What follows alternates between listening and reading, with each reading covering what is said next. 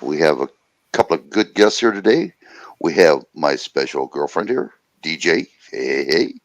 We Yeah. have Heart Art Hostage, and we have Eddie Gannon. And we're Good. expecting for Tool Cools to show up. It He might shows be up. a long time. Anyway, welcome everybody. Thank you for showing up, everybody.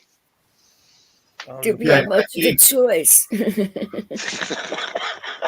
well, I've heard of that before. You know, the sofa hopping, sofa surfing. Well, it's channel surfing tonight. This is the third channel that we've been on tonight, isn't it?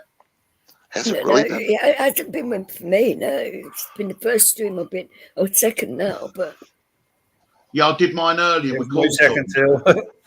Yeah, I did mine earlier with Cool Tools from 10 o'clock last night. So I've been going nearly 12 hours now.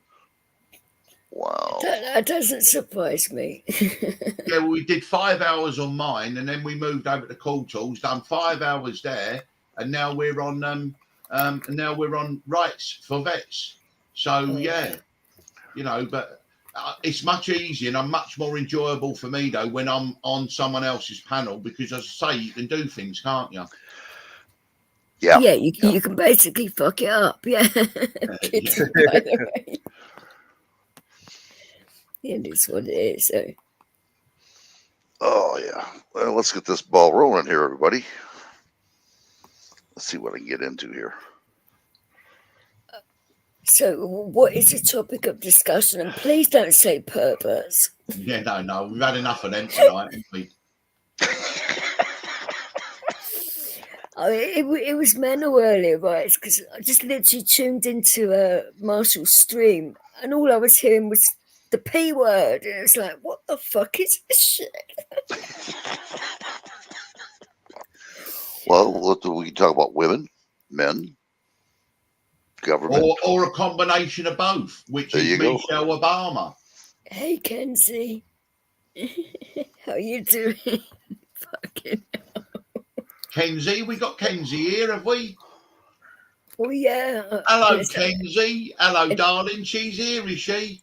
Unless I'm reading the wrong fucking chat, which would surprise me. No, there it is. There she is. There, Kenzie's here. Oh, hello. What's happening here then? He's putting all things on the screen. I wish I could do that. I'm frightened to touch any buttons, I am. DJ can help you out. I'll help you out one way or another. It doesn't matter to me. I put the link in. So yeah, there's something that I think Tonkin was talking about it. It's saying about an overlay where before you let people on the stream, you can have an overlay so that if they want to do porn bomb you or do anything horrible, you can prevent them being seen until you think they're safe. Mm-hmm. Yeah, everybody asks me for StreamYard and YouTube lessons, and I'm like, what the fuck? Yeah, I don't mind, obviously, but it takes a while for everyone to get used to it, but why not?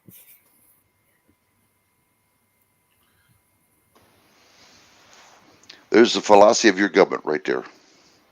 Yeah, well, isn't that Klaus Schwab? Didn't he say that? Mm-hmm. Isn't that fucking true? Yep.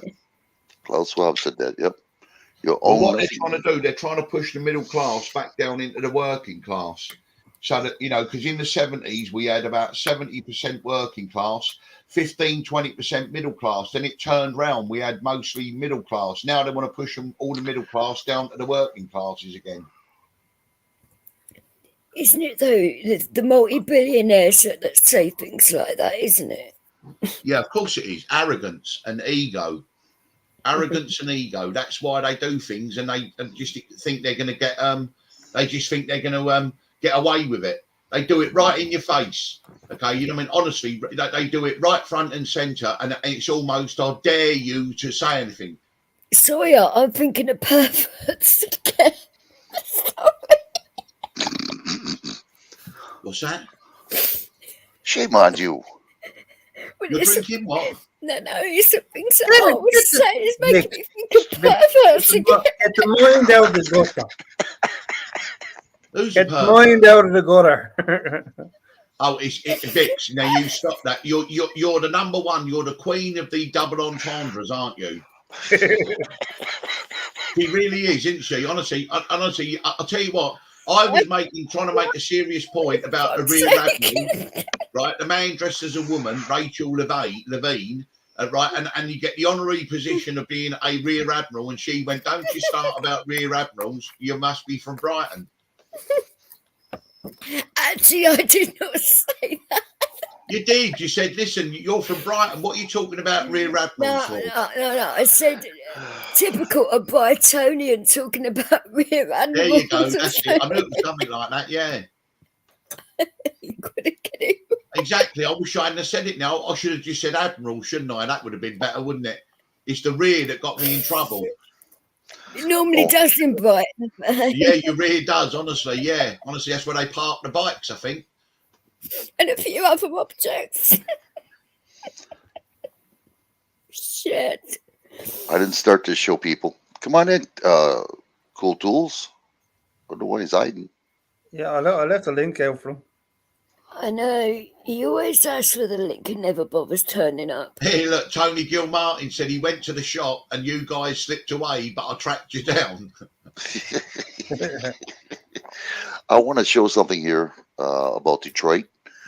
Detroit used to be like art center. Beautiful. Motown, the city, everything. It was literally the American dream you could have there, couldn't you? Work hard. It was, yep.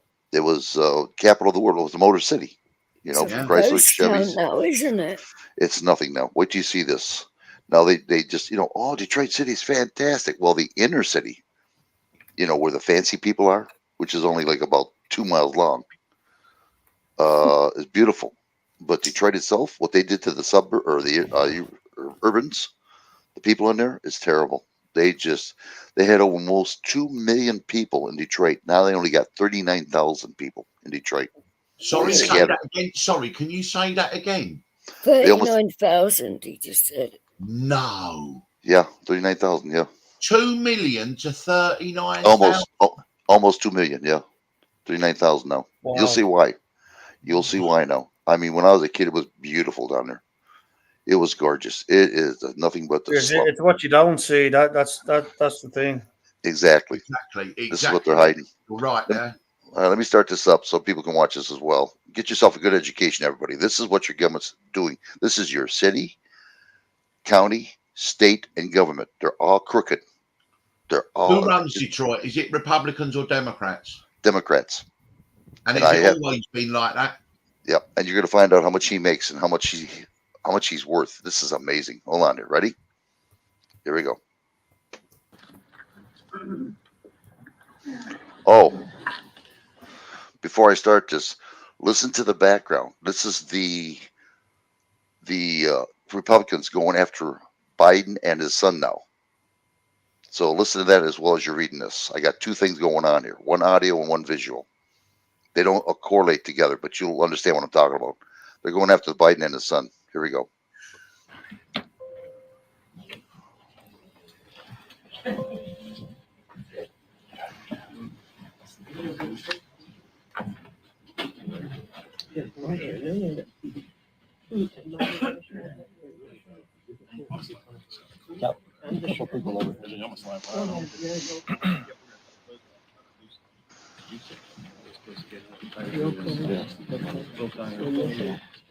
Here.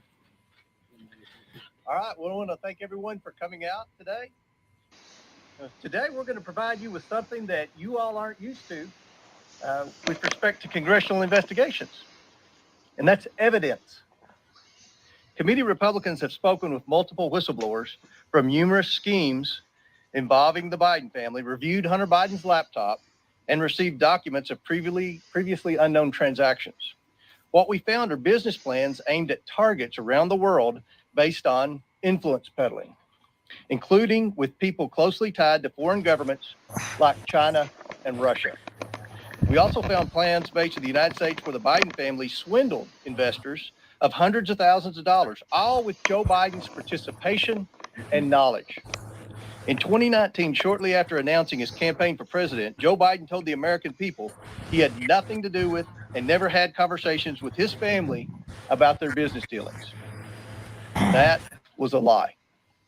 Whistleblowers describe President Biden as chairman of the board for these businesses. He personally participated in meetings and phone calls. Documents show that he was a partner with access to an office. To be clear, Joe Biden is the big guy.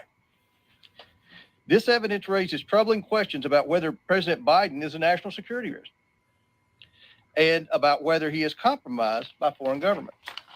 Despite the president's claim that he wasn't involved in Biden family business schemes, these photos show Joe Biden meeting with his family associates while vice president. Right there behind Paul. 4 different pictures. Committee Republicans have identified over 50 countries the Biden family sought businesses in. On the international side of the Biden family business, the deals were often led by Hunter Biden. And that map there behind Clay shows all the countries where the Bidens had a footprint in international business dealings. The investigation reveals a family that engaged with some of America's most powerful adversaries, planning to sell one of the largest sources of cobalt for electric vehicles in the world to the Chinese, for example. The Bidens flourished and became millionaires by simply offering access to the family. Among the dozens of shell companies the Bidens set up, there were millions of dollars of wire transfers, flights on Air Force Two to conduct personal business, and meetings with heads of state, all while Joe Biden was aware of what was happening. All the while, he turned a blind eye. Many transactions related to these businesses have raised red flags at U.S. banks. A suspicious activity report, or SAR, is a document a bank must file with the Treasury Department when a transaction is suspected to be related to money laundering or fraud or other types of criminal activity.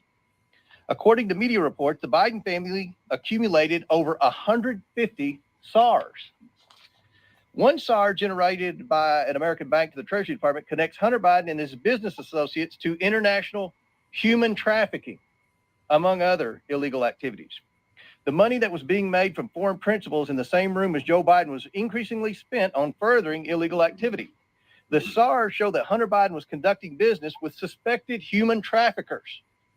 The money gained through influence peddling was funneled to a suspected criminal enterprise, again, one linked to human trafficking.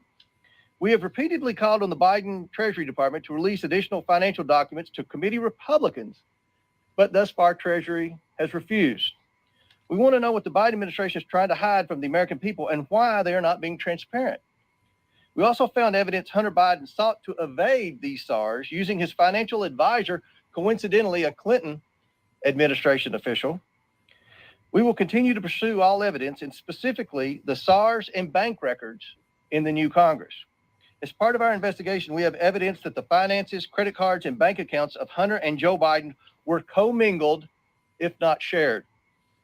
And on some accounts, at least, red flags were raised by banks to the account owner or owners indicating suspicious or illegal activity.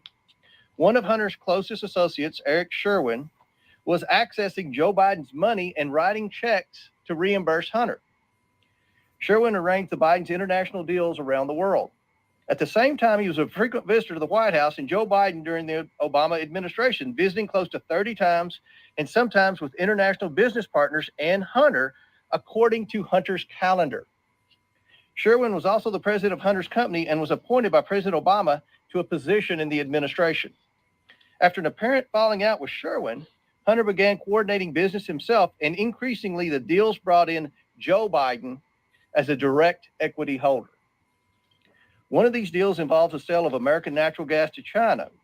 Evidence suggests Joe Biden had a 10% equity stake through his son. And behind Glenn and Andrew is a map from Hunter's laptop. This was a PowerPoint presentation on his laptop in Chinese that they used in working with the Chinese. Now, let's think about this for a second.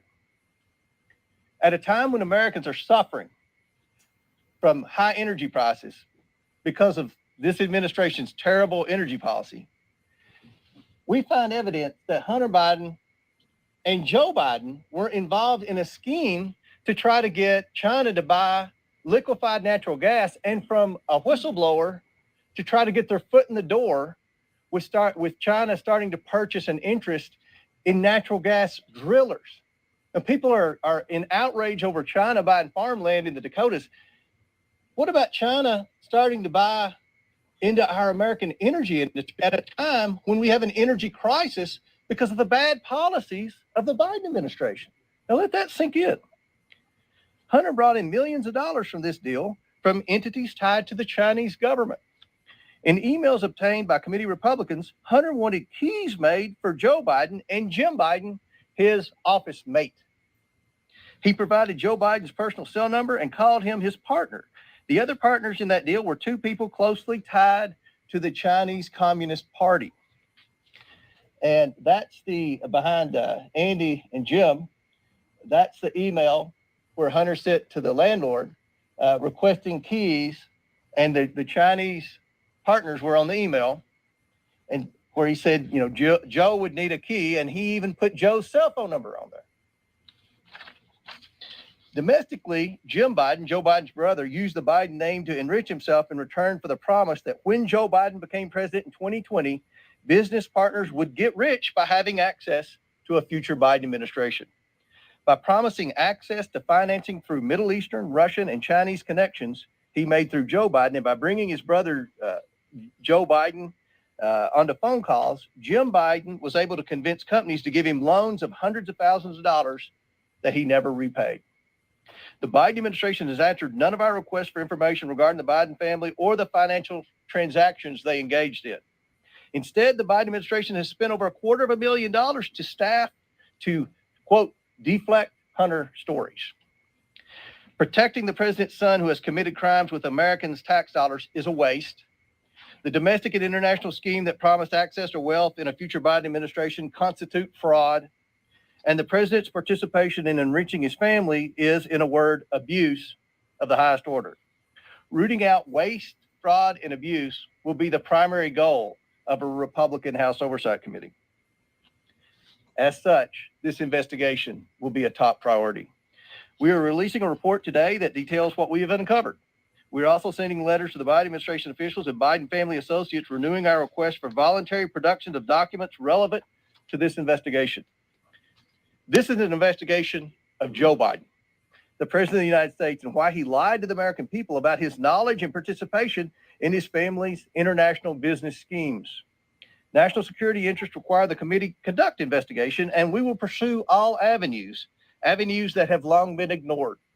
Committee Republicans have uncovered evidence of federal crimes committed by and to the benefit of members of the president's family. These include conspiracy or defrauding the United States, wire fraud, conspiracy to commit wire fraud, violation of the Foreign Agents Registration Act, violations of the Foreign Corrupt Practices Act, violations of the Trafficking Victims Protection Act, tax evasion, money laundering, and conspiracy to commit money laundering.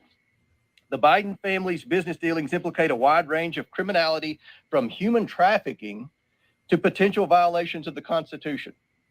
In the 118th Congress, this committee will evaluate the status of Joe Biden's relationship with his family's foreign partners and whether he is a president who is compromised or swayed by foreign dollars and influence. I want to be clear.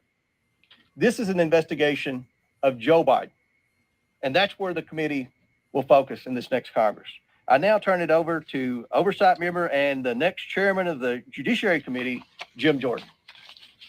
Thank you, Jamie. So I would just start with this question. What part of Mr. Comer's presentation was Russian disinformation? I mean, never forget what happened on October 19th, 2020, 15 days before the most important election we have in our country. Who's going to be the next president of the United States? 15 days before that, Mr. Brennan, Mr. Clapper, and 49 other people signed a letter that said the following. It is for these reasons that we write to say that the arrival on the U.S. political scene of emails purportedly belonging to Vice President Biden's son, Hunter, has all the classic earmarks of a Russian information operation. They further went on to say, we want to emphasize that we do not know if the emails provided to the New York Post are genuine or not, just that our experience makes us deeply suspicious that the Russian government played a significant role in this case. And of course, that letter became the pretext for suppressing this story, again, just days before the most important election we have in our country. So I would ask this, was J.P. Morgan's suspicious activity report to the Treasury Department, was that just a classic earmark of a Russian information operation? How about when Hunter Biden sent the email that Mr. Comer pointed to sent the email asking for keys to his new office space, one for himself, one for President Biden, one for his uncle Jim Biden, and one for the emissary for the chairman of the Chinese energy company, CFCC. Was that just Russian disinformation operation in place? What part of Mr. Comer's presentation prompted the FBI to go to Facebook and say, hey, you want to be on the lookout for Russian misinformation here this election season? What part of his presentation would prompt that? And I think it's also important to understand, never forget how this story has changed. I mean, think about this. When it started off, it was, no, it's not his laptop. It's not his laptop. Then it was, well, it's his laptop, but remember, it's Russian disinformation and no one did anything wrong. Then it was, well, maybe he did something wrong, but President Biden didn't know about it. And now it's, well, maybe President Biden knew about it and was involved, but it didn't influence his decisions. In fact, yesterday, there was a story in Politico which said that. The story in Politico yesterday, investigating the investigators, dim strategists to launch counterpunch to House GOP. Story in Politico yesterday, here's what it said in there. Quote, no evidence has publicly emerged that Joe Biden's decisions were affected by his son's business dealings.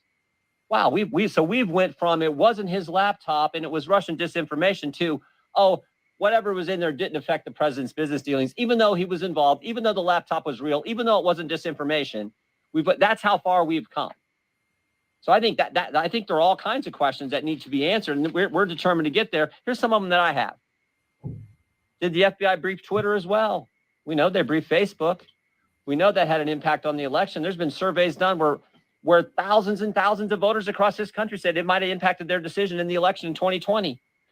Did the FBI brief any of the 51 former intelligence officials who signed that letter?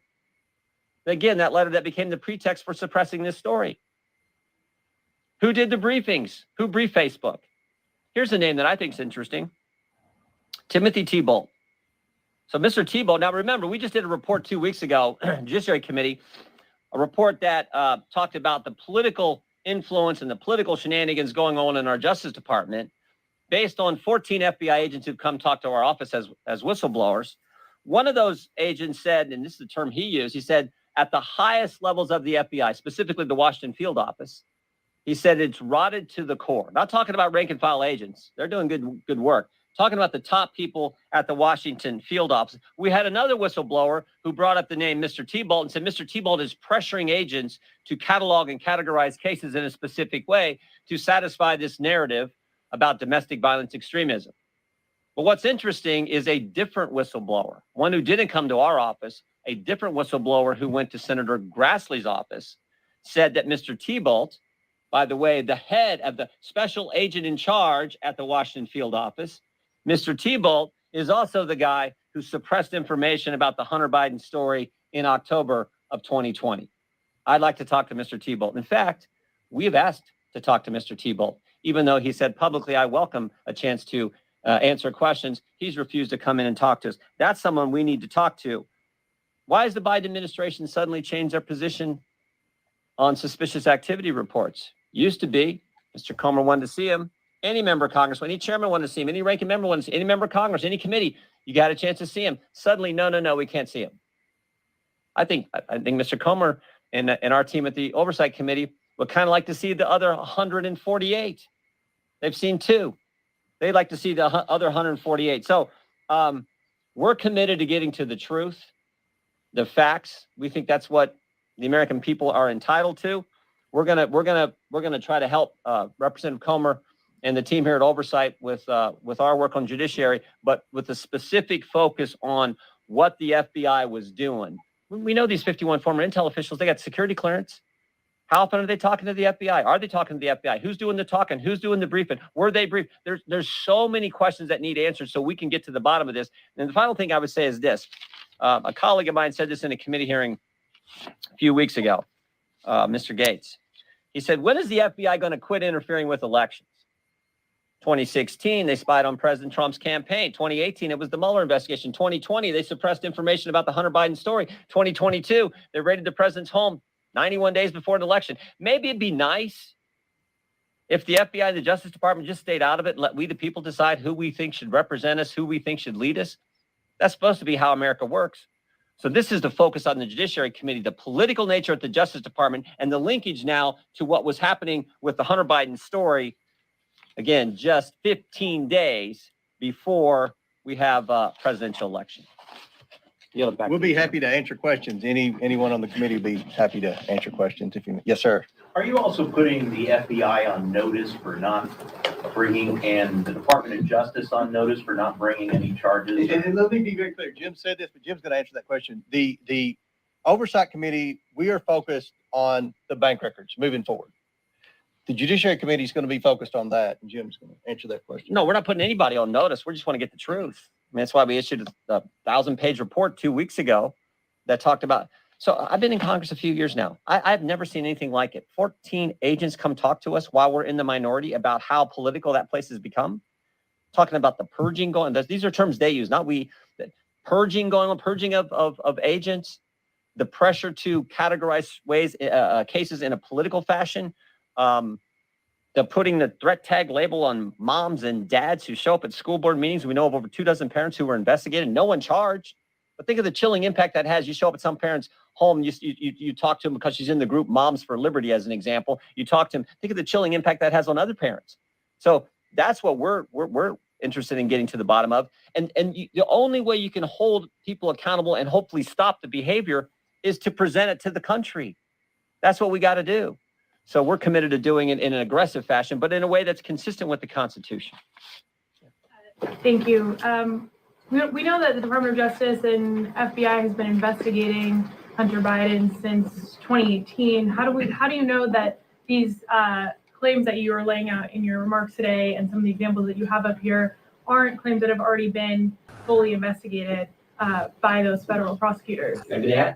Good enough. And can I follow up with the map that you were referring to? When was that PowerPoint from? That PowerPoint was from what year? Do we know exactly? I think it's in your packet, but 2017. So my follow-up there is, if this is from 2017, what is the connection to, the current energy crisis now, if that was years ago? Are you real? I mean, Joe Biden says he's going to stand up to China. Joe Biden says he's going to rewrite our whole energy policy, America first. And he was a 10% equity owner in a company whose sole mission was to purchase liquefied natural gas from the United States and try to take over the natural gas industry in America through natural gas wholesalers and natural gas drillers. I mean, I don't think Joe Biden's been honest to the American people about that. And I think that's a question you all need to ask at the next White House press conference. We didn't know about your involvement in a Chinese energy company. Does that in any way, shape, or form impact your energy policy? And that's something that I think every American deserves answers to, especially at a time when we're faced with record high energy prices because of Biden's energy policy. Yes. Will your committee call Hunter Biden or anybody in the Biden family to testify in an investigation section? Yeah, we would love to talk to people in the Biden family, specifically Hunter and Jim Biden. I think the most important thing for us right now is to get those bank records. I mean, we have 2 suspicious activity reports in hand now, not because of the Biden family and certainly not because of Janet Yellen at Treasury. These suspicious activity reports are very detailed. And these aren't from little banks like in my part of Kentucky. These are Wells Fargo, JP Morgan. So these suspicious activity reports, and I don't think from day one, a lot of people in the media understand what a suspicious activity report is. Just so you know, suspicious activity reports were created after September the 11th as a way for the government to be able to track foreign transactions into American terror cells. Over time, it's expanded to include things like money laundering and other types of criminal activity. Because when in September 11th, remember, the banks knew that these terrorists were getting wire transfers from Saudi Arabia, but the FBI and the federal authorities didn't. So that was how these were created. Under President Bush, under President Obama, and under President Trump, any committee in Congress could have access to those suspicious activity reports. But when Joe Biden became president, he changed the rules. Now, does anyone here doubt my suspicion that he changed the rules because his son and possibly himself had 150 suspicious activity reports. Are we the only ones that find that odd that Joe Biden would change the rules when he became president? In fact, Maxine Waters had legislation to change the rules back. She didn't know why he changed the rules. And she had a bill, and part of the language in the bill was to override that rule and give Congress the access to those suspicious activity reports again. I actually voted for Maxine Waters' bill because that was in there, and I don't vote for a lot of Maxine Waters' bills. So, yes.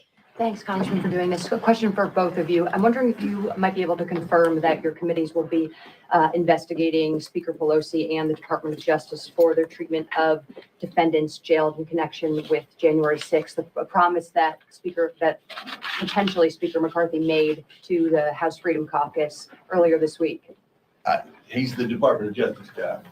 We're focused on, you saw our report. Well, maybe you didn't. I hope if you didn't, you take time to read it.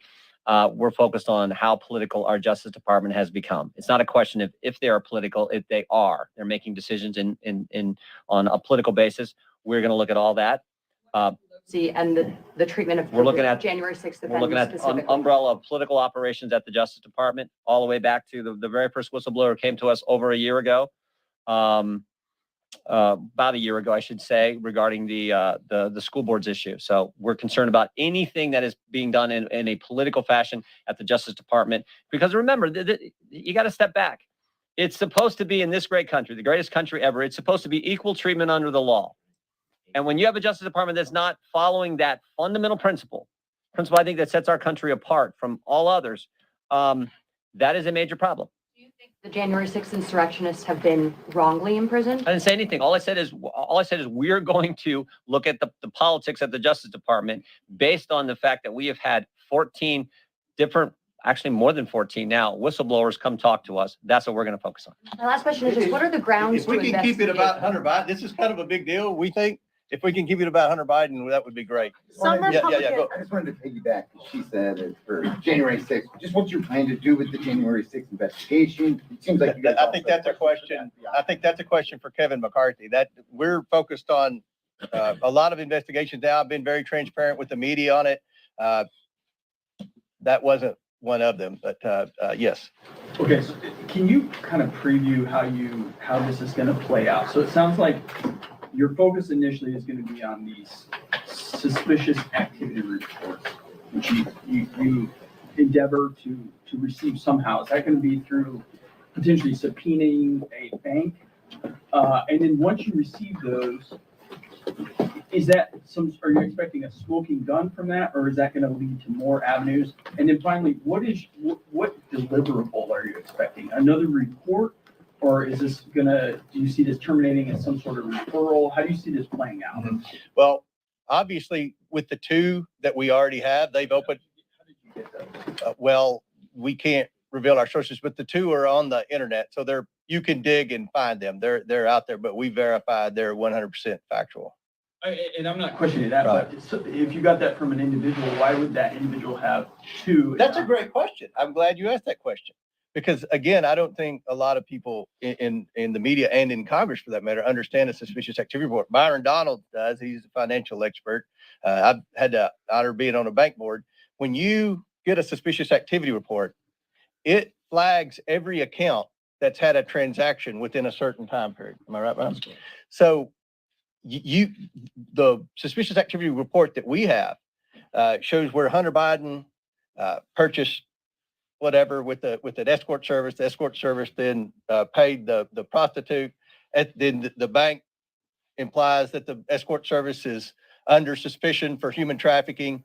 We see where the escort service is from, the prostitute's from. She's not from the United States. Again, I don't want this to be about the prostitute. Here's the thing: Hunter Biden isn't this innocent guy that just got a bad rap because he had a drug problem. And the Republicans don't need to waste any time on Hunter Biden. We're not trying to prove Hunter Biden is a bad actor. He is. If anybody wants to disagree with that, then there's nothing we have to talk about. Our investigation is about Joe Biden. And we already have evidence that would point that Joe Biden was involved with Hunter Biden on his deal. So we want the bank records. And that's our focus. We're trying to stay focused on, was Joe Biden directly involved with Hunter Biden's business deals? And is he compromised? That's our investigation. And so if you found that through the reports, what would be your deliverable? Another report, or would you refer those charges, or do you foresee this resulting in some sort of impeachment? We will issue a report. We will hand over any potential criminal activity to the appropriate authorities, and that's what we do. We investigate. No, we're a legislative body, so the liberals, we may need to change the disclosure laws. We may need to look at this investigation started because of the concern with big tech, FBI talking to big tech suppressing, throttling back information that we, the people, should have had access to when we're getting ready to make the most important decision we make as a country on who's going to lead us. That's where this starts. So do we need to change Section 230? It's all about the legislative purposes. Courts.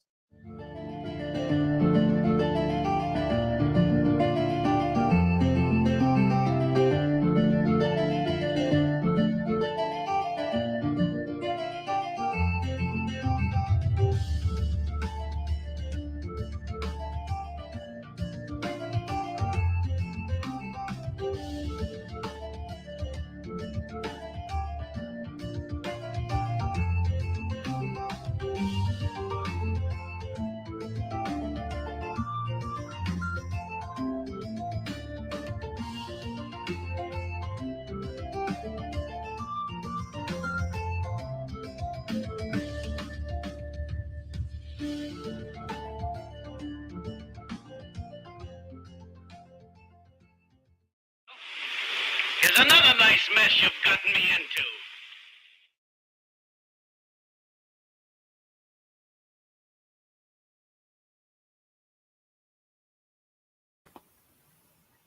Thank you all.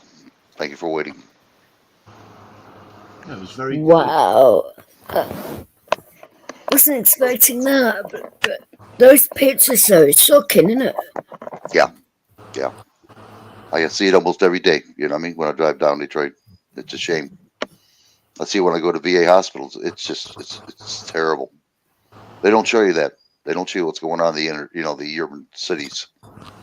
They make it look so nice on TV. You know, everybody's happy. Good Thanksgiving turkey. Yeah. It's bullshit. It's Thanksgiving this coming Thursday. Is that right, Rights? Yeah. It is. Yeah, it's the last Thursday of November. Normally. However, not to be cynical, but the Republicans have had plenty of opportunity and chances to do something when they've been in power, and they failed to do them. So in actual fact, I believe they're both the same. They're both the same sides of the same coin. So I don't care who you get, Republicans or Democrats. Okay, all they're going to try and do is tear down the other people. Okay, when the true agenda is still being adhered to. While we're all distracted, yes. Hunter Biden is a sex fiend, is a drug addict, okay, but so is Eric Trump and Donald Trump Jr. Donald Trump Jr. is a raging cocaine addict, okay. You know what I mean? There's no two ways about it. They're all at it. You know what I mean? They're privileged elite, okay. They're elites of wealthy parents who abuse that position. Okay, so for everything you can prove, and of course you can against Hunter Biden and corruption, you can do the same with Donald Trump Jr. and Donald Trump. They're all corrupt, all of them. Okay, so you've got a choice. Who do you want? Someone who's going to break your nose, or someone who's going to break your nose and your legs as well? We've got two bad choices. And I'm sorry to say that. That's just my opinion. Well, I don't think much of the kids, but is it really fair for them to go after their kids, really? Because the kids aren't in power, their parents are. Yeah, but hang on a minute, though, Vix. Both their kids, right, have taken the stage. Donald Trump Jr. especially. Okay, you know what I mean? They've involved themselves in politics. It's not as if they don't get involved and they stay away from it. They've put themselves front and centre. So you can't run with the hare and hunt with the hounds. You can't say that I want to be able to have a platform to say what I want to say on Twitter or when interviews and all that. But when criticism comes, you say you shouldn't go after the kids. You know, so I mean, that's only my opinion. You know, I mean, you may disagree with that, but you can't. You know, Donald Trump Jr. can't get up and give speeches and then not expect to get people challenging him. Hunter Biden, exactly the same thing. You can't expect. I'm just meaning in general, you shouldn't really go after the kids. No, you shouldn't. And I mean, that line's been crossed by both sides. That line has been crossed. Yeah, I agree. You know, it's sad, really. I mean, no one went after the Bush kids. No one went after Obama's. The children that live with Obama. Well, it's impossible, isn't it? You can't have children between Michelle and Obama. Oh, for goodness sake. Well, you can't. He's got a willy. Listen, Michelle's not a woman. It's a transgender. So how can she have kids? So them children are adopted, ain't they, or something like that? Do you know what I mean? But yeah, you can't go after the kids. But he can have kids with someone else. Oh, he could do, yeah, but he's gay. So unless he puts it in a test tube, in a test tube, then he won't. Then Well, he definitely won't have kids, is he? I mean, I wasn't in his bedroom. I don't know what goes on. I don't really want to know. Well, with Trump, and I got to admit, he was the best president we ever had. He was crooked. Don't get me wrong. I mean, he said he's going to help us veterans out. He never did. He lied about it. You know what I mean? But he did help America out. You know, he wasn't perfect by no means. He wasn't a politician. He was a businessman. Which is where he did well, I think. Yeah, I mean, but let's get it right. I mean, he was given $200 million in 1980 by his father, Fred. Okay, and if he'd have left it in the bank, right, and just partied for 40 years, he'd have $6 billion. And Trump was a bag man for the Russian mob, okay, in Atlantic City, right? He was a bag man for La Cosa Nostra, okay, for decades. And Roy Cohn, his solicitor, who really was a paedophile, there's no dispute over that. Roy Cohn died of AIDS, okay, right? So listen, his hands ain't clean, and Trump was hanging around Epstein, and you know that he's been involved in all that carry on, right? Just as bad, and both sides. So let's not lionize Donald Trump. He's a criminal. He's been a criminal all his life. Oh yeah, well, like you said, he played the game like everybody else did. Yes, he did. Yeah, he did. He said, yeah, he but played. There's no good trying to. There's no trying to whitewash Donald Trump, because then you lose the argument, because there's evidence to the contrary. You've got to say which is the best out of two bad choices. Yeah, I would take Donald Trump right now, but I'll tell you what. That's fair enough. And some people would say, I know they're bad choices, but I'd take Joe Biden. It's elder abuse. You know what I mean? I'll tell you what's coming up though. He's not running the country though, is he? No, he's not. He's not, Vix. He's not. He really isn't. He comes in and out of senile dementia.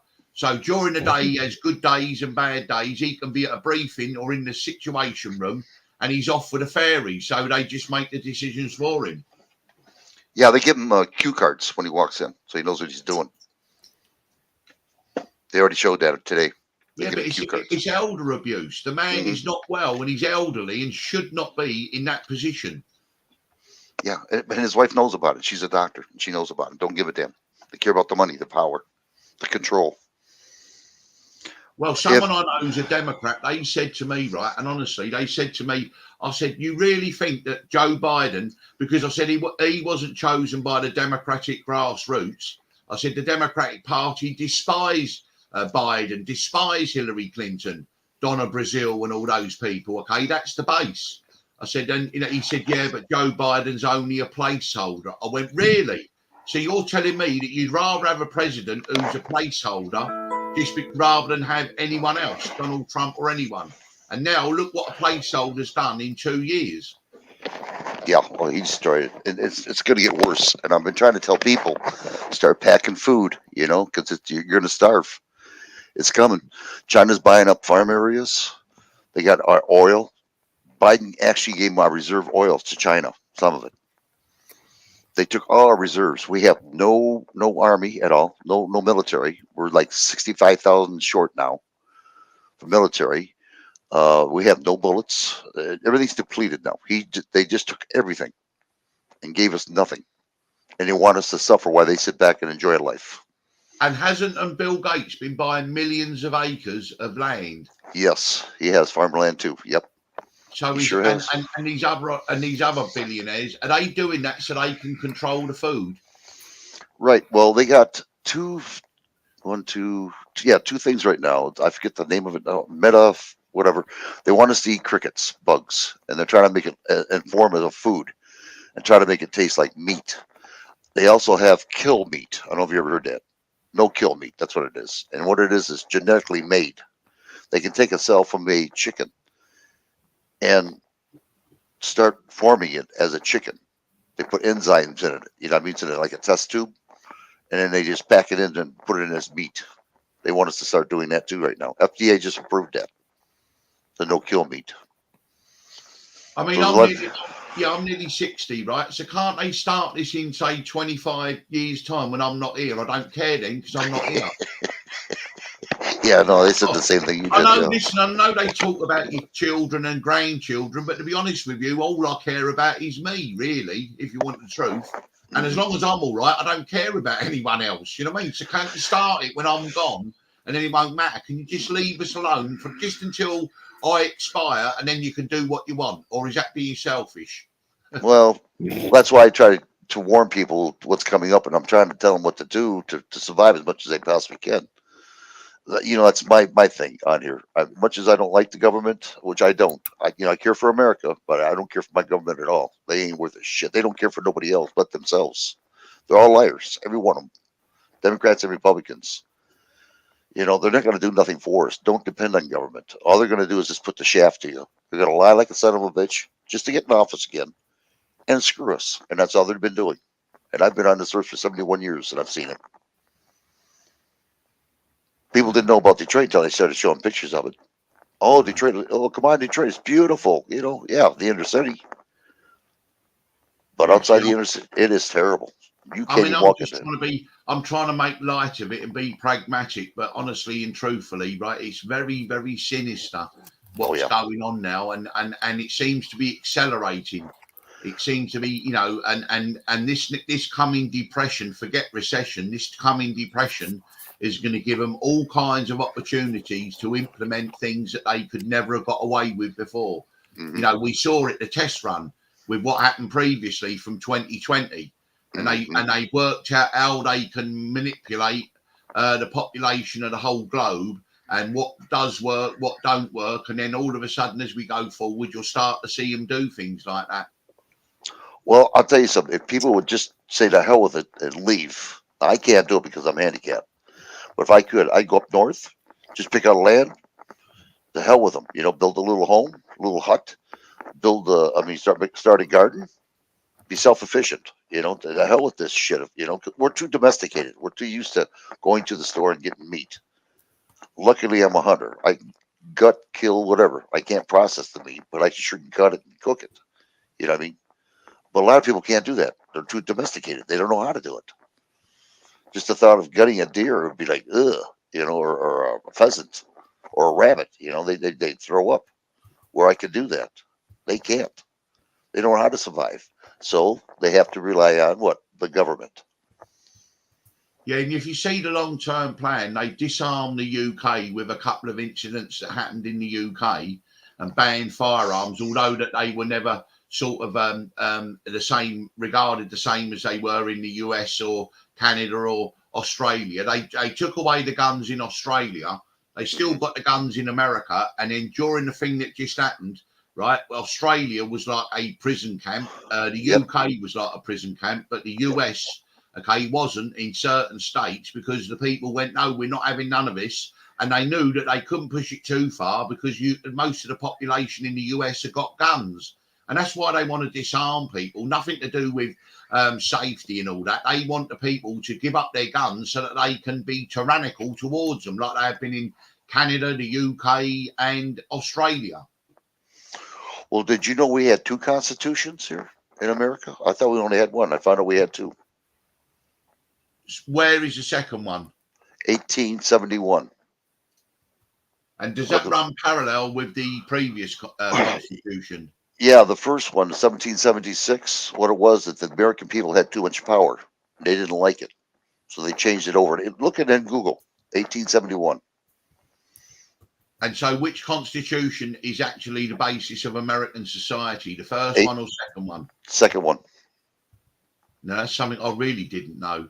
Yeah, check it out. And does it look the same? Has it got the same amendments and all that? I'm not quite sure. I didn't really read. There's a lot to it. I did not quite, but I do understand.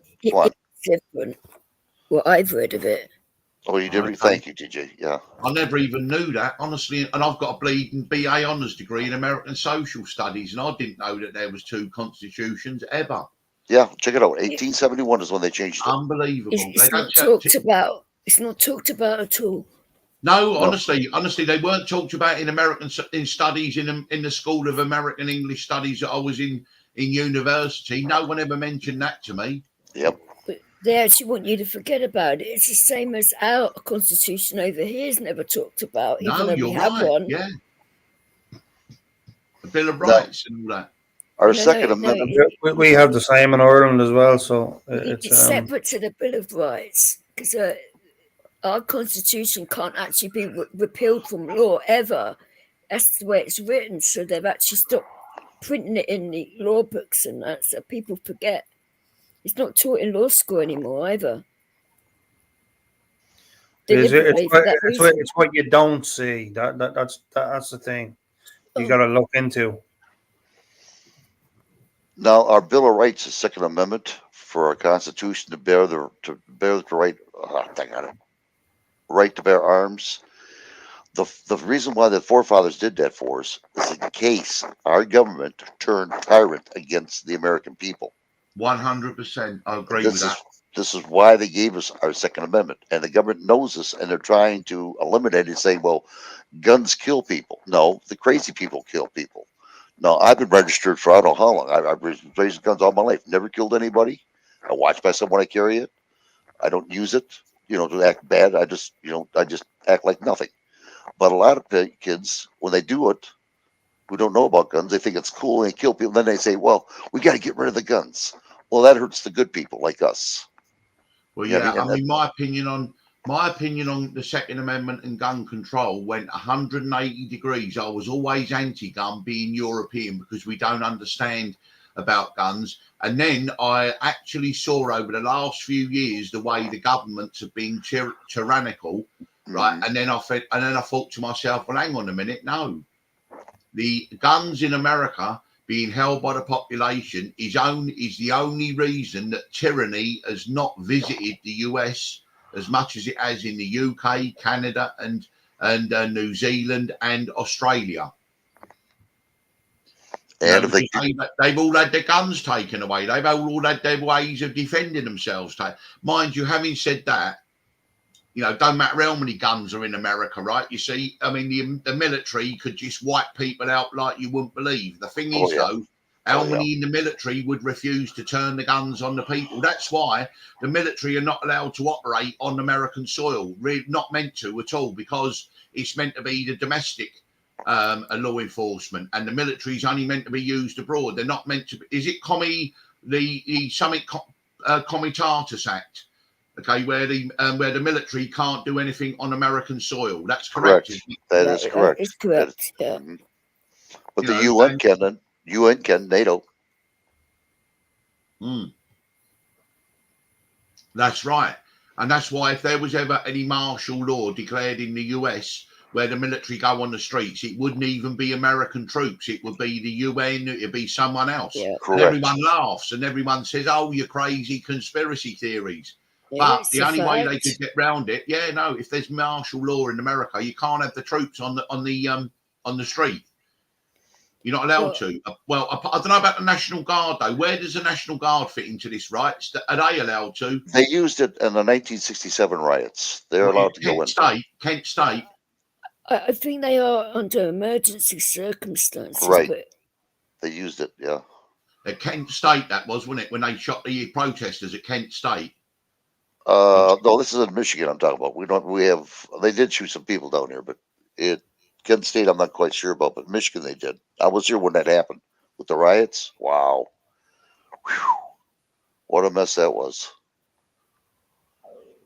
But yeah, well, riots aren't supposed to be polite, are they? Riots. I mean, it sort of defeats the object of a riot, doesn't it? Yeah, but also the fact is, though, that riots and violence like that plays into the hands of the opposition because they then say, look, what? That's why the government send in agent provocateurs because they want violence. They want. So, in other words, if everyone stayed at home and all refused to pay their tax, okay, that's when they couldn't do anything. That's when all of a sudden that is the way. They've done in London with all these agent provocateurs and that. It's terrible. 100%, and it all came out, didn't it? And these men that were infiltrating these so-called protest groups, the undercover police, right? One of them, right, got one of the women pregnant or something, didn't he? Do you remember? The undercover cop. Disgusting. You remember that case, didn't you, Vix, where the undercover police officer went into those climate change people or whoever it was, protesters, and they were undercover, and he had a relationship with one of the girls. Are you talking about Extinction Rebellion here? It's something like that it was. But anyway, no, it weren't the climate people because they're all nonsense anyway. No, it was. They went For goodness sake.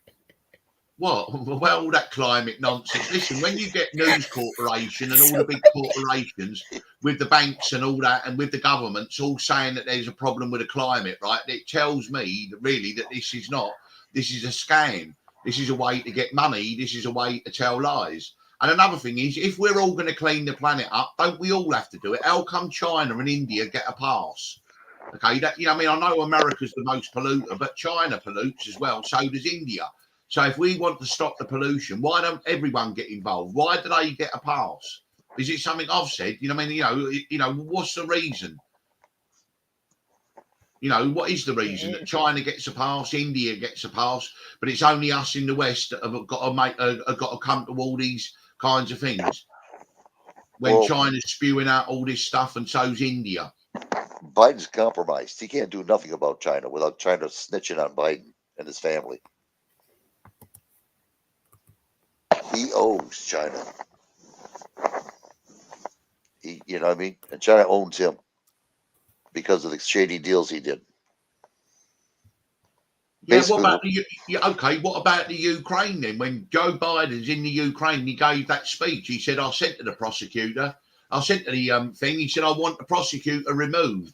And he said, well, we can't do. He said, well, you're not getting your $1 billion until we get the prosecutor removed. And you know what he said? He said within 12 hours they removed the prosecutor, and so we've given them the $1 billion. He said that in front of everyone's face. But what did anybody do? Nothing. And no one said nothing about it. And that's what you said before. I mean, that's true. It's true. No, I heard the interview. I heard it. I did see that. I did. And I agree with you what you said, though. The Republicans and Democrats are the same. They don't give a damn. They don't give a damn.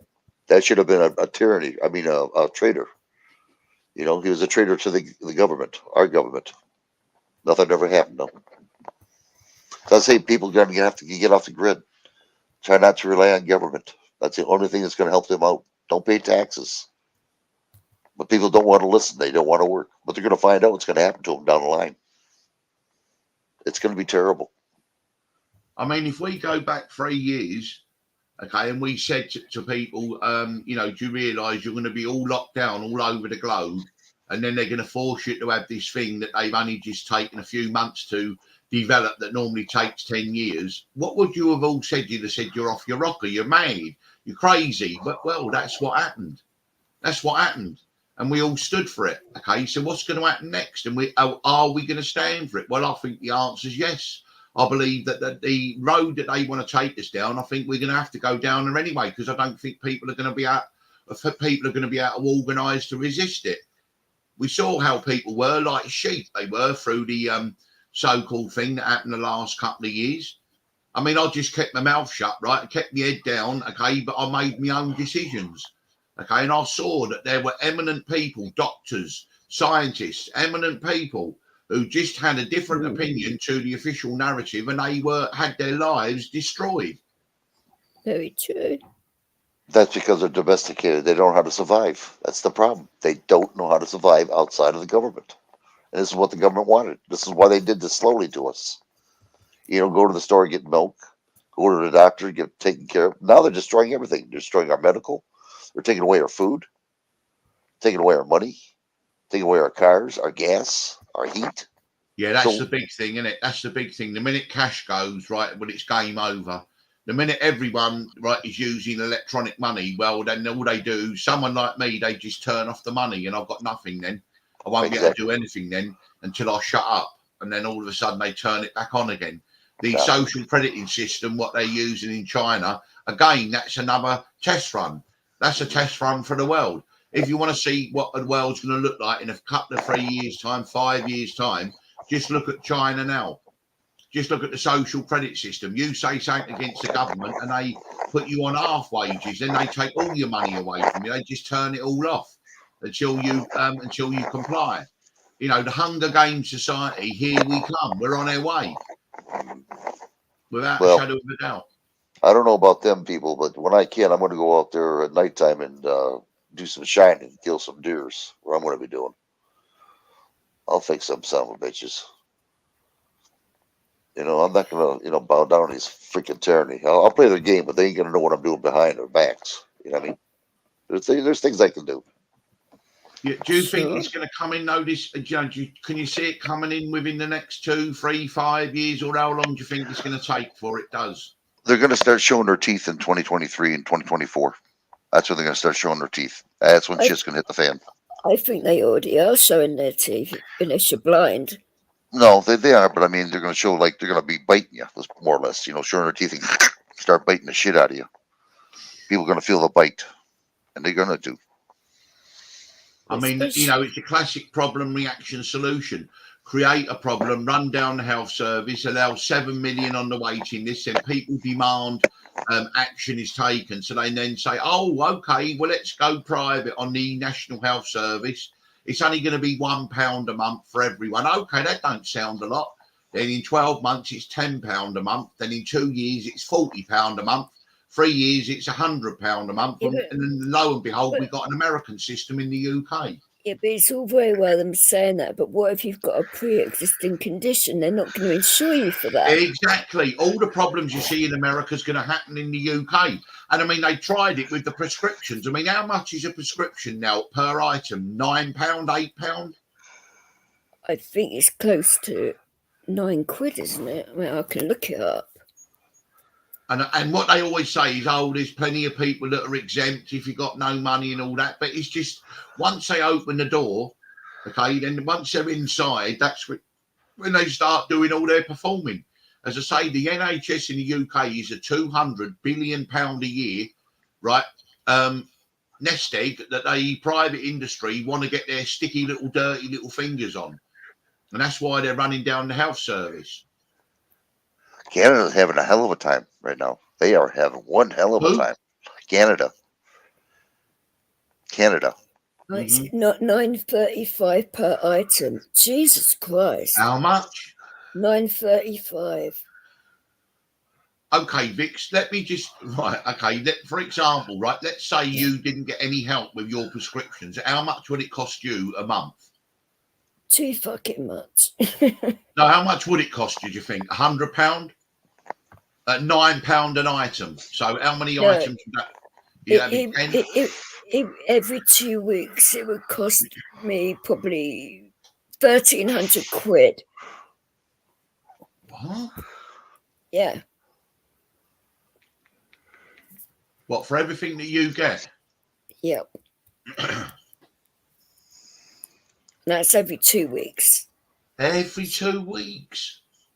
So if they were charging me, then I'd ask my doctor to provide me 3 months lot at a time, because you wouldn't be able to afford it, would you? It's impossible. Yeah, I mean, to be honest, it's the same with people's mortgages. My mortgage has gone from £580 to £1,263, and then after Christmas it'll be £2,000. Well, how on earth am I going to pay that? Well, I've just told them. I said, look, I will give you what I've got, and if I ain't got it, I can't give it to you. Simple as that. And there's going to be millions of people like that. And so, what are they going to do? They can't repossess millions of people and throw them on the street. So they're going to have to do something, isn't they? They're talking about right now. Go on, DJ. Sorry. I just certainly think that the pharmaceutical companies need to get their heads out their arse and start fucking reducing their fucking profits and start thinking of the fucking people. Sorry for swearing, but It's okay. they're The only way making you way do that, too much fucking money. This is not the really only a way you sensitive do it is channel. nationalise them. The government take them over. The government take over all the drug. See, the old clause for the Labour Party was nationalise all the banks, all the pharmaceutical companies, all of them, and make them run for non-profit. It's usury. Do you know the worst, most evil thing on this planet is usury? Charging people interest on money that don't even exist. Well, a prime example is diabetes medication, which costs pence to make, but they charge a fortune to prescribe it. Disgusting. Unbelievable. That's just one example. Cancer drugs is something else completely. We're in trouble now. What, I mentioned the C word. No, not. Frosty's coming up. Hold on. Oh. Now we're in fuck. trouble. Yep. Oh, I'm sure you'll like him. I mean, he's a bit of an arsehole, but hey. I think I spoke to him before when he was on him. Yeah, Yeah. He's been on that channel a lot. Yeah, I he think was he's on. on- He's been on mine a lot. Yeah, I think I'm going to block him just for the crack, you know. I got something I got to show you too when I get done here. We talked about something. I just seen it. I can't believe it. Hold on, let me get Frosty set here. Oh, he's waiting for a link. That he actually has 5 inches or what? Well, I'm going to charge him money. You know that. I'm But, sure I mean, you are. Yeah, to be honest with you, though, I mean, I'm glad that you saw that article, though, right? That Joe Biden has now given immunity to the Saudi Crown Prince over the Khashoggi murder. I mean, come on, what is going on here? He was calling them a rogue state and all that 6 months ago. Now he's given him immunity. I mean, honestly, they're just so hypocritical, all of them. Well, it does make you wonder what kind of backhanded deals went on for that. I mean, come on. Well, we know what happened when Trump was in power because Jared Kushner went over to Saudi Arabia and collected $2 billion with a B. That was his payoff. Jared Kushner. He got $2 billion when he went to see from Saudi Arabia. So that was his payoff. Now it's Biden's turn. It gives him immunity, and so now if Biden leaves office, Hunter Biden, he'll get $1 billion or something. It's the way they work. It's amazing, isn't it, that they're always going on about human rights, say in China and places like that. But what about the human rights in Saudi countries? You know. Hold on, Frosty. There it is, you guys. President Widodo, right? He was the one who was accused of sodomy, wasn't he? He was when he was thrown out of power. No, he was. He was a few years ago. Go back and have a look. He was thrown out of Indonesia power, and there was accusations against him. This is Biden's cheat sheets, so he doesn't get forgetting. I'm surprised it's not in crayon. Unbelievable! Look at that. There you go. Oh, well, honestly. I mean that just shows it's elder abuse, isn't it? Yeah. Yep. Well, I mean, I don't think he's forced to do that job. I mean, he obviously wants to, but I mean, when is somebody going to turn around and say enough is enough? You're not fit for the job. That's I brought plenty of assholes with me. I mean, that's the thing, you see. That's the thing, you see. The 25th Amendment, that will be when the mustachios as well. Lee's talking about himself again. Fuck's sake! Yeah, I brought plenty. In case I like to share. I like to share. Or both. Yeah, both. Well, yeah, goes without saying, doesn't it? Yeah, but you see what that leader of Australia did? She put out a book. It's basically the same thing like they had in Nazi Germany, where you turn your neighbor in. You know, maybe they express a desire not to wear a mask or get a jab or something like that. You can turn them in now. You know, and New Zealand. Yeah, New Zealand. They put out a book. Yeah. I said, she, I thought the leader of Australia was a bloke. I mean, No, was like, New what? Zealand. No, what he's talking about, Jacinda Ardern, who again is another transgender. No, Listen, I know what she looks like, but yeah, Jacinda the Ardern guy, is a the guy in transgender. Australia is a man. I was like, No, it is. that's not a That's woman. Scott Morrison. Scott Exactly. Morrison is the Prime Minister. But the Prime Minister of New Zealand is Jacinda Ardern, who is a transgender. You can was go just online about and to see her walking and her dick swinging. I swear to God, I'm You not said- lying. It's not Jacinda a Ardern, swinging dicks that please, you've seen this morning. Fuck's sake. please, I'm telling you, she is, well, it's a transgender, Jacinda Ardern from New Zealand. I'm telling you, you think I'm telling lies? But you know what? I talked to people in New Zealand a year ago. They didn't want to listen. They took off. They went to their own separate ways. Now they're going to get what they deserve. I warned them. I could care less about them. You know what I mean? What they did. I was scratching my head, Lee, thinking, hang on a minute. That guy doesn't look nothing like a bird. Exactly. Oh my God. And they took the guns off the Australians in the late 90s, didn't they? And now Yeah, we they saw what did. happened in Australia because no one had any way to sort of like protect themselves or even stand up. I mean, what happened in Australia was another thing. I mean, it was unbelievable what we saw there, and New Zealand and Canada. It was obviously a test to find out what people would be like. Yep. Yeah. And I don't think they're doing it in the States yet, but it's coming. Your Second Amendment is going to be gone. They're trying. Oh, yeah. They're trying hard. They sure are. Yeah, I mean, I said to all those people, right, that were celebrating when they overturned Roe v. Wade, I said, yeah, okay, be careful what you wish for, because now that that's been overturned, all other amendments are on the table, including the First Amendment, free speech, including the Second Amendment, the right to bear arms. Okay, it's all right you celebrating and all this Roe v. Wade, yeah, because that's something you agree with. Well, what about the Second Amendment? What about the First Amendment? When they come after them, you won't be smiling then, will you? And it's true. Those who celebrated the Roe v. Wade being overturned, be careful what you wish for, because You know today what? they came for that, tomorrow they're coming for the Second Amendment and the First Amendment. You're ready when they get eradicated themselves. They're going to shit. What a lot of people don't know is the first 10 amendments was the Bill of Rights. And the Bill of Rights was put into the Constitution, not for the people, but for the federal government. They didn't make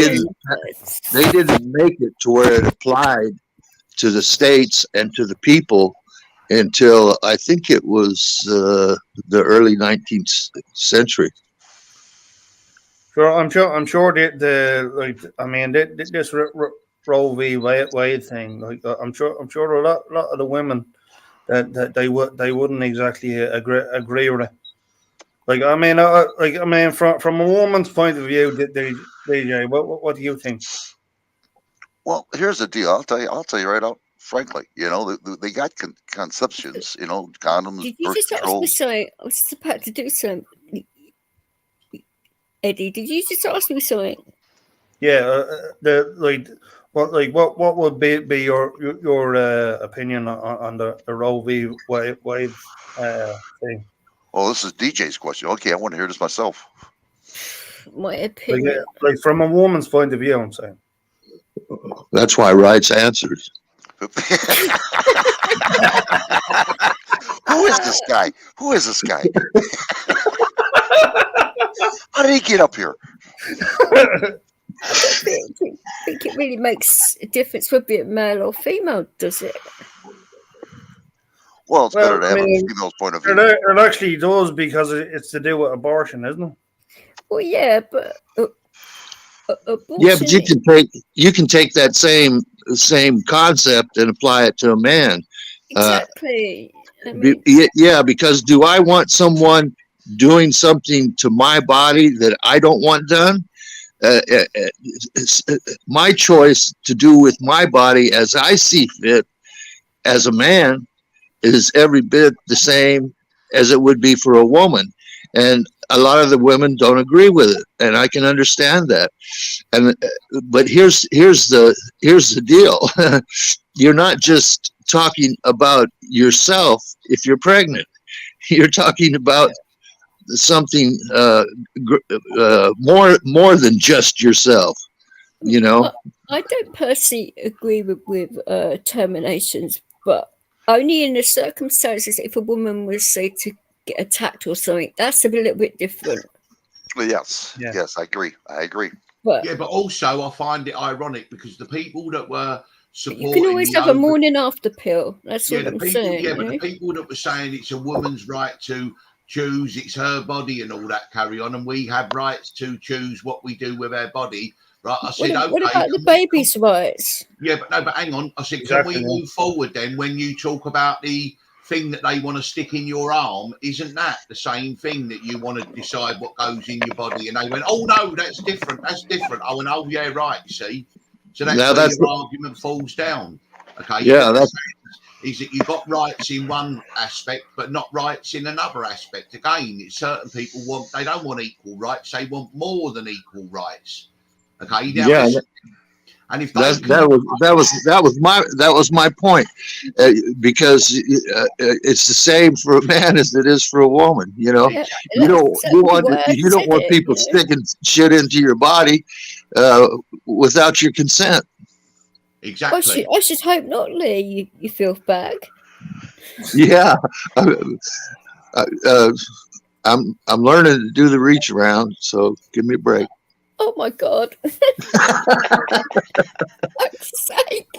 But the problem is, for me, the precedent that was set by overturning. Okay, Frosty. Too much pistachios for you. they've corrupted me, haven't they? Yeah, they really have. Bullshit. Who's corrupted you? You corrupted everyone else. Who brought this guy up here? Shoot him. Shoot me a bag of pistachios. Yeah, well, yeah, and the thing that Lee, really you've just woken my dog up. You get. It would have to be you, wouldn't it? Morning, Leo. No, but the thing is, see, the thing that worried me wasn't the actual issue of Roe v. Wade. It was the fact that a long-standing piece of law, an amendment, could be overturned. And so if they could overturn one amendment, they can overturn another one and another one. So literally, as I said to the people that were celebrating the Roe v. Wade being overturned, be careful what you wish for. Well, I'll give you a good example. I'll give you a good example. Women's rights. Oh, women's got to have rights. I agree. But they went to extremes. Now they got men going into women's sports. I think that's wrong. Yeah, of course it's wrong. Of course it's wrong. There are things that are norms in society. Of course they're wrong. We all know they're wrong. And so they're trying to promote something which is indefensible. And when you try to point out the obvious, you then get banned, you get censored. So that's what the problem is. But as I say, you know, the pendulum can swing both ways. Those who celebrated the overturning of Roe v. Wade will not be too happy when they overturn the Second Amendment and maybe even the First Amendment. That's why, you know, be careful what you wish for. That's all I'm saying. That's what I was concerned with, not the issue of Roe v. Wade. The fact that something like Roe v. Wade could be overturned open the door for everything else. Well, it's different though. It's different. The whole Constitution, not just bits of it. They want the whole thing ripped up. Well, but the Supreme Court ruling that was overturned was a ruling. It wasn't the Constitution that they took apart. I mean, they didn't work on an amendment and overturn an amendment. They overturned a Supreme Court ruling, and there's a lot of Supreme Court rulings that are wrong and that need to be overturned because they're not right to begin with.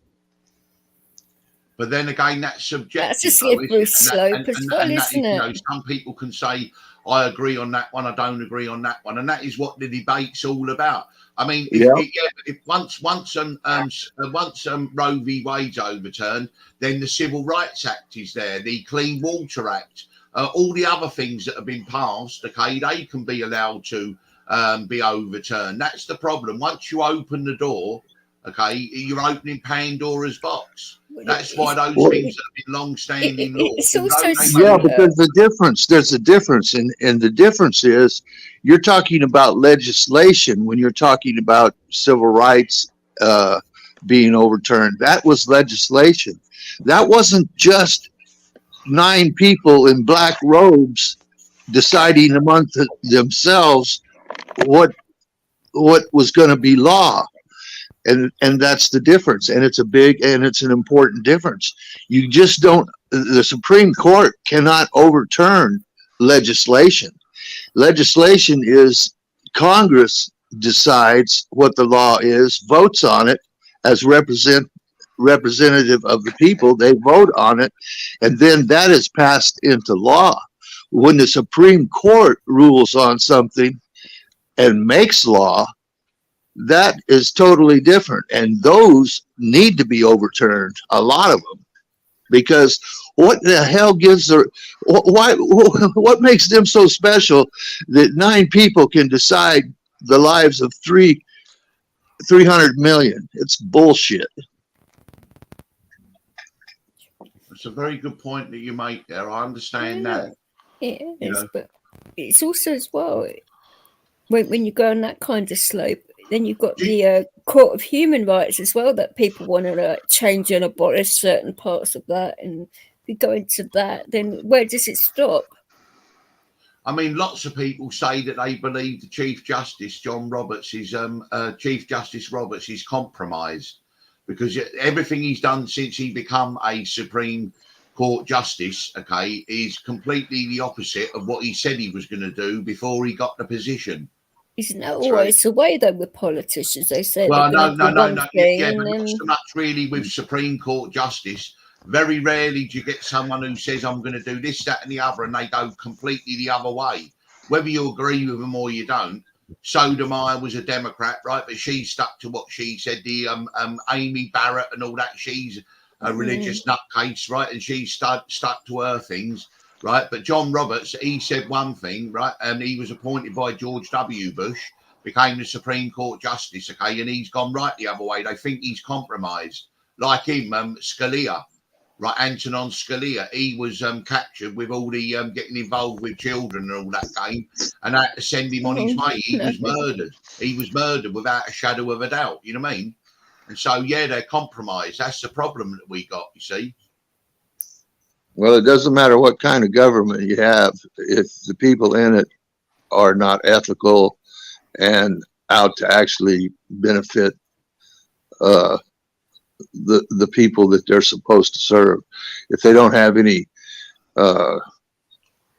ethics and discipline to do what's right, but instead look at their own position and try to advance it, it doesn't matter what kind of government you have. As long as you have those people in there, you're always going to be screwed.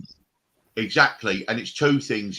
It's those people that are easier to be blackmailed, who have got flaws in their character. And the second thing is lobbying.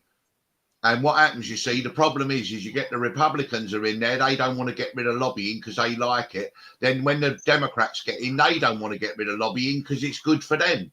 And lobbying, okay, right, that for me, if you're going to overturn Supreme Court decisions, right, the 1970s decision that money is speech, right, needs to be thrown out the window. Money is not speech. No, it isn't. That's what I'm talking about. Who ruled on that? Who ruled on that? The Supreme Court. Exactly.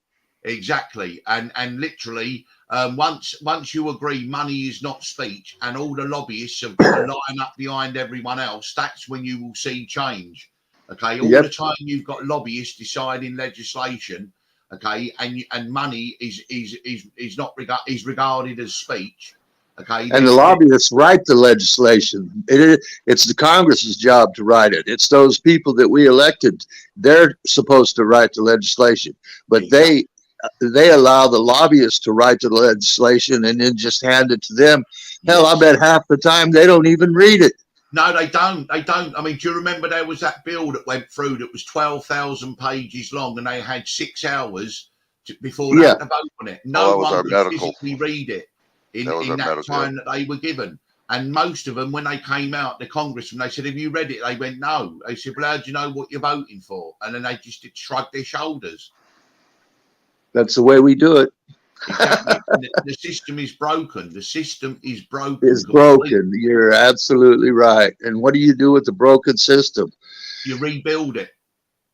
You rebuild it from the ground up. You take it back down. What do you do with a tree that hasn't been pruned? You prune it right back and then you start again. That's what the only thing that you can do. But as I say, you know what the plan is. The plan is to suck all the meat and everything off of the carcass of the United States of America. And then those parasites and predators that have done it will move out of America and move on to the next target. That's what parasites do.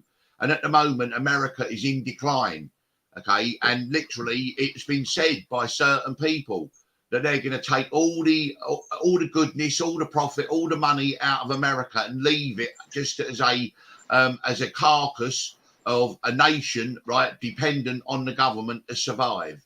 And that's exactly what they're doing. And we're infested with the parasites at this time. You're absolutely right.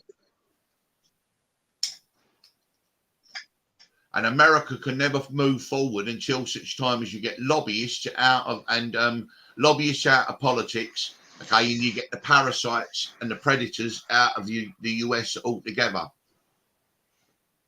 And when you look at all the money they spend on elections, if they took that just for infrastructure and to actually put programs in place to help the homeless and you know, we wouldn't have half the problems we have. But no, of course you wouldn't. Give a good education and everything else. I got a surprise for you guys here. Some of you guys have seen this already. Some of you haven't. I want to get this. You guys got a real surprise coming. I was shocked when I seen this. I'll be right back. Oh dear. it's nudies. Oh no, again. And listen, has anyone worked out what actually happened when that man attacked Nancy Pelosi's husband in the house? Was he an escort and it was a sex thing went wrong, or what was it then? Because it didn't seem to me like someone broke in randomly into his house in San Francisco and hit him on the head with a hammer. You sure that man weren't an escort or something like that? You know what I mean? I don't know. Has anyone found out what really happened? It all gone quiet. Well, I don't know. I don't know that they'll ever find out. I don't know that they'll ever find out, but there is that question. Fuck's sake. What's that? What kind of escorts have you been using? Hammers and shit? Well, no, honestly, no, listen, I'm just reading what they said. What people have been saying, that this man who allegedly broke in the house, okay, but the man he attacked was in his boxer shorts and it was something weird going on there. Honestly and truthfully, but they've covered it all up. They really have. War in America and war supply and you certainly do get a lot of accents in this room. Bloody hell, yeah. It ain't nice of you, 12 Bravo. That wasn't nice of you. Well, it's true, isn't it? Right. Robert is a pickle puffer. What's that mean? Sorry, I'm a bit naive. What does it mean? What is a pickle puffer? I don't think we can say it on the air. Use your imagination, sweetheart, and I think you can work it out. It's when you get on your knees and on that pickle. Yes, on that pickle. You would get bruised kneecaps if you were a man doing it. You catch my drift. Excuse me, are we speaking about oral sex here? Are we speaking about oral sex here? Is that what we're talking about? Well, it's a person yeah. Same sex. Yeah, but with a pickle. That's 12B for you. I'm trying to drink my hot chocolate here, and you guys. Well, I have a lot of respect for 12B because he didn't use a carrot. Yeah. A bent carrot. Well, I'm going to start this. He's bent enough. Hold on, everybody. Dear. Listen, are we now being rude to Bugs Bunny? We're not being rude to Bugs Bunny, are we? No. This should be really educational for everybody because I didn't know about this. Wait till you see this. Ready? Have you found that StreamYard video I made for you or something? Finally. It's only taken you a year and a half. All right, who's tickling her? Who's tickling her? No. Jesus. She's feeling better. That's good. Well, all I can say with I think my hot chocolate's kicking in. That's all. Right, listen, all I can say, right, with authority is both Michelle Obama and Jacinda Ardern have both got a pickle. Oh, will you stop talking about cocks? I'm getting jealous over here. Jeez, 12B, you started something. Well, listen, you want a tickle with a pickle. Is that right? Rix wants to be tickled with a pickle. with a fucking vegetable, for goodness sake. Yeah, no, listen, I'm not talking about waving it around. I'm talking about being tickled with a pickle. That's all I'm talking about. Yeah, but if you are tickling someone, you're waving it about, aren't you? Well, no, not when it is standing to attention. It's a bit hard to wave it then, isn't it? Do you know what I mean? It's sort of, Right. It depends on your skills. Well, I don't know. You might have to have the window open. I don't know. You know what I mean? Remind me to fire 12B when I see it. Will you? It's not what you do with the hammer. It's the nail you're throwing around. Exactly. Yeah. It's certainly different way of getting nailed. Fuck's sake. Yeah. A girl once said to me, she said, "Are you going to take precautions?" I went, "Yeah, I'm closing the windows because you can get a bit noisy."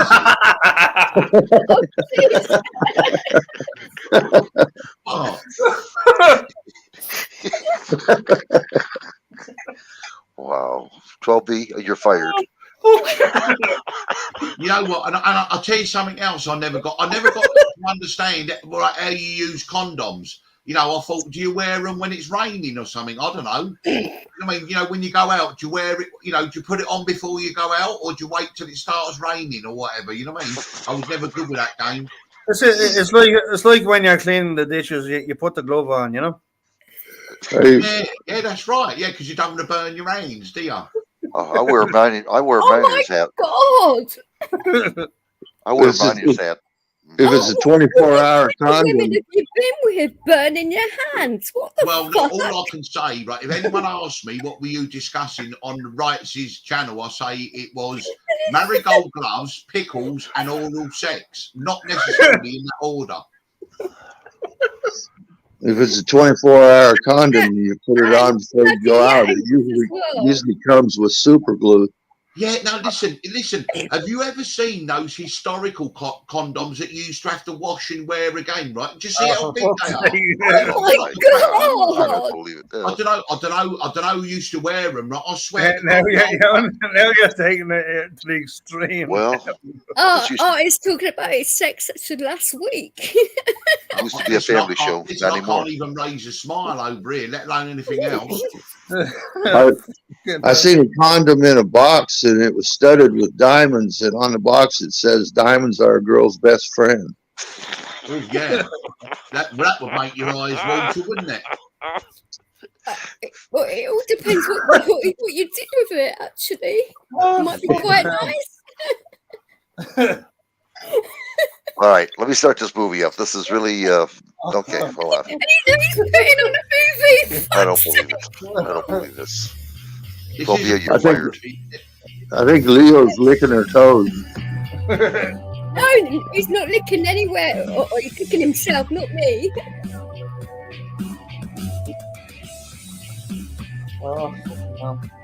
The music in the background sounds like from a 70s porn movie. Exactly.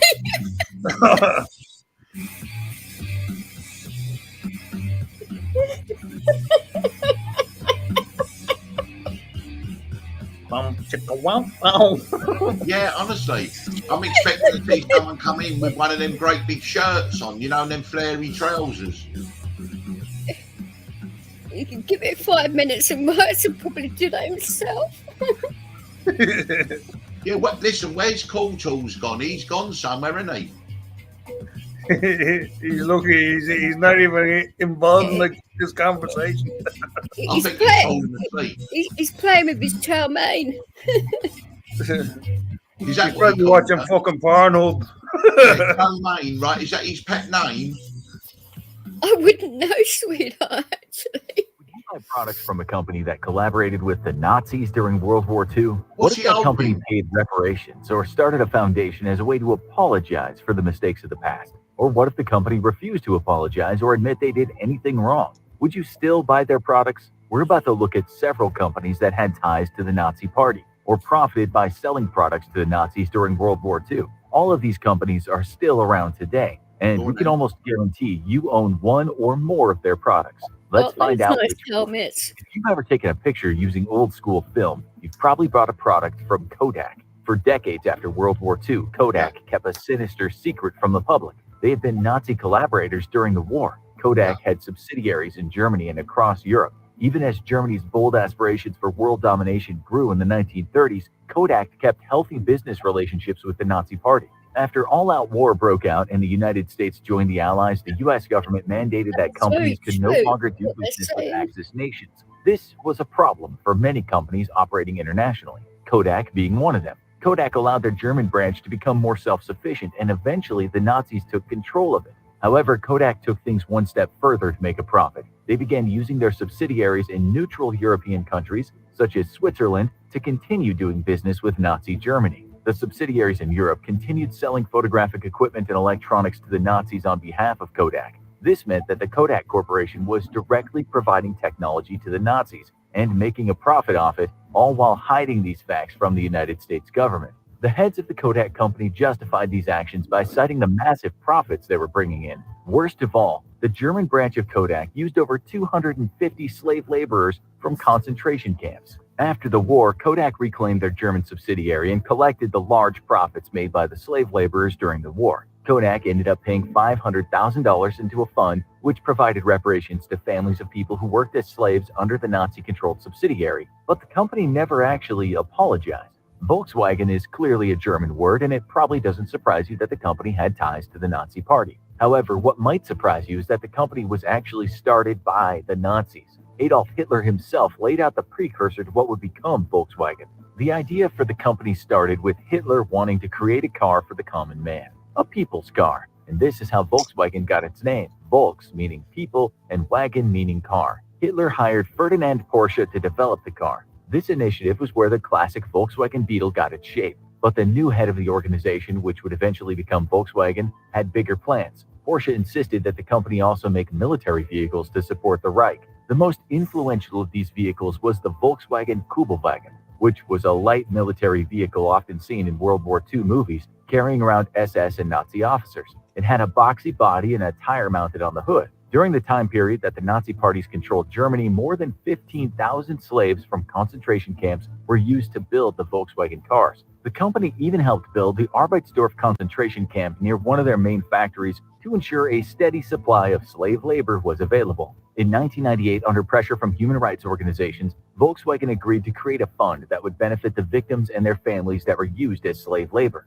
Other companies benefited from large profits gained by working with the Nazis in a different way. Several companies were started or acquired by wealthy individuals whose fortune started with the money made from dealing with the Nazi Party. For example, the Ryman family, who owns JAB Holdings, profited greatly from Nazi abuses and slave labor. You might be unfamiliar with JAB Holdings, but you probably know the companies they own, such as Krispy Kreme, Panera Bread, and Pret a Manger. These companies were all created post-World War II. However, their financing was partly provided by JAB Holdings, which unfortunately means they profited indirectly from the atrocities of the Nazis. When this information was made public, the Ryman family said they were planning to donate around $11 million to suitable organizations. Coca-Cola is an American company. People around the world associate Coke with being American. When you think of the soda, an image of American families or friends enjoying an ice-cold beverage probably comes to mind. However, the Coca-Cola company had ties to the Nazi Party during World War II. The drink line Fanta, which includes commercials of people happily dancing to upbeat music,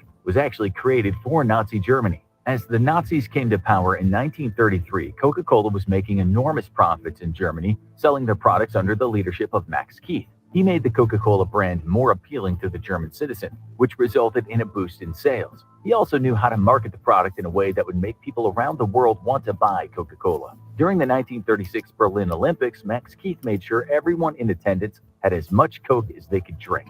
As the Nazis prepared for war, they started to limit the amount of foreign goods coming into the country. This included Coca-Cola syrup, which began to hurt the company's profits. So the sneaky Coke executives used a third party to open a dialogue with Hermann Göring, Hitler's second-in-command. They convinced him to allow the import of their syrup. To boost sales even further, Keith began promoting the Coca-Cola company as pro-Nazi in Germany. His plan was to reach out to the Hitler Youth and win over the younger generation of Nazis. And this worked for a time, but as war broke out, restrictions on imports became stricter again. Max Keith had a new syrup created in Germany using local products. This new soda became Fanta, based off the German word fantasy, which means imagination. In 1941, when the United States joined the war, all official contact between the Coca-Cola Company and Max Keith's German branch was cut off.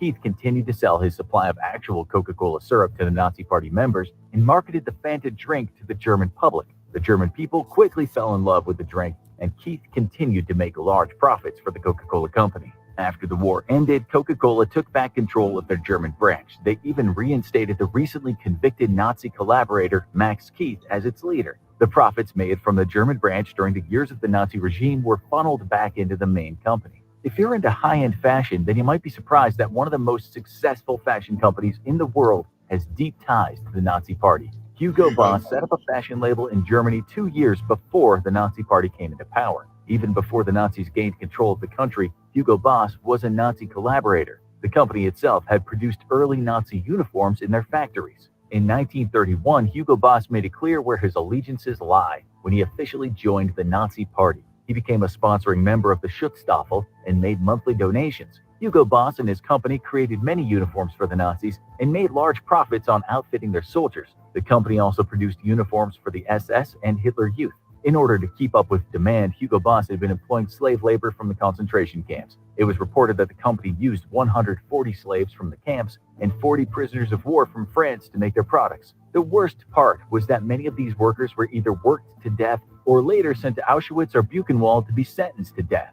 After the war, Hugo Boss was tried and convicted for being a supporter and beneficiary of National Socialism, and his right to own a company was taken away. The company continued under Boss's son-in-law, Eugen Holy. In 1999, the company finally agreed to pay into a fund that was set up to compensate former slave laborers. If you've ever had a headache or needed relief from pain, you may have taken an aspirin. Bayer, the company that makes the pain reliever, may have one of the darkest histories when it comes to collaborating with the Nazi Party. In the 1930s, Bayer was part of a company called IG Farben. It was a conglomerate made up of several chemical companies in Germany. As the Nazis swept through Czechoslovakia, IG Farben worked closely with the party to capture chemical factories to be used by the corporation. The chemists who worked for Bayer and were employed by IG Farben later went on to create Zyklon B, the gas used in concentration camps to quickly kill large numbers of Jews and other people the Nazis labeled as undesirable. IG Farben also heavily used slave labor from the same camps they provided Zyklon B to. It was a very messed up relationship between the Nazis and IG Farben.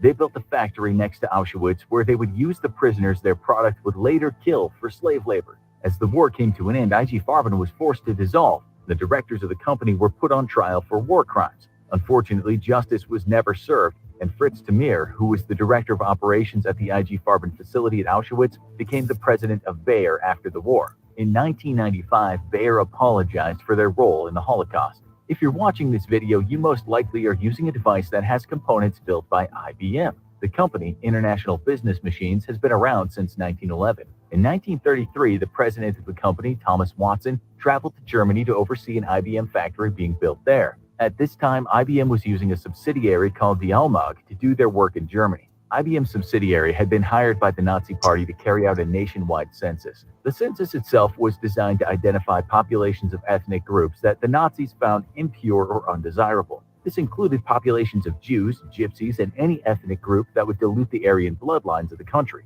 IBM supplied the Nazis with punch cards and a sorting system that would make it easy for them to identify, locate, and track any people that they'd later sentence to death.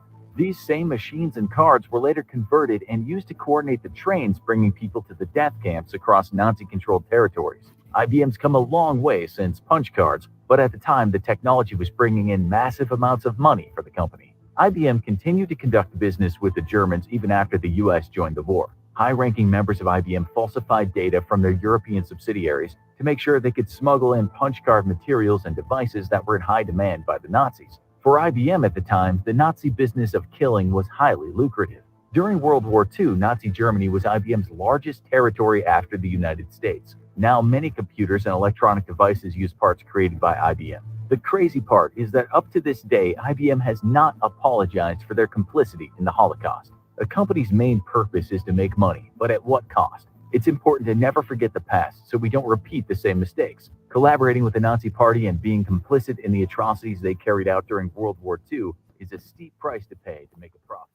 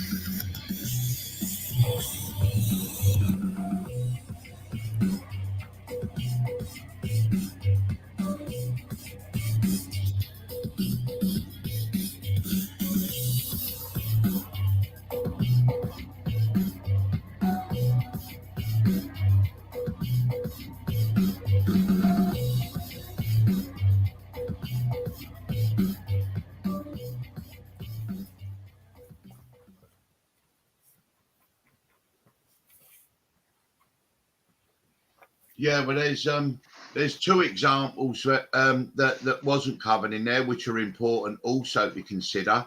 One is Henry Ford was a Nazi and he was admired by Hitler so much. Hitler had a photograph on the wall of his office of Henry Ford. And if you'd have lifted up the hood of any of the military vehicles in the German army, you would have found Ford engines in them. Okay, and also Hitler presented Henry Ford with a special Iron Cross. Okay, That's so what I was. Henry Ford was, listen, no, he was a Nazi.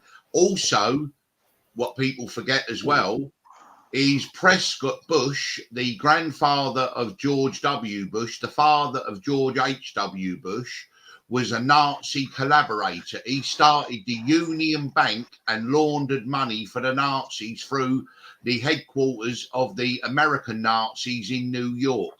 And even after the war, he was convicted of trading with the foreign enemies. But no one talks about that. You see, the Bush family's fortune was earned, okay, by Prescott Bush with the Nazis. Okay, so it goes all over both sides, right across the spectrum. And as I said before, the Second World War was a fight between two factions of fascists, Nazis on one side and the Christian Zionists on the other side. Okay, and people don't seem to understand that. IBM Farben, the chemical people, they used to put chemicals in the Luftwaffe, okay, to stop the engines knocking and ruining the engines. And they were a Swiss-based company. So if they'd have withdrawn all the chemicals, the Luftwaffe wouldn't have been able to fly. Okay, so there was conspiracies right through. The Queen of England, Queen Elizabeth, when she was a child in the 1930s, there's photographs of her doing the Nazi salute with the Queen Mother. Okay, so Nazism was spreading across the world. Okay, and literally the World War II was just a fight between two rival fascist factions.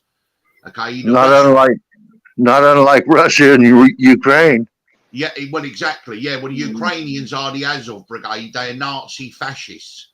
Okay, and they're being supported by two people at the State Department, Barbara Nuland and her husband, Robert Kagan. They've been causing trouble in Ukraine for the last decade. Okay, so let's get that right. I don't like Putin; he's a gangster, but so is Molinevsky. Molinevsky is the oligarch. I think he's worse personally, but I think he's worse personally. But that's just my opinion. Who's worse? The Ukrainian is worse. Oh, Zelensky, he's just a comedian puppet. He's just doing it because he's getting loads of money from all these other countries. That's all he's doing. Between the gangsters of Russia and the gangsters of Ukraine.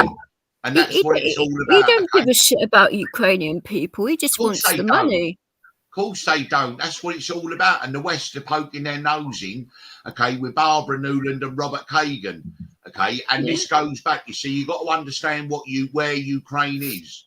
Ukraine is part of the central lands. It used to be hundreds of years ago, Khazaria. And Khazaria was the birthplace of modern Judaism from the 9th century. Okay, so when they say, oh, we're going back to Israel, no, you're not. You're Eastern Europeans that come from Khazaria. And the reason I know is because I'm one of them. I'm an Ashkenazi Jew, okay, and I've got 5% Khazarian DNA. That's why I have to stay benign. Okay, and that's what these evil people are. Okay, I can't help it, but I'm one of them, but that's why I stay benign. And these are the things that are never discussed. You're allowed your own opinion regardless of where you're from or who you are, you know. We see, I'm a historian. You see, and I know about things that people won't talk about. They're scared to talk about them. You see, Helen Thomas, she used to be the reporter at the White House. Okay, she was come from the Lebanon. She stood up and she said, you know what I mean, about Israel and that. She said, well, why don't they go back home to Poland and Germany? It's safe now. Okay, so you know what I mean. So, but you're not allowed to talk about things like, you're not allowed to say that Prescott Bush got his fortune, the Bush family fortune, by collaborating with the Nazis through the Union Bank, okay, through the Netherlands. Okay, and you're not allowed to say that Henry Ford was a Nazi fascist, okay, rewarded by Hitler, and all the engines used by the German military were Ford engines. And that Coca-Cola thing, all that thing was true. Plus, there's a lot more they don't want you to learn. And the train tracks from Auschwitz led all the way back to the United States of America. And also they had the photographs of the train tracks leading to the death camps, and the British and the Americans could have bombed them, but Churchill didn't. And you want to know why? Why didn't he bomb them? You see, that's the difference. Okay, we're not being told the truth. You see, you see, the victors always write the history. And Churchill said, this is a quote from him. He said, history will be kind to me because I intend to write it. And what we're taught in schools, okay, is just the spin that right from one side of the argument. You don't get both sides of the argument, and you don't get historical fact, because the victors always write the history after the wars are over. And we've seen that time and time and time again. And that's what people don't understand. All we listen to is the propaganda we get, but there's two sides to every story, as we've learned in the last couple of years. This is exactly where, like, the Fifth Column and the Fabians all come into it as well, because it's all deeply ingrained in all of this stuff. Exactly. They don't want you to learn all this stuff. You see, and like even in Chairman Mao, Okay, in China, he was a cigarette smuggler and a gangster, and he was put into power by the bankers and the powers that be into China. Right, Joe Stalin was Uncle Joe Stalin. Again, he was put into power, you see. And the Bolsheviks, right, the Russian Revolution was betrayed. It was the Bolsheviks that took over and murdered 100 million Russians. Okay, and you've got to ask who are the Bolsheviks and where do they come from? But no, you mustn't ask that question. Everything I've just said is historical fact. But no, they don't teach that in the schools. They certainly don't. Well, President Kennedy, his dad made his money bootlegging. He certainly did from Canada. He was smuggling the molasses over the border from Canada into the US. Okay, and when the Kennedys got into power, Sam Giancana, because he only won Chicago by 10,000 votes, and Giancana, the Cosa Nostra boss, assumed that he got him elected and thought that they were going to have a free reign. Well, Bobby Kennedy had different ideas, and he upset the mafia. They upset the CIA by the Bay of Pigs in 1961. Okay, and the people who murdered President Kennedy, it was a state collusion between the CIA, the Cosa Nostra, and also Lyndon Johnson. And there was 8 shooters. Wasn't it the actual driver that assassinated the president? No, there was someone hidden in one of the drains. There were the 2 bullets that blew his head off. Okay, right, and they tried to say that the bullet went in his head, turned round, and came out the other way. He was shot from the front, not the back. It went through the front and blew his head off. And there was 8 different gunmen. You might have a surprise about this. It was the driver that shot him first.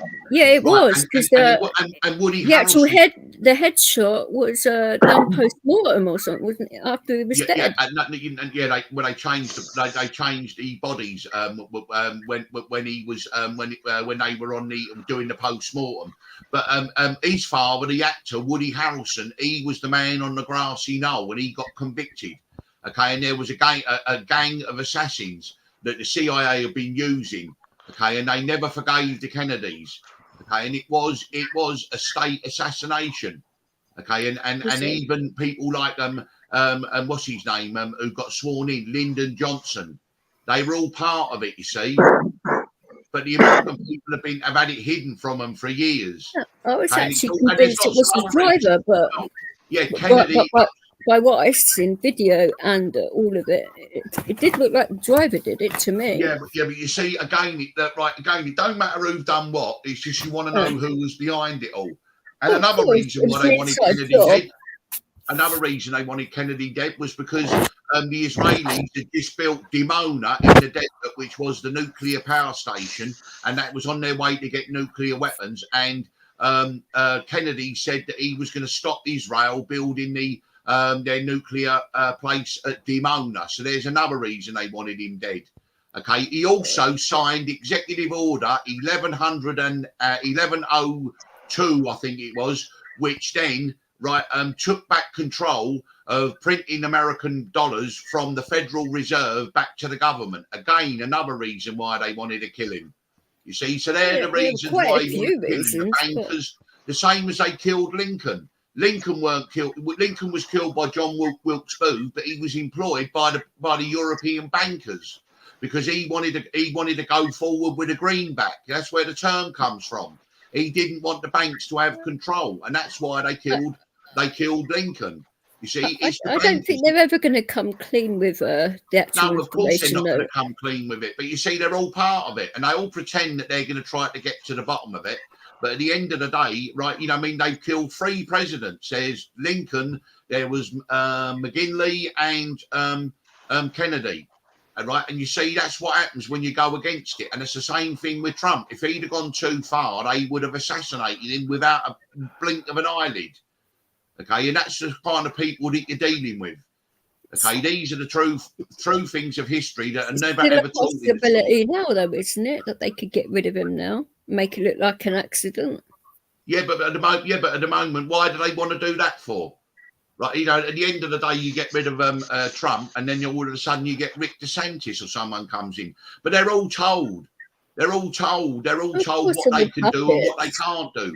And Trump was no different. The trouble with Trump is that he's terrible at holding a secret. He's terrible, right, at telling lies. He just gets up there and says what first thing that comes into his head.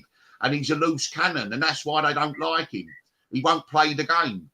That's the thing with Trump. You know what I mean? He plays the game to a certain extent, but you annoy him, and then he'll start blurting out things that he shouldn't be. That's why they don't like him, because he's unpredictable. Okay, more than anything, and they don't know whether he's going to spill the beans. I mean, I was waiting for one day that he was going to do an address, Trump, right just before he left, and says, you know, I want to address the American people, my fellow Americans. September the 11th was an inside job. It was a conspiracy. Yeah. And if he'd have said that, right, well, that would have been it, wouldn't it? There would have been, you know, worry about January the 6th. And it was George H.W. Bush who said, and I quote, if the people ever knew what we are up to, they would drag us out into the street and hang us from the nearest lamppost. That was George H.W. Bush. Right? It's a simple story of the rich want to stay rich and have their privileges, and they want it on the backs of the poor. That's all it's ever been, the rich man's trick. And it's no one group, it's all of them together. You get a few elites from one group, a few elites from another, and they're the people that run this planet. Okay, and it's a very small cabal from the right, the left, the centre, fascist, communist, totalitarian. Okay, they're just silly labels, but there's a little club, and George Carlin was right. It's a big club, and we are not in it. What do you think of that, Rights? Oh no, well, Rights would agree with you there, because we actually talk about this stuff on Backstages a lot, don't we, Rights? Yes, we do. Yes, we do.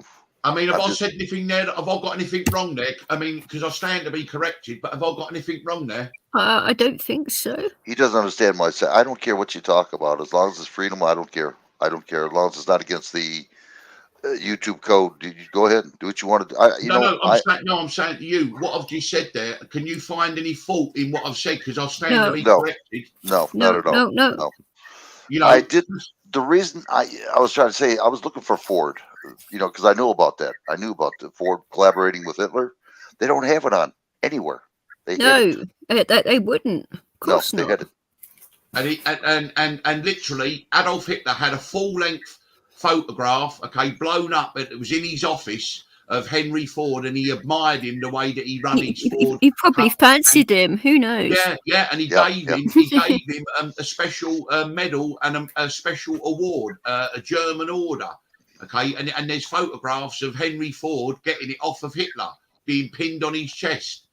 And after the war, we know what happened with Ford. Where was the punishment for Ford? Every German military vehicle, if you'd have lifted the hood up, you would have seen a Ford engine in it. No, I believe it. I believe it. What I've heard so far, you know, it's unreal with Ford. And these are the people we helped out to grow, you know, to make them flourish. And they turn right around on us. Exactly. Yeah. And the That's Americans say that Ford is one of the best American companies there is, blah, blah, blah. And, yeah, that's why they hide it, because of that reason. Exactly. You're right.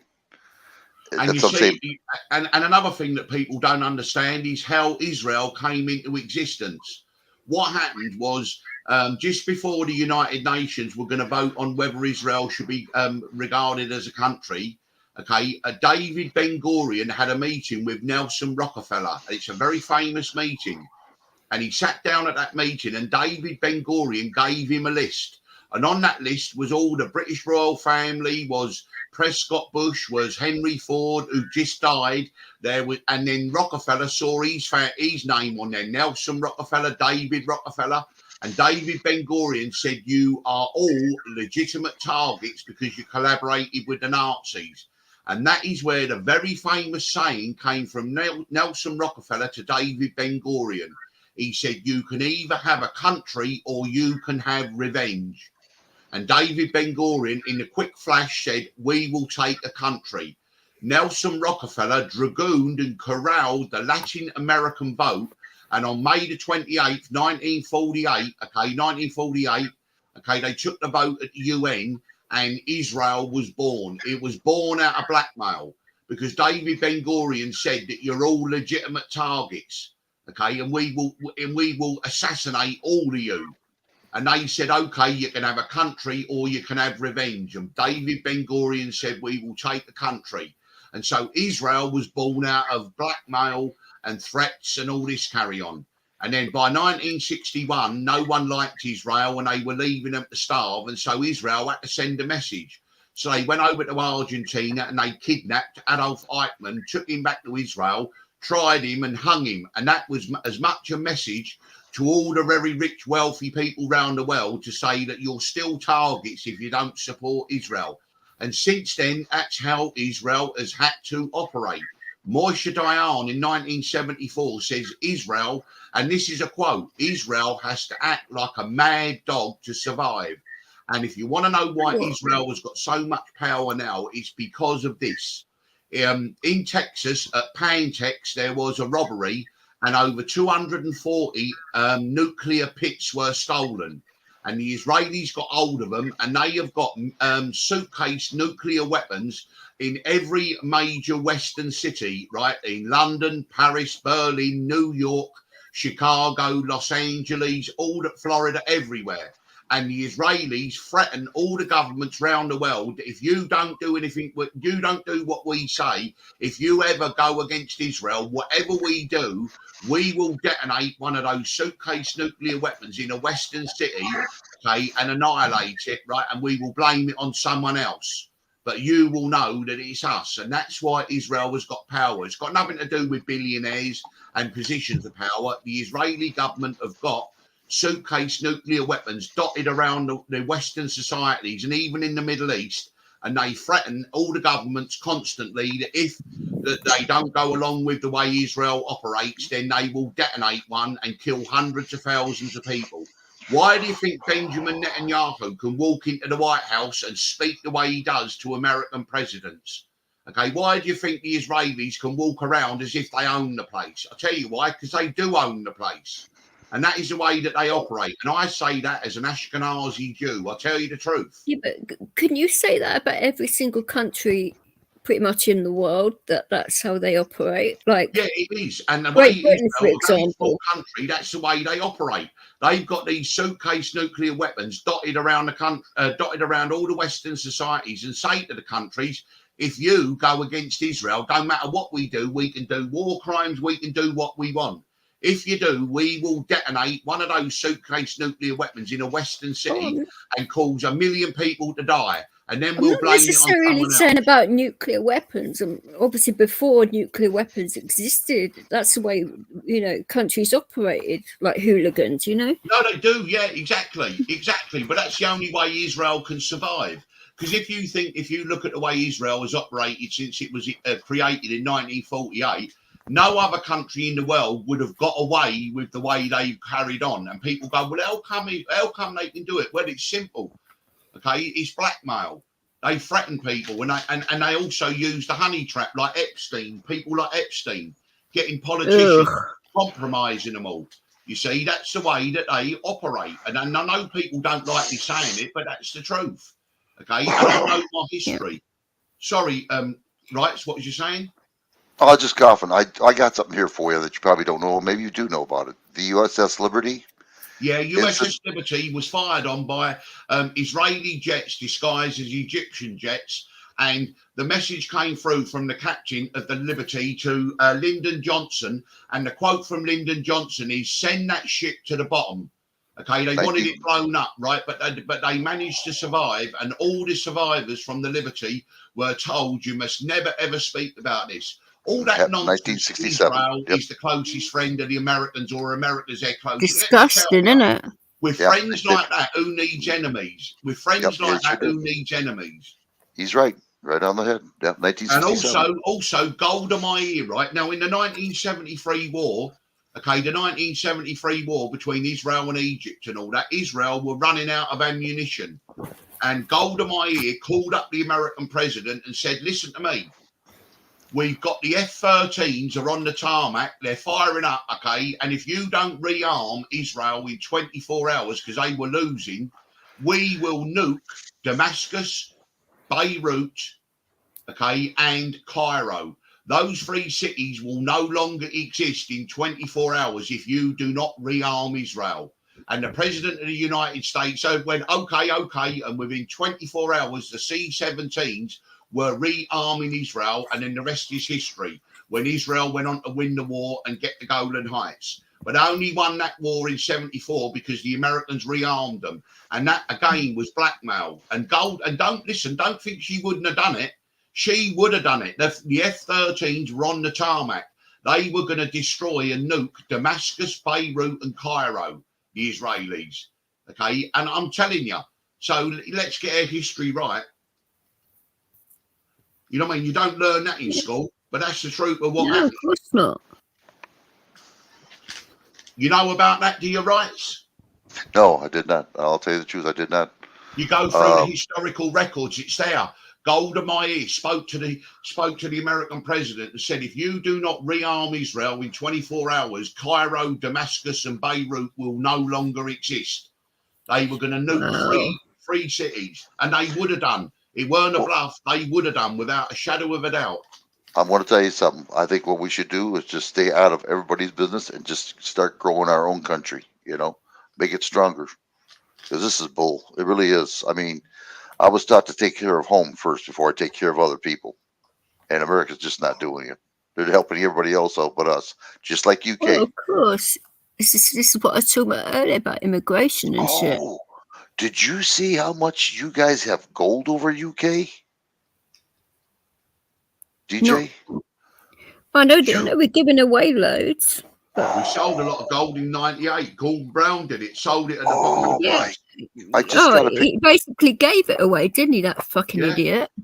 They had gold. You got, oh my God, you had Queen Elizabeth walking down the aisle with a bunch of people, and on the right hand side it showed nothing but gold. Just tons of it. You know, we like, know that wow. carriage. You know the state carriage. That is solid gold. Did you know that? You know the gold carriage you see the Queen in and the King now. Okay, you know that carriage, the state carriage. It's solid gold, weighs 4 tons. Jeez, I'm telling you, I'm not lying. It's solid No, I gold. believe you. I believe you. I believe you. Well, do you know that China owns 40% of the gold now? Oh, I was going to ask, wasn't that gold that was found recently in the UK secretly some countries, but they're basically saying that the UK owns it now or some shit like that? Yeah, and I'll tell you who it was. It belonged to, which country was it? And they asked for it back, and the Bank of England refused to give it back. They basically told them to sod off. Yeah, that's it. I can't Yeah. remember who it was. Yeah, of course they did. Of course they did. It was billions worth of gold, wasn't it? It was. I can't remember which country it was now, but they were holding the gold for the country, and then when the country asked for it back, they refused. They said, "No, we don't think you're good enough," or something like that. But I mean, I'll tell you a secret meeting I had with one of my Jewish friends. Okay, we were 2 Jews together, and this was said secretly. Okay, and the quote is, "If the truth ever comes out about 9/11, the Jews are done in America." Yeah, I've seen that. If the truth ever comes out about 9/11, the Jews are finished. They are done in America. Now, that means wouldn't you say the Jews would be done? A few others would be done as well. Yeah, no, I know, but this was a Jewish person speaking to me. We're talking together, and he said, "Paul, listen." He went, if ever the truth comes out about 9/11, the Jews are done in America. And it was a very small amount of extremists that were involved, not the everyday Jewish people. They always suffer. That's why the Jews have been thrown out of 100 countries more. Okay, not because of the Jewish population, the schnorrers, the poor Jews, but because of the elitist Jews cause trouble. Then people in the country get sick of it and they throw them out, but they want to throw all the Jews out, and it's not their fault. It's a very small amount, a very small minority of extremists and supremacists. In Islam, you've got the Wahhabis in Saudi Arabia. Okay, in Christianity, you've got the Jesuits. Okay, they're very small groups, but you see the whole group of people get blamed for it. But he said to me, and this is a true story, if the truth comes out about 9/11, the Jews are finished. They are done in America. Yeah, what do you I think read of that. Right? We had a young lady up here called Michelle, and she had all kinds of, she belonged to, well, I'm not exactly where she belonged to, but she was top secret agent, more or less. And she showed us a lot of stuff. In fact, they got rid of it so I wouldn't get in trouble. But they showed the chemical skies, you know, when they're spraying the skies with the jets. Showed Trump in there and showed the minister of Germany. It was Venezuela. That's it. Sorry, you're right there, Vix. It's right. It's Venezuela. Maduro. He went, we want our gold back. And the Bank of England went, sorry, we can't trust you with it. It was billions worth, wasn't it? Yeah, you're right. I looked it up for the exact amount and it came up. And also, they're saying about Poland as well, had shitloads of gold from World War II. Yeah, and what about that as well, though? Right, even about 3 years ago, the Germans said to the Americans, "We've got 300 tons of gold in your New York so and so. We want it all back in Germany." And the Americans went, "Well, okay, it's going to take us 7 years for us to get it over to you." And Angela Merkel went, "No, we want it back now. It's our gold." I got to tell you this. Rustle around and rustle it all up. Do you remember that? Excuse me, just a minute. Biden insists his economy approach is working. Okay, go on. He said what? Biden insists his economy approach is working. Who for? That's himself, maybe? Yeah, he might be working for the 0.001%, but it's not working for everyone else. Yep. Well, people are losing their 401k plan. It was 126,000, now it's down to 97. The average American's 401k drops $100,000 below 100,000. It says. The 401k, that's, you see what they do is they con everyone. They say, oh, you've got something invested in the market with the pension funds and all this carry on. Okay, and that's the way that they keep the system together. But you see, the fiat currency system we use now, right, after 71, when Nixon took America off the gold standard, it's not backed by anything. So the only way the fiat system can go is by building up more debt year on year on year. Well, it comes to a stage where all of a sudden you either have to forget the debt and write it off, or you go back completely bankrupt.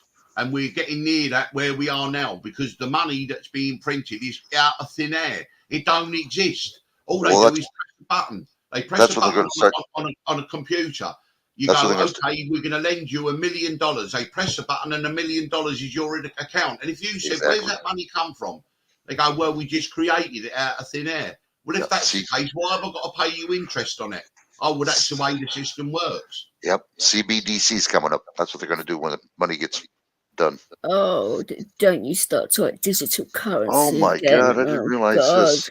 I got to show you guys something. I got to go back on this. Oh, my. I don't believe the prices. Wow. So a lot of people in the economic world are saying that this digital currency is a form of counterfeiting. Yeah, but the whole reason about because they're basically printing their own fucking money. They haven't got they're creating out of thin air. You see, years ago, which is counterfeiting. Exactly, of course it is. Yeah, years ago, if you wanted to print $1 million, you had to have $1 million worth of gold in the bank to back it up. Otherwise, it becomes worthless. Because if you just print money and use it to buy things, when you sell things to the country, they're just going to give you back the paper money that you gave them before. So it's worthless. I think it was either on Rotten Politics or on We've Got a Problem, either one of those two sites, which are very good YouTube channels, by the way. There was a big thing in detail about if a bank has a certain amount of money in there and they were just going in depth at how banks are basically bankrupt. Yeah, if everyone asked for their money back, they couldn't give it to them. They ain't got it. I wouldn't even thought they'd be no, because what happens, you see, a fifth of the population if they asked for their money back, yet alone all of us. Well, years ago, the banks could create 1 or 2 or 3 times what their reserves were. Now it's over 100 times. So for every $1 the bank's got in the bank, they can create another $100. Okay, that's why we're in so much trouble, because the fiat banking system is based upon debt, and the debt goes up and up and up and up. That's why they're calling it the Great Reset, where they're going to have to set everything back to zero. But before they do that, they want to snatch all the assets, Because if they did it today, if they did it today, everyone's overdraft, everyone's mortgage would be cancelled, and we'd all own their own houses, and we wouldn't owe the banks any more money. So then what they want to do is nick everyone's houses first and all their assets, and then they do the reset. Because that's what the only way they can do it. That's the Great Reset. The Great Reset is to write off all the debts and write off all the money and start again. But they need to take away everyone's assets before they do it. Otherwise, too many people will benefit. You know, if you've got $100,000 mortgage on your house and have a reset, well, that disappears, but you still own the house. Okay, so that's why they got to get it off of them. Companies like Blackstone, companies like, you know, that are moving in America, buying millions and millions of homes at fire sale prices. That's what they got to do before they have the reset. Because if they have the reset now, everyone who's got a mortgage, it gets written off. They go, oh, that's lovely. We got no mortgage. You know, we still own the house. Now, I think what they were saying is that if banks go like broke again, instead of actually getting money back, you're going to get shares in the bank that's just gone bankrupt. I mean, who's going to fucking agree to that bullshit?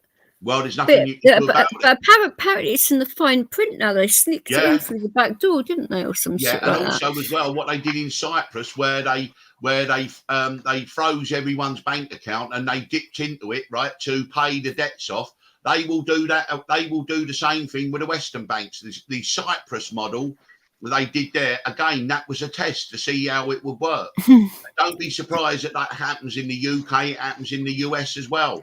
Everyone's current account, they're going to take, say, 10% or 20% from it to pay all the debts, and you can't do anything about it. That's why I resisted. And the only reason I've got bank accounts now is because I use YouTube.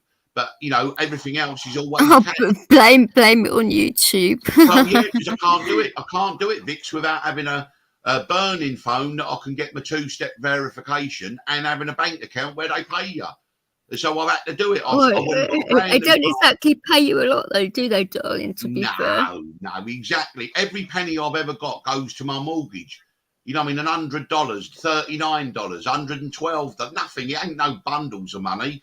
You know, I've pledged everything I get goes towards my mortgage. And I told the mortgage company, I said, listen, I can only give you what I've got. And if I ain't got it, you can't have it.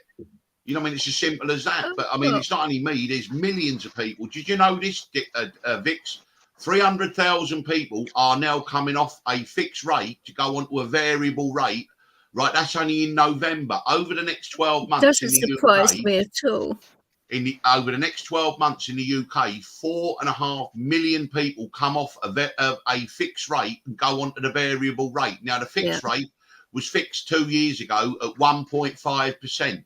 The minimum variable rate that you can get, or a fixed rate going forward, is 6.3%. So that is 4 times what they're paying now. So everyone with a mortgage comes off of a fixed rate, a variable rate, and their mortgage. Aren't they trying to cap it, though, to make sure that it doesn't go too extreme? That's what they're trying to do now, isn't it? They're trying to cap it or something. No, they're not. No, that's the thing. I was waiting for them to do it. At the moment, it's sink or swim. As I told you, my mortgage has gone from £580 to £1,260 and will be £2,000 at the beginning of next year. And I'm not on my own. There's hundreds of thousands of people who are going to be like that. Their mortgage is going to treble, and they're not getting the money to come in to pay it. So what's going to happen? They're actually forcing you off of a fixed mortgage into a variable rate. Yeah. Pretty much, yeah. No, in the UK, you see, in America, it's different. When you sign a mortgage in America, you get a fixed rate for 30 years. In the UK, you can only get a fixed rate for maximum 2 years. In Ireland, you can get a fixed rate for the term of the mortgage. Okay, but in the UK, so they can be more competitive. That's the reason they save for it. Yeah, but you see, in the UK, right, you can only get a fixed rate for 2 years. Okay, maximum 5 years. Okay, right. But in the US, you get a 30-year fixed mortgage. So you've got 4.5 million people that have been on a fixed rate of 1.5%. Now, the minimum variable rate, or the next fixed rate that when theirs finishes over the next 12 months, is 6.3%, which is 4 times what they're paying now. So if you've got $1,000 a month mortgage, when you refix it, when your fixed rate comes to an end, it goes to $4,000 minimum. Where are you going to find the money? Impossible. The banks are going to come in and scoop up your property for nothing. Yep. Yes, and then when they've all done that, that's when they'll have the great reset, and they'll reset all the debts of everyone, the banks and everyone. Or unless you rent out a room to someone and make up money like that. But who's going to really want to do that? You know, it's really trusting people, then, isn't it? Letting strangers into your home. But that's one way you could possibly do Well, it. you could possibly do that, but I mean, to be honest, they're going to have to do something because you can't. You know, you could be getting 500,000 people having their homes repossessed in a year. Well, where are them people going to go? Now the government are going to have to say, okay, if your house is repossessed, you can still stay there and pay rent or something like that, because they can't have 500,000 people made homeless by being repossessed in the next 12 months. That's why I thought they were going to cap it, because yes. Well, I was actually reading that something like that was going through Parliament at the moment, but maybe they've done a U-turn on it. I don't know. No. They announced the budget on Friday, Vix, and there was nothing in there about the mortgages. There was nothing in there about the 4.5 million people who are going to see their mortgages go up 3-4 times. Mine's already doubled. Hello, what's this thing? Oh my God, blimey, look at them. On the left, God, blimey, you need bread with them ones, wouldn't you? Look at the size of them then. Gordon Bennett. Hey, honestly, dear oh dear, you get lost in them, wouldn't you? You'd need a map to get out. That's corn-fed girl. God grief, she's got some earth for kits, her, isn't she? Blimey. I would say she's probably got a lot of backache as well. Gosh, she would have as well, honestly. I tell you what, she should be an advert for the Milk Marketing Board. Look at the size of them then. God dear, oh dear. That's the girl on the left, not the girl with a birthday cake. That's the girl on the left. Size of them, honestly. We actually like work that out for ourselves, actually, and we've all got eyes. Well, and you make honestly, I mean, I can't believe it. Honestly, we're dear, oh dear. Honestly, my dear, can't you close that cardigan? Good grief, look at the size of it. I don't think she can. No. She can't see her feet. The bloke at the back with the yellow t-shirt on looks worried to death. He's thinking, oh my God. He said, all these women, have a look at him. Look, he's only 25. Look at the state of him. He's having to service all them women. Look at him. He's only 25. Look, he looks like 70. That's a picture of rights, isn't it? Sorry? Yeah. Yeah, that's who it is. Who is it? That's a picture of rights in the back. Is that you with the yellow t-shirt on? Yeah, that was me. It is you. Okay, and how old was you there? 19? I don't know. You got 3, 6, 9. I went through 5 of them, but I didn't go through 10 of them. But yeah. Yeah, there's 10 women there. Oh my God. Sorry, I hope I haven't been rude. It's not a family photo, is it? Oh my God. No. I actually feel sorry. Just my wife. If she starts running. Just your wife. Which one's your wife? No, his wife's not in that picture, for goodness sake. Okay, what do you call them? What are their names? Monday, Tuesday, Wednesday, Thursday, Friday, Saturday, Sunday, and the other 2 are substitutes to come on when you're a bit busy. Call one of them leap year. Yeah. Oh my God, yeah. Yeah, Wrights had to stop at Michigan Tent and Ani, pick that gal up a bra for the picture. Well, I'll tell you what, when she's not using it, it could be a hammock, couldn't it? You get 3 of us in them. You know what I mean? Just put it between 2 trees and we could all have a little swing in it, couldn't we? I bet that's what Matt Hancock was using in the jungle, wasn't it? Oh, yeah. Honestly, I tell you what, if you threw a slingshot, with that bra, right, you take out half a regiment. Exactly. Fire in the hole, definitely. Shit. But ironically, the people that are going to be protected, right, in their own homes, ironically, are the people who live in council houses and social housing, because they pay the rents and all that, Karen, and can't get thrown out unless they're antisocial. But ironically, owning a property is not going to be the best thing going forward, because they can throw you out if you don't pay the mortgage, and if you can't pay your rent, well, you can sort something out.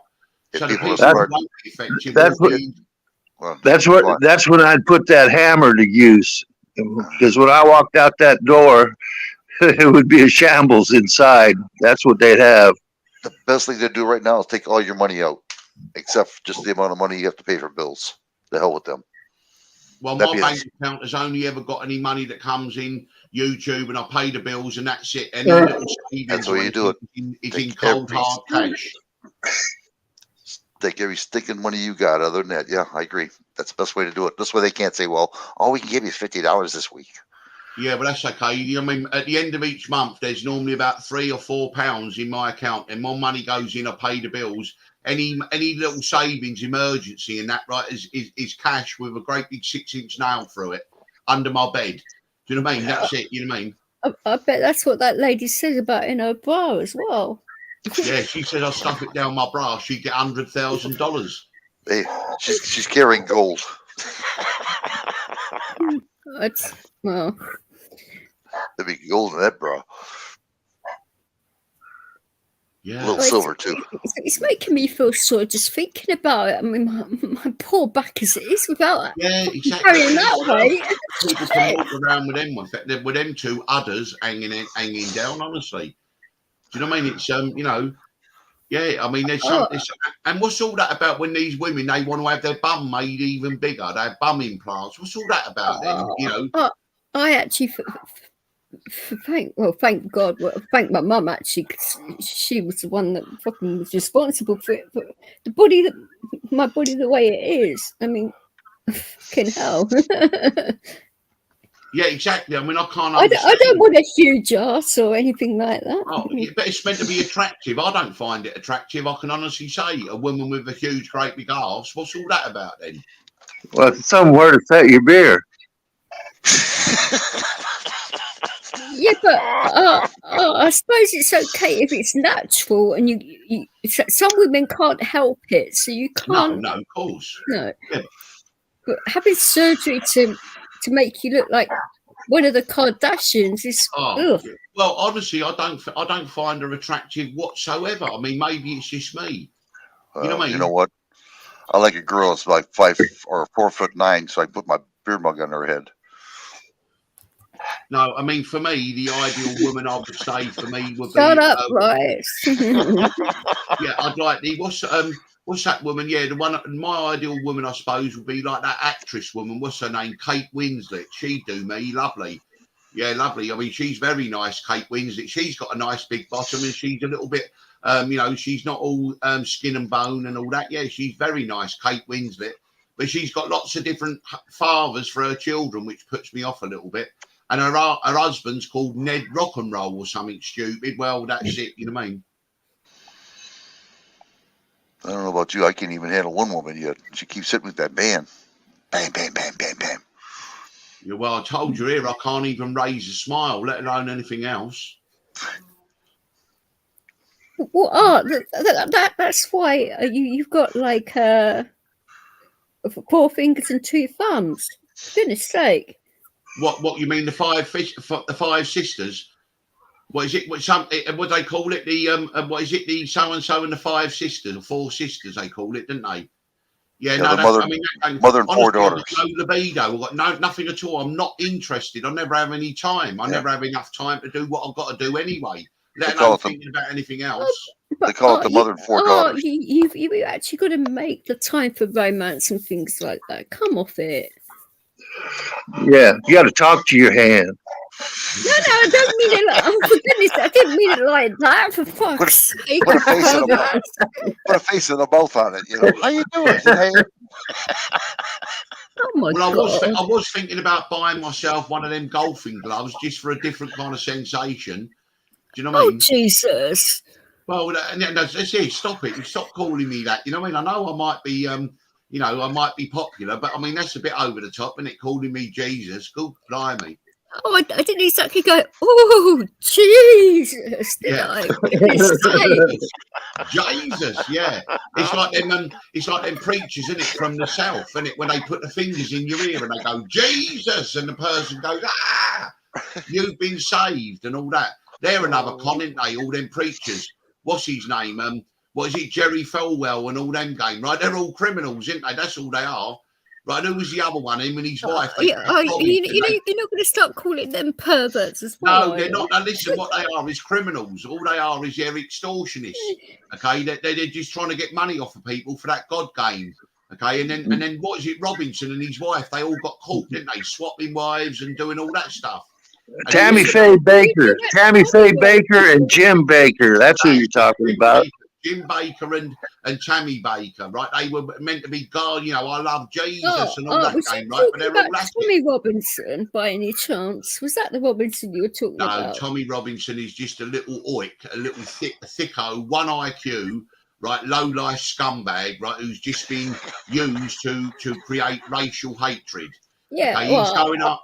I actually think it's a paid shill myself. So, yes, exactly. Listen, there are more white middle-class paedophile gangs in the UK than anything else. So why does he keep going after Pakistani men? Yes, there's a problem, but if he was really interested in children, he'd go after any paedophile ring. But no, he's only targeting them because his job is to create a race war and race hatred. That's what his job is. Well, I mean, I could understand it to a degree because of what happened in Luton.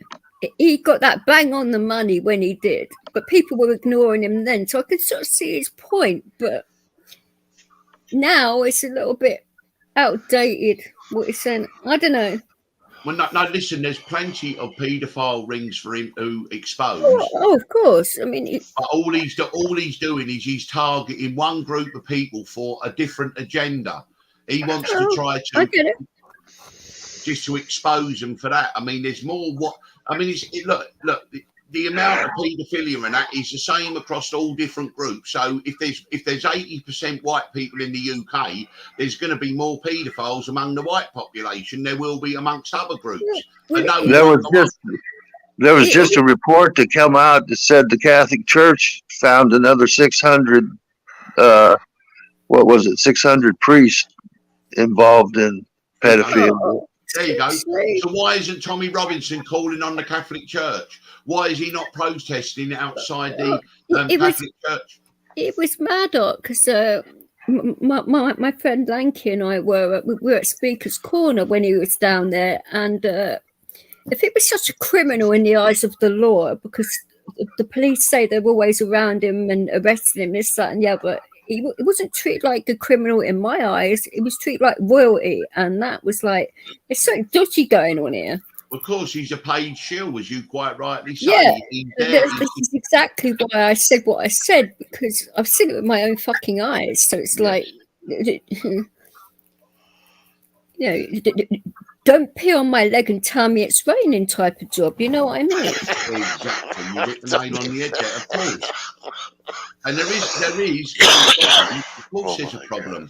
Okay, but the problem goes right across society. So why, you say, are you just targeting one group? Because you're not interested in saving children. You're not interested about all the sexual abuse that's going on. All you're trying to do is demonize a group of people. So that's where he's disingenuous. In my eyes, that's my opinion anyway.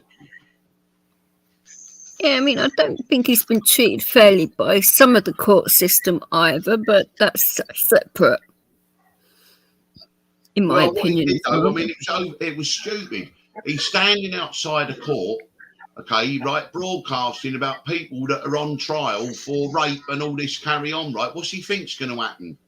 I wasn't talking about that court here. I'm talking about something else. But there's been a few court hearings where he's been done badly, but a few times he hasn't. That's all part of the plan to make him look like he's a martyr. And he's raised hundreds of thousands of pounds, if not millions of pounds, okay, and he's spent all the money. Yeah, up his nose. Sorry? Up his nose. He's a cokehead. Well, up his nose, he's bought property, he's bought all kinds of things, flying all over on holiday and all this sort of carry on. So really, that's what his intentions are. Well, and you only got to he was hiding out in Israel as well, wasn't he, for quite a period of time? Yeah, and that's an old game, though. That's what Black Lives Matter did. They got like $20 million. They bought mansions and shit with. Well, you see, all of these, they're all guilty. They're all guilty of it. I mean, It's we've got a load of lunatics in the UK. They're white middle class, privileged people, right? Okay, Just Stop Oil. If you go to the company house to Just Stop Oil Limited, they've got £10 million in their bank account. Did you know that, Vix? Just Stop Oil got £10 million in their bank account. It's Okay, similar that's to what like they're in. Help the Heroes as well. They've got loads of millions, but do they help the veterans? No, they fucking don't. Of course they don't. You know, I mean, all of them, they're all the same. You know, the Red Cross, the Poppy Appeal, the Salvation Army, they've all got hundreds of millions of pounds, okay, in their accounts, but they never do anything with it, you see. Of course they don't. That's not what it's all about. When I set up my channel, when I knew I was going to be doing like lives and stuff like that, I was like looking into like what veterans charities to actually, because mine's a charitable channel. So I wanted to make sure it was going to like, you know, decent charities. And when I looked into Help the Heroes, I nearly had a fucking heart attack, excuse my language. Yeah. It's disgusting. I know. The reserves that these people have got, I'll tell you another one, is the Royal National Lifeboat Institution. They got about 300 million. That's a sick joke. And what they're doing with border farce as well. Ugh. Don't get me started there as well. They're like a taxi service. I've just got a simple solution. What they do is if there's a dinghy... Send them back. No, what they do is if there's a dinghy with them in, they take them on board the border ship, they give them a blanket, they give them a cup of tea and something to eat. They take them straight back to France and go get off onto the beach where they left in the morning. And if they do that every day, they soon get sick and tired, right, of trying to come across. But the trouble is, the French, they won't cooperate. That's the problem. But what is it? How many millions have we paid France to stop them from bringing them over here? Yeah, but they don't stop them over. They don't stop them coming over. They're actually taxiing them out, because I go down to Dover on a regular basis to watch all this myself. Well, that's the way the French are, though. Well, yeah, but I'm sure if... the English government would turn around and say, right, we want our money back, you cunts. I'm sure they might think differently then. Well, they might think, if you said the first part, perhaps not the 2 words at the end, but I understand your sentiment. Oh, no, I actually meant the 2 words afterwards, because he's a right cunt. I did as well. But you see, that's I do not like Macron. Macron is the biggest cunt. Well, no, but Macron is just a puppet. Who did he work for before he became president? Who did he work for? Who did Macron work for in his career? I'm just trying to think now. I try not to think of that man as much as possible. Right, okay, go and check out who Macron used to work for before he went into politics. So I know he had a big contract in regards to what was that taxi company that's very dodgy, that's in France. Well, it's all over now, but is it Uber or something like that? He used to work for Rothschild Bank. Yeah, but I figured it was a bank. I didn't know which one. He worked for the Rothschilds. He worked for the French arm of the Rothschild family. Yeah, but in regards to Uber and that, didn't he rush through all these dodgy contracts and shit to get loads of backhanders and all of that? To be honest with you, I wouldn't be surprised. I mean, look at the other president of France, the other short ass, what's his name? The other midget, Nicolas Sarkozy. All the millions that he took for his campaign from Libya as well, Gaddafi. Before Gaddafi was murdered, right, Nicolas Sarkozy took something like $20 million or something like that for his political campaigns. So they've all had their noses in the trough. Of course. Which so reminds when they put a label on, I'm a Republican, I'm a Democrat, I'm Labour, and I'm a Labour conservative. It is true what I just said. He was responsible in supporting lots of Uber's lobbying and all of that behind the scenes. Yeah, it's been going on for years. Yeah, I did get it right. So yeah. Which reminds me, so I don't forget. One of the many reasons I don't like that guy, but hey. No, I know, and there's something weird about him, isn't there? That woman that he's with, right? You know what I mean? She's old enough to be his grandmother, and he was having sex with her when he was about 14, 15. She was his teacher, but no one ever says anything about that. You know what I mean? If it was the other way round, if it was a man of 60 going out with a woman who was about 25 and started having sex with her when she was 14, there would have been a scandal. But no, because it's him, everyone's got to just accept it, isn't they? They've all got to accept it, and then no one says a word. I mean, she's, you know, I mean, how old is she now? She must be nearly 70, and he's about 50, 45. Well, She started having the affair with him when he was still at school. Obviously, I don't agree with any underage sex or anything like that, but age doesn't normally matter in regards to these things. As long as you're both consenting adults, then that's fine. No, that's right. But what we're saying, we're not talking about consent. No, but I just want to make that clear that I don't Macron support. wasn't. Macron was a child. He was a child. He still is a fucking child, in my opinion. But hey, Well, yeah, but honestly, but his parents tried to stop her seeing him when he was, because she was his teacher, and they were having the affair, and the parents tried to stop Macron seeing her and sent him away. But then I actually do think that's wrong. Teachers should never abuse their students in that way, because it is abuse, no matter which way you slice it. It's a breach of trust. Of course. Because a teacher-pupil relationship is always going to be, the pupil is always vulnerable because they look up to the teacher. And so that's, again, it's grooming. But no, it's the same as a doctor or a nurse or something like that. The line should never be crossed. But you see, it's just part of the whole thing, going back to what Wright said about several hours ago when he said that we are being dragged into the sewer of Sodom and Gomorrah. And that's what we are, aren't we? Right. Yep. Which reminds me, I want to talk to Frosty just for short. Frosty, did you want to say anything about that deal? No, not at this time. Okay. All right. Oh, wait. Okay. I have a reason. Okay. I was going to ask, what kind of deal is this? Something very dodgy or political? Or both? So here's Frosty. Well, I'm not going to talk about it, so and you'll find out later. But right now, it has nothing to do with anybody other than what happened to him. Let's put it that way. Oh, so something that happened personally to you. Oh, okay. Well, I hope you're okay. I mean, Jesus.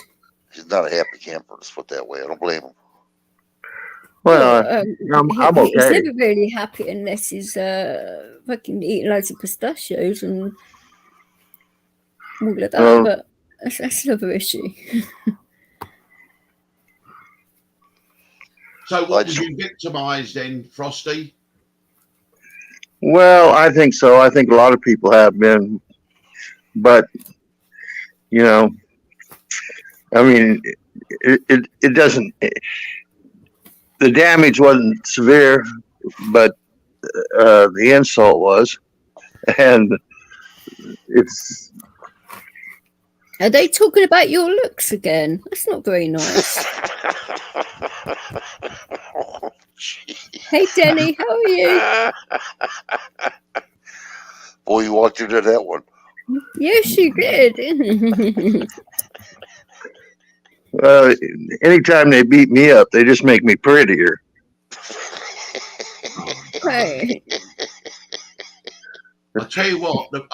I remember the first time I noticed that I had a grey pubic hair, and I was mortified. I thought, "Oh, this is it now." God! It's all. I swear to God, I said it's all downhill. And I stood looking in the mirror, and if I turned a certain way, okay, it looked like Stuart Granger. Okay, honestly, honestly. You actually did turn around and say that you can't get it up anymore, so it's downhill from then, isn't it? If you think about exactly. it. Yeah. Well, it's just a figure of speech bits. If you'd have pulled that pubic hair out, you'd have been able to get it up. Yeah. Gravity's not your friend. Yeah.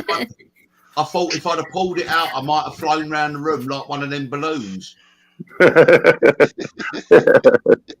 Oh dear.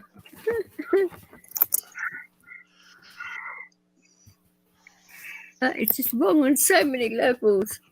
I've just been thinking of fucking dicks all morning. Thank Well, you, honestly, guys. yeah, you go. You see, well, I told you, start thinking of pickles then, not willies. Too fucking late. No, honestly, Vix, you got us tickle the pickle. Is that what they say? Is that what you were doing? Tickle the pickle. You know what I mean? I like it. No. We're not we're doing any tickling with any fucking pickles. For goodness sake. What a name. Tickle the pickle. Oh no, now I'm embarrassed now because I didn't know Kenzie Cush is listening to me. Oh dear. I'm gonna get it terrible when I go on my live today. They're gonna go, we listened to you. You were talking about the tickle in the pickle and tickle pickle and all that game. You know what I mean? Oh dear. We all know what you do with a jar of pickles now, don't we? Oh, don't get me started. You fucking started. No, I know. It's a very Jewish trait that I've got. It's called self-deprecation. Okay, and it's I wish I did too, you know. Yeah. I mean, it's a kind of black humour, isn't it? It's a kind of dark humour. The way that you I don't think you're allowed to say black humour anymore, are you? You might get taken down. I don't know. Do you know what? That's the thing, innit? I mean, there should be, they should tell us what the different vocabularies, what you're allowed to say and what you can't say. Oh, it's a load of that way we can say fuck them. Like. Yeah. You should be able to say whatever you want. I mean, it's all about context, isn't it? I mean, yeah, if you were being like racial, I could understand it, but it all depends on how you're sort of like saying it. Yeah. People should stop, being like that and get their heads out their asses and stop thinking of things that are actually important. Personally, but that's my own opinion. Yeah. Oh, it's just gone. We can hear you. I know. A lot of people today are programmed to think of everything in terms of race. He's playing whack-a-mole again. Yeah, I know. I'm trying to do it quietly, but that's ridiculous, isn't it? Try harder. Fuck's sake. Well, this was a family show, not anymore. Since when?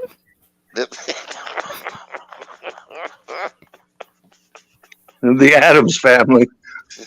Hey, yeah. My wife's here. Hold on, everybody. Hey, hello. Hello, boss. He's getting panned again. Love you. He's begging for his life. My wife, I'm going to give me about 5 minutes. I'll be back. It's only taking you 5 minutes. You get? Well, I usually take a minute, but I'll be right back. Oh, you only take a minute. Oh, even stingier get. He's military. He's military. He's a minute man. Yeah, right. Yeah. Bloody Americans. Surprised they won the war. Well, no, that's what they used to say in the UK, right? Because when the Americans came over, the British, right, and all the men didn't like it because they had the nylons and they were pulling all the girls. And they said the Americans, right, are overpaid, oversexed, and over here. Yeah. Yeah. Yeah. In Germany, they call us a bunch of drunken bastards. Well, I don't know about that. I don't know what you've started here. I mean, Kenzie's talking about flicking the bean now, for goodness sake. Oh, my God. Well, listen, everyone, I've got to go to bed now. I'm falling asleep here. I need to get some. I think Cool Tools is asleep, didn't you? I haven't got a clue, but you're talking about fucking pickles and flicking beans and all this kind of shit. And I know you're going to bed. It's like he wants to get under the covers. Don't forget, put some eyes and lips on that thing. Put some eyes and lips on that. As soon as my head hits a pillow, I'll be gone for about 6 hours. You know what I mean? I'm so exhausted and tired You know, I'm and I not was meant to surprised be having after a week- 6 hours of doing that. Fucking Yeah, well, hell. no, You sure I- it won't yeah. fall off? Do you know what? Honestly, I was hoping I was going to get a day off. Well, let's just see what happens today. I suppose I'll do a live tonight. I might do it late, like I did last night, 10 or 11 o'clock, rather than an early one. I mean, That's the wonderful thing about masturbation. It's the one time you can truly make love to someone you actually respect and admire. yeah, but it's not really a public. Yeah, but I know it's not really a public hate sport, though, is it? Really? Oh my Oh, God. God. Yeah, I tell I you, don't you can't believe take this. these yanks anywhere, can you? Damn. Jesus Christ. I do Well, apologise, Kenzie, but I didn't start this. They did. Fuckers. Right, listen, I'm going to love you and leave you. Thank you very much for an entertaining evening. I've thoroughly enjoyed it. What do you mean? Um, Give me evening. It's fucking midday. Oh, where is it? Yeah, well, I don't even. Midday, yeah, it's midday here, isn't it? But it's evening somewhere, isn't it? I suppose always evening somewhere. It's like that someone says to me, they say to me, "Why do you keep saying morning when it's evening?" I went, "Well, it's always morning somewhere, isn't it?" And funny enough, that and then someone came on and went, It's morning evening here, in I'm Australia, Sydney, isn't it? Australia." It's in morning here. Australia. Morning here right now. Yeah, it 6 is. o'clock, Yeah, isn't it? it's, Is it it's 6 about o'clock in the 7 morning? 8. It's 7 a.m. whereabouts this, isn't it? Yeah, About that. yeah. I'm just starting to get sunshine right now coming up. Yep. Oh, we've Well, had good- sunshine good for fucking hours. Good seeing you again there, Art. You have a good Yeah. day. Yeah, That was enjoy nice all the talking best, to you, guy, everyone. really. I'm off now. Well, See you well, later. Very knowledgeable. he's not going to turn around and say, "I hope you die in your sleep," is he? For goodness sake. No. It was Bye, nice Joe. talking to you, Art, Bye. really. I know he's rude, but damn. Yeah. Art's I've got really a skin like a very rhino, knowledgeable. so it don't matter. Walk And like a of duck, course, mate. I didn't mean that literal. For goodness sake. So anyway, I love you and leave you. I've got to go now. See you later, guys. Catch up with you again soon. Okay, bye-bye. Okay. Nice talking to you, Art. Bye. Very, very knowledgeable that guy is. Wow. Yeah. He certainly likes to talk, which is Oh, nothing wrong with that on YouTube. I meant to tell him to put some lipstick on his hand. Damn it. Oh, we probably heard you. Who knows? Okay. I can always like tell him later on or whatever. Probably see him around somewhere. Or so Marshall and Eddie are muted. They're probably both falling asleep. I don't know if Eddie's still on or not. I don't know. Marshall went to sleep or whatever. I honestly don't know whether he is or not. I can message him and see. Hang on. So, Frosty, did you learn anything today? Probably not. What? Did you learn anything today? What? That means no. Yeah, yeah. I learn things every day. Well, how to spell your name, for instance? I'm Well, just finding they- out, Kenzie, if he's still awake or not. I just messaged him, so we'll find out. But That's generally how every lesson begins every day. I have to learn. having to relearn how Learn- to spell your name. Yeah. That's You've been taking lessons from Biden again, aren't you?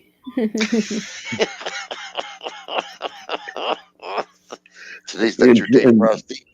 and Jill fills in for him when he's not available because his diaper's full or something. They can't make it. He's never available. What are you talking about? His brain's always on vacation. Yeah, he is. And for all these people on bloody YouTube that are saying, "Oh, that was my phone." He's awake. He's just coming back from the shop, I think. Yeah, he'll be back in a minute. So, yeah.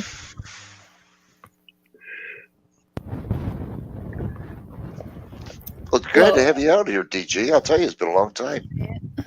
Thank you. A while, but like I say, I was near enough better, and I started to take Leo out for a bit, and then some nasty asshole gave me the Rona again. So I've had like fucking COVID 4 times in a year. I mean, fucking hell. Yeah, that's not good. No, it's not. But yeah, I was beginning to think, yeah, great, and What were you doing with the feather? Never you mind.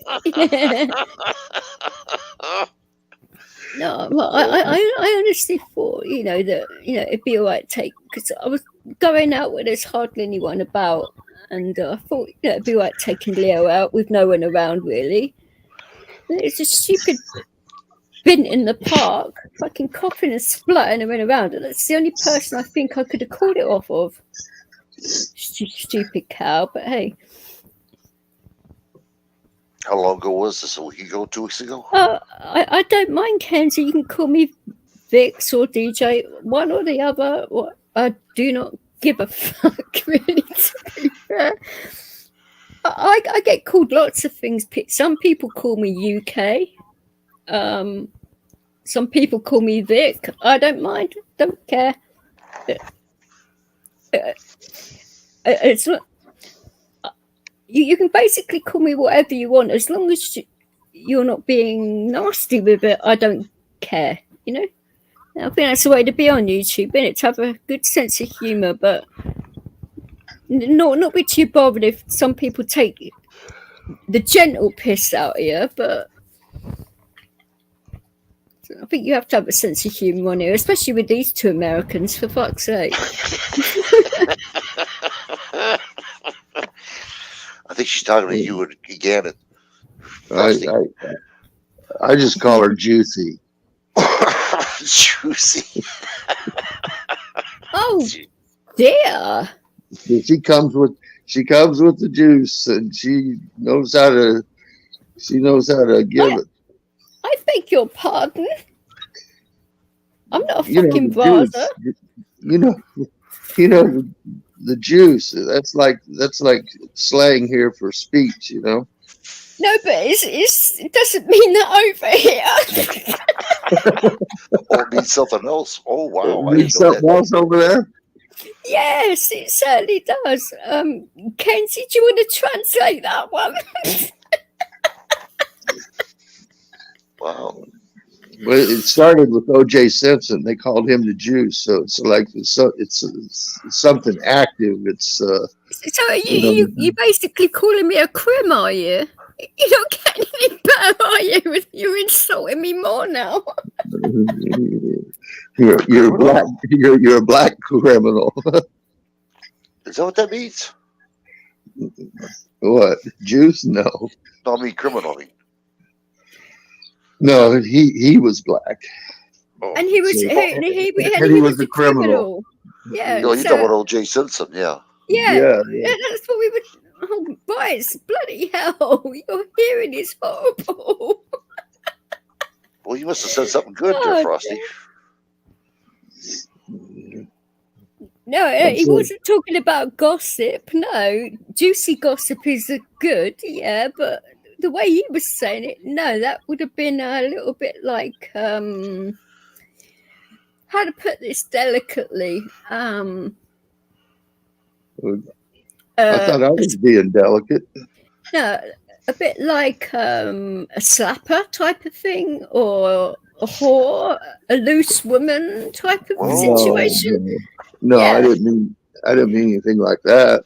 Well, obviously, but I'm not like that. I'm not like that. Just say the word juicy. No, but if you just said it in a certain way over here like that, that's how women would have taken that statement. Wow. Their language is different than ours. Well, yeah, well, we actually invented ours. You just copied it. Yeah, but we use it for a different use. Yeah, you're American. You use everything for a different use. Well, you hit on something good there, Frosty. Let's go to England. Let's try it out. Exactly, Kenzie. Lost in translation. Yeah, it always is with these two. You could get in a lot of trouble over there.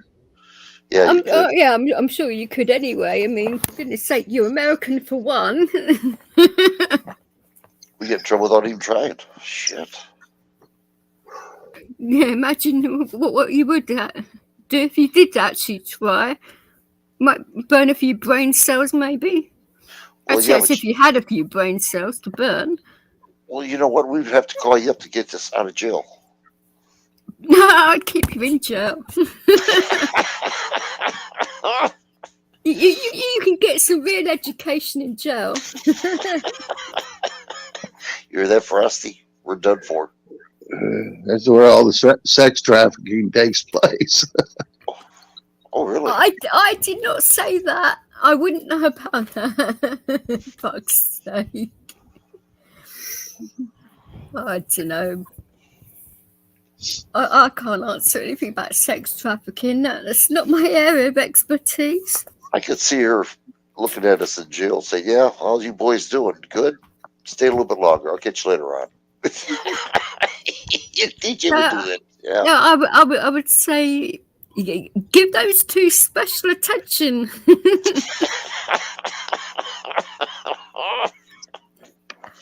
And I would say to the officers that they are very good at hiding drugs. Give them a good cavity search. And it'll be double glove up, guys. Bend Also, over and get the lube out. Gloves coming on. Now we're in trouble. Yeah. Thank you, DJ. Another 5 minutes you get it. It's You're welcome. Oh, you would Sorry love it about in that, the folks. UK, getting lubed up. Gannon would help us out, though. If you would. Oh, yeah, I'm keeping notes. In regards to with What's going on? the lube, you mean? I'm sure you would. We passing out pistachios to all the guards. Yeah. Sorry, folks. I was getting some extra pistachios there. Oh, dear me. I can see as he's passing out pistachios, he's starting to sing, you know. Yeah. He's been swinging Dixie. Yeah. I sing Dixie. I said swinging Dixie, not singing Dixie, for goodness sake. Oh, Jesus Christ. Excuse me. I know I've got a sore throat, but my accent's not that fucking bad. I'm kidding. Whatever's going to happen, whatever she says, we're going to be in trouble anyway, me and Frosty. I can see it now. Well, true, you're American. It goes without saying. Well, I had an aunt named Dixie, so I don't know how to take that. Any which way you want. I'm sure she did. And being related to you, yeah, she's probably used to it too. Oh, she and was. that came out a bit wrong, didn't it? I didn't mean. Oh shit! I didn't mean it like that. Fuck's sake. She was a funny character, though. I bet she was. Goodness me, being related to you. It would drive anyone bonkers, wouldn't it? Fuck's sake. Oh dear. I feel sorry for your wife, Lee. I really do. Me too. Exactly. Oh, she definitely needs to be awarded for sainthood for putting up with your sorry ass for all these years. My God. Just stay right here, Frosty. Don't go nowhere. This way she won't come after me. Hold on. I always take it in turns. You're next, right? What's going on here? Yeah, I'm getting beat up over here. Me and Frosty are. We need your help. We're only messing, fuck's sake. What'd I do? What'd I do? What did you do? You were born American. That's what you did. We're talking about politics now. Now we're talking about fucking going down on each other. What's going on? What? I didn't say that. Shocking behaviour from you, Rick. I'm only kidding. I was going to say, how come you come to that conclusion? I mean, fuck. I don't know what's going on. The translation here is something, I'll tell you. Well, no, I know exactly what Eddie's saying word for word, because obviously being half Irish, I know exactly what he's saying, but it's not making fucking sense, mind you. That's the Irish part probably as well. When did the Irish ever make sense? Can you feel the love, Frosty? Can you feel the love? That's why we're kept drunk most of the time, you know. Uh-huh. Makes me want to open a jar of pickles. So we Oh, fuck's sake. I'm not getting the fucking pickles. Dill pickles, right? Like I don't actually eat them because I'd never look at a pickle in the same way again. Well, first, yeah, as long as someone's tickling the pickle, anyway, that's my thing. Yep. Kenzie's asking where you two reprobates are from in America. Well, I'm from Florida. And I'm from Michigan. Yeah, but your accent, Lee, isn't originally from Florida. Get with the program. Where's it from? It doesn't sound. It sounds a lot more southern than that. Well, yeah. Well, yeah. I think, actually, that's kind of an interesting story because when I was down in Texas when I got out of the military, and I'd been down there for like a year and a half, and I went back home to Colorado, and I was sitting around talking with my folks in the living room, and they were looking at me and laughing and kind of snickering. I thought, what the hell is so funny? What are y'all laughing at? Well, you got a southern accent. But you tend to pick that up. You have a stubborn drawl. I'd say you say that. You kind of pick that up in the military, though. I think a lot of military. You actually from kind the of picked South. that up in Texas. Well, yeah, that probably emphasized it a little bit. But I mean, it wasn't noticeable. It wasn't noticeable to me. Bullshit! It's fucking noticeable. I noticed it the first time I heard you. I was like, "Whoa, that's a southern accent right there." When you said Florida, I was like, "No, he's not originally from Florida. Behave yourself." Well, I tell you, some of these backwoods people in Florida, I've met a few of them, and I don't think they speak English. Sorry, Lee, did you just say backwards people? Deliverance. The movie Deliverance. Yeah. Back in the woods. Back in the woods. People living back in the woods. That's what backwoods means. Right. Well, the actual spelling of it over here would, the end of it would be WARDS, as in backwards, as in like thick or dumb or something like that. No, it's backwoods. Backwoods. WOOD. Yeah, but it actually, because it sounds the same, because it actually does sound the same no matter where you're from. So that's what I thought was making sure, clarifying what you actually meant, because I was like, that's a bit mean, isn't it? Yeah, you got to really be careful on the English there because, you know, backwoody means something else. Yeah, it does. Oh, I'm sure Rights would love your accent, Kenzie. I mean, he finds it hard enough to understand the Irish, yet alone the Scousers. Jesus Christ! I'm getting used to Gannon's no voice though now. I'm getting used to it a little bit more. Yeah, I am.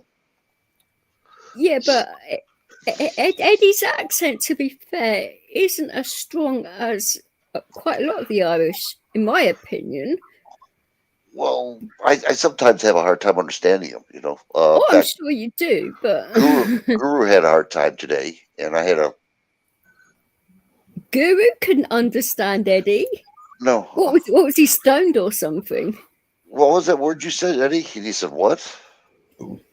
Sorry? What was that word you said to Guru, and he couldn't figure it out?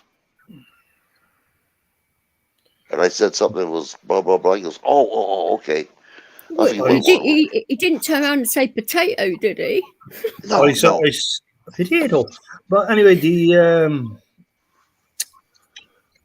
I said a lot of words today. I don't know. No, he's going on about Nude Guru was having trouble with a particular word that you said earlier on. I forgot what it was. I told Guru, he goes, oh, okay. Because he kept asking, what'd you say? What'd you say? What was it? What was the subject? I forgot. We talked about everything. That's a big help. We talked about everything. We did. So you can't even think of the gist of the conversation, so we can maybe get to the bottom of the word. I mean, should we do a poll in the chat? Guess that word. It was a lot. It was seriously, it was a lot of stuff we talked about. We have to give you a memory enhancing drugs or something. He needs a probing with a pickle to remember. No, memory enhancing pistachios, maybe. I don't know. No. A pickle be more probing and he'd remember more, I'm sure. If you want to stick the with bigger the pickle, the more he'd remember. If you want to stick with the pickle, you go ahead. No, it'd be Lee and it'd be triple glove, probably. I'm not going anywhere near there with a pickle. Fuck that, no. Well, I'll be a pickle. Jesus Christ. Anyway. Was it that... I'm just intrigued about this word now. Shall I call up a Guru on Discord and ask him? Shall I wake him up? Go, oi. I don't know if he's up. He should be up. I don't know. Let's just open the dictionary. He's on my Discord, so I can ring and say, oi. It'll be about 4 a.m, isn't it? Exactly. He's woken me up enough times. Fucking revenge. It's best served cold, isn't it? We had a good talk though. That Guru, he's not stupid. Well, no, but he's good. Yeah, but if he didn't understand what Eddie was saying, why did he just type in the chat? Can you repeat yourself, Eddie? And talk slower. No, I understand what Eddie said. That's why I said it to him. Then he realized what Eddie was saying. That was it, you know. But I'm saying I'm getting better with Eddie. I really am. It's hard sometimes, but I you know. Is it hard for you to understand me too, Eddie? No, it's quite simple. Hey, your accent is very easy to understand. Yeah, you're simple. Yeah, very simple. Who is this guy? Who is this guy? How did he get up here? I have trouble sometimes with Limerick Sean's accent because he's very thick. And it's like, hey, what?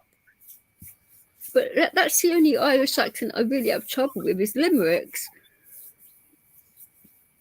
The rest of them I can understand, and Scousers I can understand pretty well, and all of that. It could be worse. It could be the crazy Scotsman, you know. Where's my iron brew? I think it actually helps having a northern uncle saying it, you know. Talking to him on a regular basis, you know. Well, you know, you make me feel bad now because I thought I was doing really good with Eddie, and you're telling me. No, you actually are. I'm jumping off the basement window. That's it. Frosty, is that basement window ready? It's open. Go for it. Thank you. Yeah, exactly, Kenzie. One word could end him. You're very right there, but we're not going to tell him what that word is. We're going to let him fall in the trap. Oh, you heard that one. Whatever it was. Us English ladies are lethal. Conundrum. Is she Irish, I take it? Or Conundrum. Liverpool. She's Liverpool. conundrum means there's no situation. I mean, there's no. Could end her. There's nothing you can do about it. It's like neutral. Or could end ya. Could end ya. Oh, Yeah, condenja. as in you. Oh, condenja. I'll have to look that up. Could end you. That's what she means. But Could because she comes from Liverpool, it's cadenza. I am so totally lost. Cadenza. Yes. Cadenza. I get it. Yeah, I get it. And people from Liverpool talk really fast as well. And they have their own lingo and slang, which is separate to the rest of the UK. So you really have to... See, you got to pay attention because there's a piece of furniture called cadenza. So that yes, could really... there is. Yeah, a lot of Scousers always say "la" at the end of every sentence as well. So it's like, if you don't know. Wow, like the Canadians. You get used to it. Yeah, Scousers like to matter. You're right. Yeah, but this ain't fair though. They can hear us, they can understand us, but we can't understand them. That's not fair. I want equal rates. Of course it is.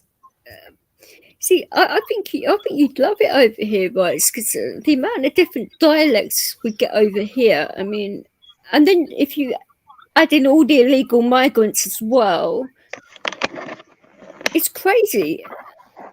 Wow. I mean, if you take London alone, I mean, you've got every single bloody country members over here. It's ridiculous. And then you've got to obviously try and understand all of them as well, because hardly any of them speak English, and it's like, what the fuck are you trying to say? It's an obstacle. Well, I know for a fact that excuse me, Frosty knows how to speak alligator. Well, yeah, you basically just throw him in a lake and hear him scream. Well, he's got it together. Frosty does. You can feed an alligator with both hands. Yeah, his hands. You can feed them twice. Yeah. That's what it was. You feed him, yeah. I'm not saying a word. I'm not jumping into that one. Fuck that. No. Fuck's sake. Well, let's see if we can give you a word that maybe nobody knows about. Think of a word that they don't know about here. They're passing it on to us. Let's give it to them. You got any word there, Frosty? Well, I can think of a few, but we'll probably get your stream shut down. Let's see. We'll think of something. You think of anything, Frosty? No. I can't hear shit. I don't have any words coming to mind right now. No.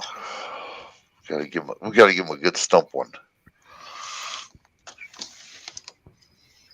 He's looking it up online. Super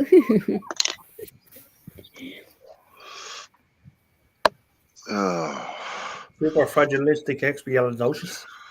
See, you got to remember as well, Eddie's been over in the US quite a bit himself, so there's one. Well, I know the lingo over there. You see. So of course. This is one nobody's ever heard before, other than me. But you're just as good as a meat wrapped around an appetite.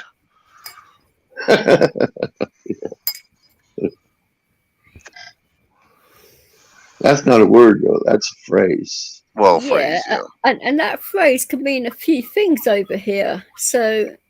Are you kidding me? No. Oh, what the heck? I can't believe this. Is it good words or bad words?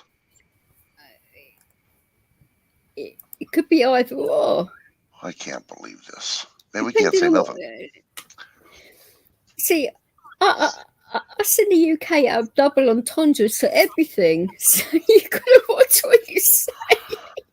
You know, for us, we went over there, we'd be going to jail in no time. Oh, you probably would with our bent coppers. My God. Yeah. Yeah, I could just see it now trying to talk to an officer. You said the wrong word and go to jail. And we have the bail money as well. So No, I spent it all. Yeah, I think you'd be fine. You just call them bacon. No, that they actually love it when you call them bacon. Oh yeah, I can imagine. Oh, they that. do. Yeah. I wouldn't call them the N word if I were you, but I don't mean the racial N word. I mean the other N word, which I really do not like saying. So that's why I'm not saying it. Nerd. Nasty. No, it's a 5-letter word. 9 with an S. No, it's a 5-letter word, not a 9-letter word, you idiot. Is a night? What's a night? Night. Night. It's the opposite of day, you moron. Night in white satin. Night and day. Oh my God. Anyway. I would be totally lost. I'd have to have DJ with us. We would end up in jail. He probably would end up in jail with me. Hey, officer, you know what these guys said about you?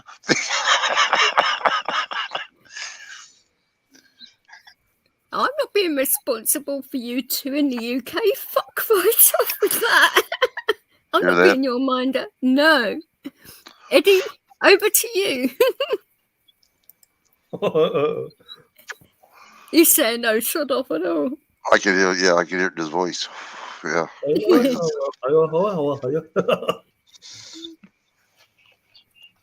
He would probably turn his accent full dub so you wouldn't be able to understand a damn word. Can you turn up that fast? I mean, can you do that? Yeah. Oh yeah, he can. Give us a little sample of that, will you? Drink. Really? Oh, I tell you what, Irish, when they've had a drink, that they normally speed up their accents anyway, but dubs especially when they start using all their slang words as well, which you guys wouldn't have a clue about. But you would understand yourself, though. Oh, I would, yeah. Wow.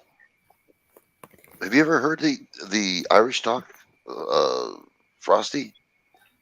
Yeah. Of course he has. He's heard Eddie talk lots of times. Oh, no. I'm not. Are you trying to say that Eddie's not Irish? What are you saying? No. What I'm saying is that, I'm saying Pickens. Are you saying he's English now? Are you going to? He's starting an international incident now. A lot of Americans think English anyway. Don't be all Frosty, will you? No. Frosty. I'll tell you. He's digging himself a massive hole. I'll tell you my bus stop story. You can see how easily words can be confused. So I'm waiting at the bus stop, and it's started to snow lightly, and I'm there by myself, and this woman comes up and she's going to catch the bus too. And I looked over at her and I said, "Tickle your ass with a feather?" And she looked at me and she said, "What did you say?" And I said, "Particularly nasty weather."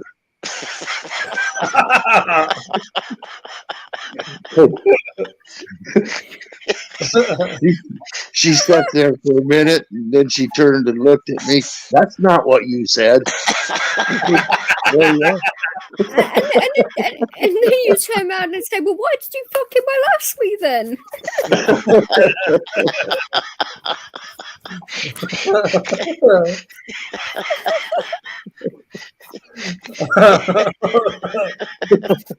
Oh my God. She probably the old recognized ones are the you best. from YouTube thinking, oh, that's that fucking bongin.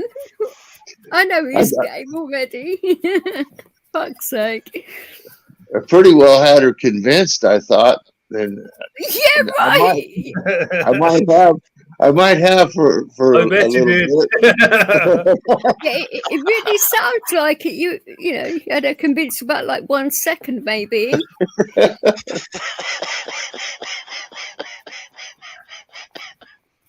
I mean, I bet it was your body language that probably gave it away because you probably couldn't keep a fucking straight face.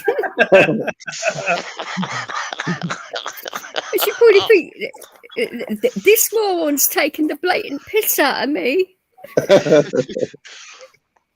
Would I be wrong in that statement? Did you show her the feather?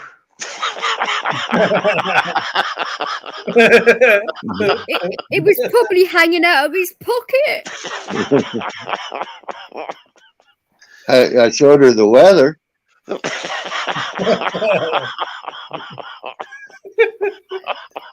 Or you probably walked past and a thing of lube fell out of his pocket. Oh my God. That's what she said. Yeah, probably said that was a hell of a bus drive. I bet the bus driver was well pleased picking you two up. You two starting an effing riot on the bus. Well, I almost had her convinced, I think, and then Hang on a minute. I mean, I think we passed that. I think we got that clarified. You didn't. No. He should come with a government health warning.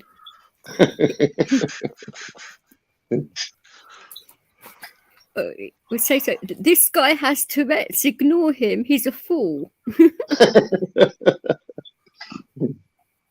You might get away with it then, maybe. I don't know.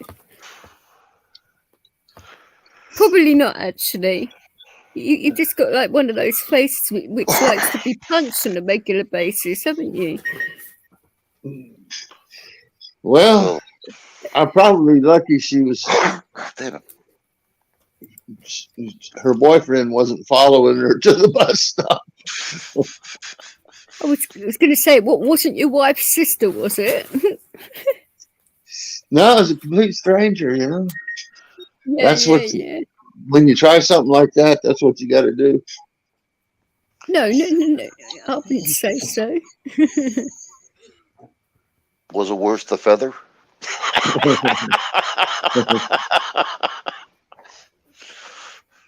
Or did you turn around and say to her, did you steal my feather?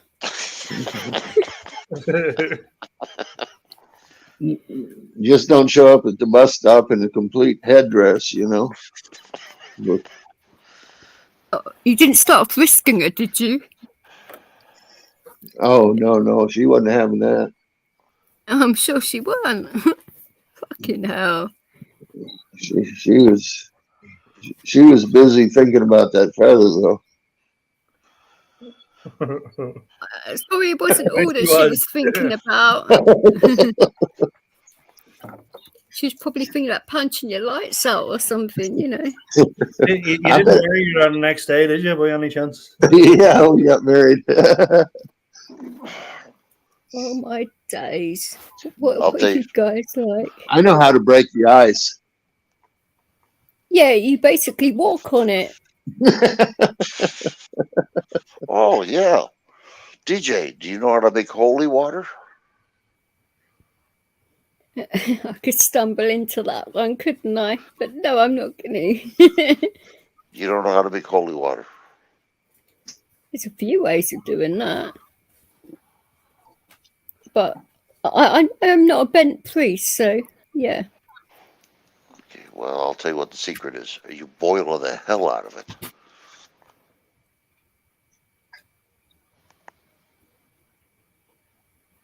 Right, okay.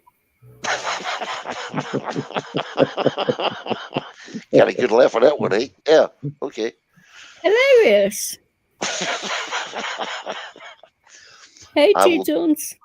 I will tell you. Oh, D. John's there? No, I just thought I'd say hey, D. Jones, for the crack. For goodness sake, right? Hi, D. John. How you doing? You want to come on up? Tell us, D. John. We'll let you come on up. We got Frosty. We got Hello, Gambit. John. We got D. John. I mean, G. John. DJ. You know, it's funny because when she was out here last time, I kept calling her DJ. Well, And a it's- lot of people do call her DJ, actually. You know, yeah. She just says, call me D, you know. So let's see what she say. She wants to come on up or what? Let's see Oh, what she say. it was mad the other day. I was on the stream and there was 8 people in there called DJ. I mean, it was fucking ridiculous. Really? Wow. Yeah. It was getting rather amusing because people getting very confused and yeah. Well, thank you again. She put it, or he put it up there for me. Thank you. You're welcome. You want to come on up, DJ? Come on up. She actually don't. No, it's all right. I don't mind you calling her DJ. It's fine. It doesn't bother me. I haven't Anyway. copyrighted the name. For goodness sake. I got to tell you a true story. Now, I wasn't there, but my grandfather and my dad told me about this. I wish I was there. I would have laughed my ass off. My grandfather and my dad, my Uncle Frank, they called him Bone because he's so damn skinny. He could eat and never gain weight. Anyway, they went to the horse race. And they're sitting down, and there's people in front of them, people in back of them, you know. And they're waiting for the horse to get on the track and run. Well, they're looking at the, whatever they call the damn thing, the brochure, to find out what the horse does, blah, blah, blah, blah. So they picked the Program. horse program, thank you. And they came back, and they're sitting there, and they're waiting, and here it comes. They're off. And the horse starts taking off. Well, my Uncle Frank gets up. He's screaming, yelling, hey, come on, you son of a bitch. Let's go, let's go, let's go. What he didn't know, though, when he was moving his hands, he lit the lady behind him, or in front of him, back on in front of her sash was on fire. And as he was talking, he noticed that his cigarette landed on her sash and started catching on fire. We started beating her on that program that he had. Come on, you son of a... He's beating the shit and trying to get the fire out. And I guess her whole ass, you know, in the back of her head started on fire. She fucking went out, mother freaking. She's screaming loud, takes the hat out, you know. She finds out with bird. Oh, I guess shit hit the fan. I wish I was there to see that.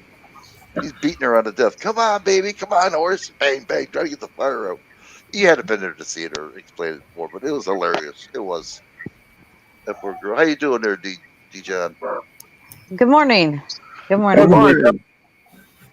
I only have a few minutes, but I wanted to stop up and say hi. I haven't seen DJ in a minute, so I wanted to say hello to her. Hello, you right? I was sorting the dog out. Sorry, I apologise. Oh, I'm sorry. All right. No, you're fine. All right. How is everybody this morning? We're doing good. I'm getting Pretty my good. voice back slowly, but Getting beat up over here, D. John. oh, sod off. Getting beaten up. You deserve it. The only person that's beating you up is Frosty. No, the only person that's beating you up is you. Wow. That's self-abuse. Stop. I was going to ask D. Jones, how are you feeling now? Because I haven't properly spoken to you in a little while, and you were sort of Oh, I'm doing having a all bit of a right. hard time. And Yeah, that's good. I'm much better. I'm much better. I'm Well, you sound good. I was fighting. Excuse me, fighting half the night. I put my grandbaby and I started putting my Christmas tree up, and just recently, recently she drug in a kitten from outside, and I had to feed him with an eyedropper. So he's a few weeks old now. First Christmas tree he's ever seen. So I have fought all night to keep this cat out of the Christmas tree. A kitten in the Christmas tree. Good luck with that. Oh my gosh, he's been climbing it. he is just playing in the garland and the bottom of it, laying underneath it, and just staring at it. He is mesmerized by this Christmas tree. I've had to take fishing line and tie to the tree and tie to the wall because I got tired of picking the tree up last night. This is why I won't have Christmas trees in my house. Because could you imagine with 2 cats and a fucking dog? No. Right. This is the first one I've put up in 7 years. Oh, bless you. it's A kitten and a Christmas tree. Nah. it's a challenge. Well, you can see it from a kitten's point of view, can't you? All of those colours and baubles and tinsel and all of that. I mean, that's kitty heaven, isn't it? Oh You yes, know? oh yes. He's so excited. He's laying underneath it and just laying there and looking up. He loves it. Absolutely loves it. Chewing on it, and tasting the tinsel. Well, yeah, It's funny. You've got to be careful because you don't want, obviously, to take the kitten to the vet, do you, if it has an accident? So you've Oh gotta be no. I've been watching him. So he's doing pretty good. After I tied it to the wall, he's done much better. Oh my God. But I think No, he likes the warmth of the lights, that throws off a little bit Yeah, of heat of from it. So course. he's loving that. But I mean, he's sitting in the living. I can see him now. I'm sitting on my bed and I'm looking through the Oh, door. He's sitting in the living room staring at it. It's like he's oh, mesmerized. He thinks I put oh. it there just for him.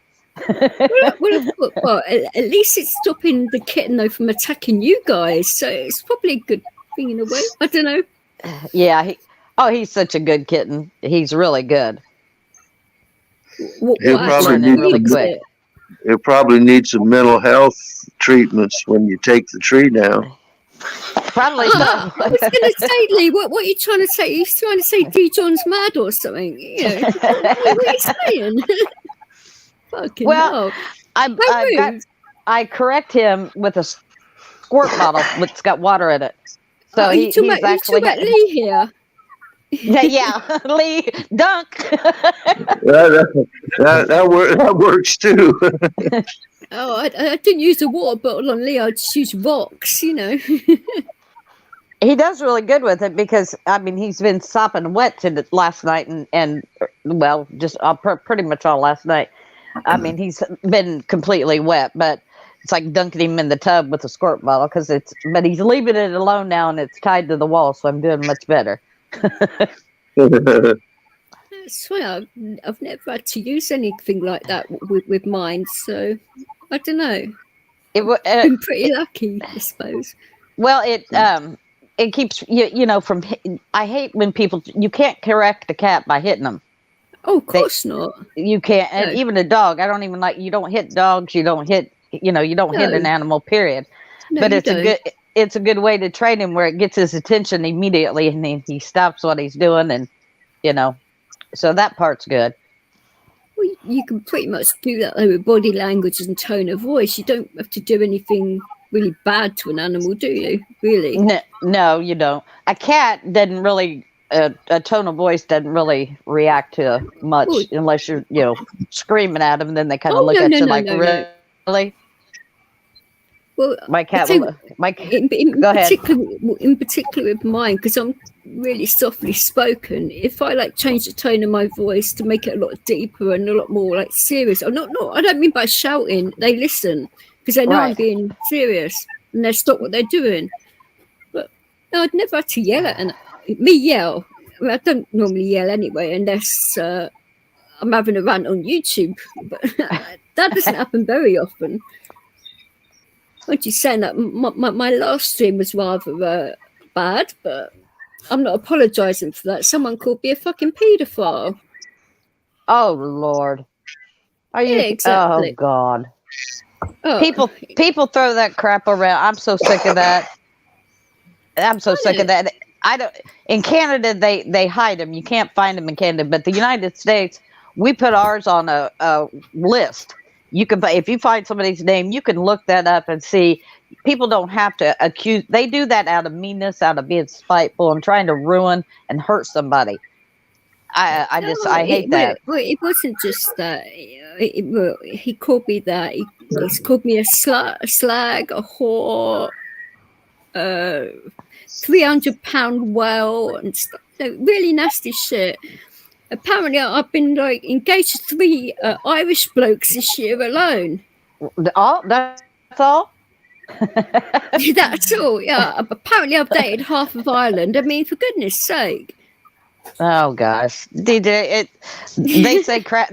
I've never been called a pedophile, but I've been called everything else under the book. I'm a whore and a cunt and a slut, and it's only words. I know that I'm not, and so I don't really give a shit what somebody says on. They've called me a rapist, a murderer, a drug dealer, a drug addict. What else was I? Oh, my son was a murderer and a rapist. They went the gamut on me also. So don't. I take it in stride. It's like, they're all haters. That's the same, Vix. We all over, over here. Yeah, normally I'm not like bothered about it, but he's like getting other people involved behind the scenes and turning people against each other and being a right nasty bastard. It's not just like keeping it to like this. It's making quite a few people's lives miserable. He's like slating Courtals in particular, saying, "Oh, the guy with no arms and legs," and you know what's happened to him. I mean, that kind of thing's disgraceful. Yeah, it's I mean, I've got one that's going through, and if he's got a wrench in the channel, if I speak in the channel, he hides me in every channel I go to if I don't have a wrench. So it's getting ridiculous. It's honestly just, but that's not really why I protect certain people that I know get trouble. For that reason, So you recently blocked me for the while they were talking about my mother. Like it was been dead for the last 11 months, Well, see, Eddie, that's just it. People will go to the lowest to get at you. So if they think that speaking of your mother will hurt you, they'll go there and they'll do it. They'll say it. If they think saying my son is a rapist, they'll go there. They'll say it. If they think they can get a GJ by calling her a whore or a slut or a pedo or whatever, they'll go there. People on the internet I have ran into some of the most nasty people I have ever met in my life. They wouldn't say it to my face, but they'll say it, on the internet, and they'll say it behind my back. Just like DJ saying, they go behind the scenes and try to start and stir shit. I just feel like they're negative. They must have a miserable life to project that. If you're negative and nasty and project that, that's what you get around you. So but you know what, D. Johns. I mean, I'm sorry to cut across you. I mean, I'm actually delighted with the fact that they have blocked me, because it keeps me away from the drama and this, that, and the other. So I mean, I can only appreciate what they've done. I mean, yeah, okay, they're gonna continue talking shit, but I mean, they can't haunt me if I'm no, but the actual point of it is, though, you can't go over to, because it's not even their channel. It's a good friend of Eddie's channel as well, so you can't even go over there to support his friend. Right. Oh yeah, I mean, I supported them a long time, like damn near 2 years now. So. Well, it's like with DJ's channel, I got hidden in there, and I had to message her and let her know, because she had no idea, and it took a while to figure out what it was. Oh, it was YouTube messing about, wasn't it? They were hiding people left, right, and center, and censoring people. It was going on for months, wasn't it? I've sorted it out now. Yeah, it took a while, but I mean, and I never came into her chat and said anything nasty ever. No. And what it was is that I would put emojis up. And when it first started, they started hitting anybody that put emojis into the chat. And I was like, because I never have or never would come into her chat and speak nasty and hateful things. But it took us a while to figure it out, didn't it, DJ? Well, I said, because when I actually saw screenshots of what was going on, because I was like, nothing's showing up in my chat, and it was crazy because a lot of people were saying, so it's going on in your channel, and I'm like, okay, let's try and get to the bottom of this rather than cussing people out and accusing people. I wanted to get to the bottom of it. Right. Because I didn't know whether it's one of my mods or not, or whether it's YouTube or StreamYard or whoever it was, but we got to the bottom of it eventually. But it did take a while. But my God, did I get a lot of headache from that? Jesus Right. Christ. But But it's happening every stream. like I said to you before, D. Jones. I mean, you girls were inseparable, you know, and I was. I mean, I was wondering, why, that was happening. I mean, it was always a great laugh. It was always good banter, you know. And it's just a shame that had to happen, you know. Well, the only thing I can tell you to do is try to contact that channel owner through an email or something like that.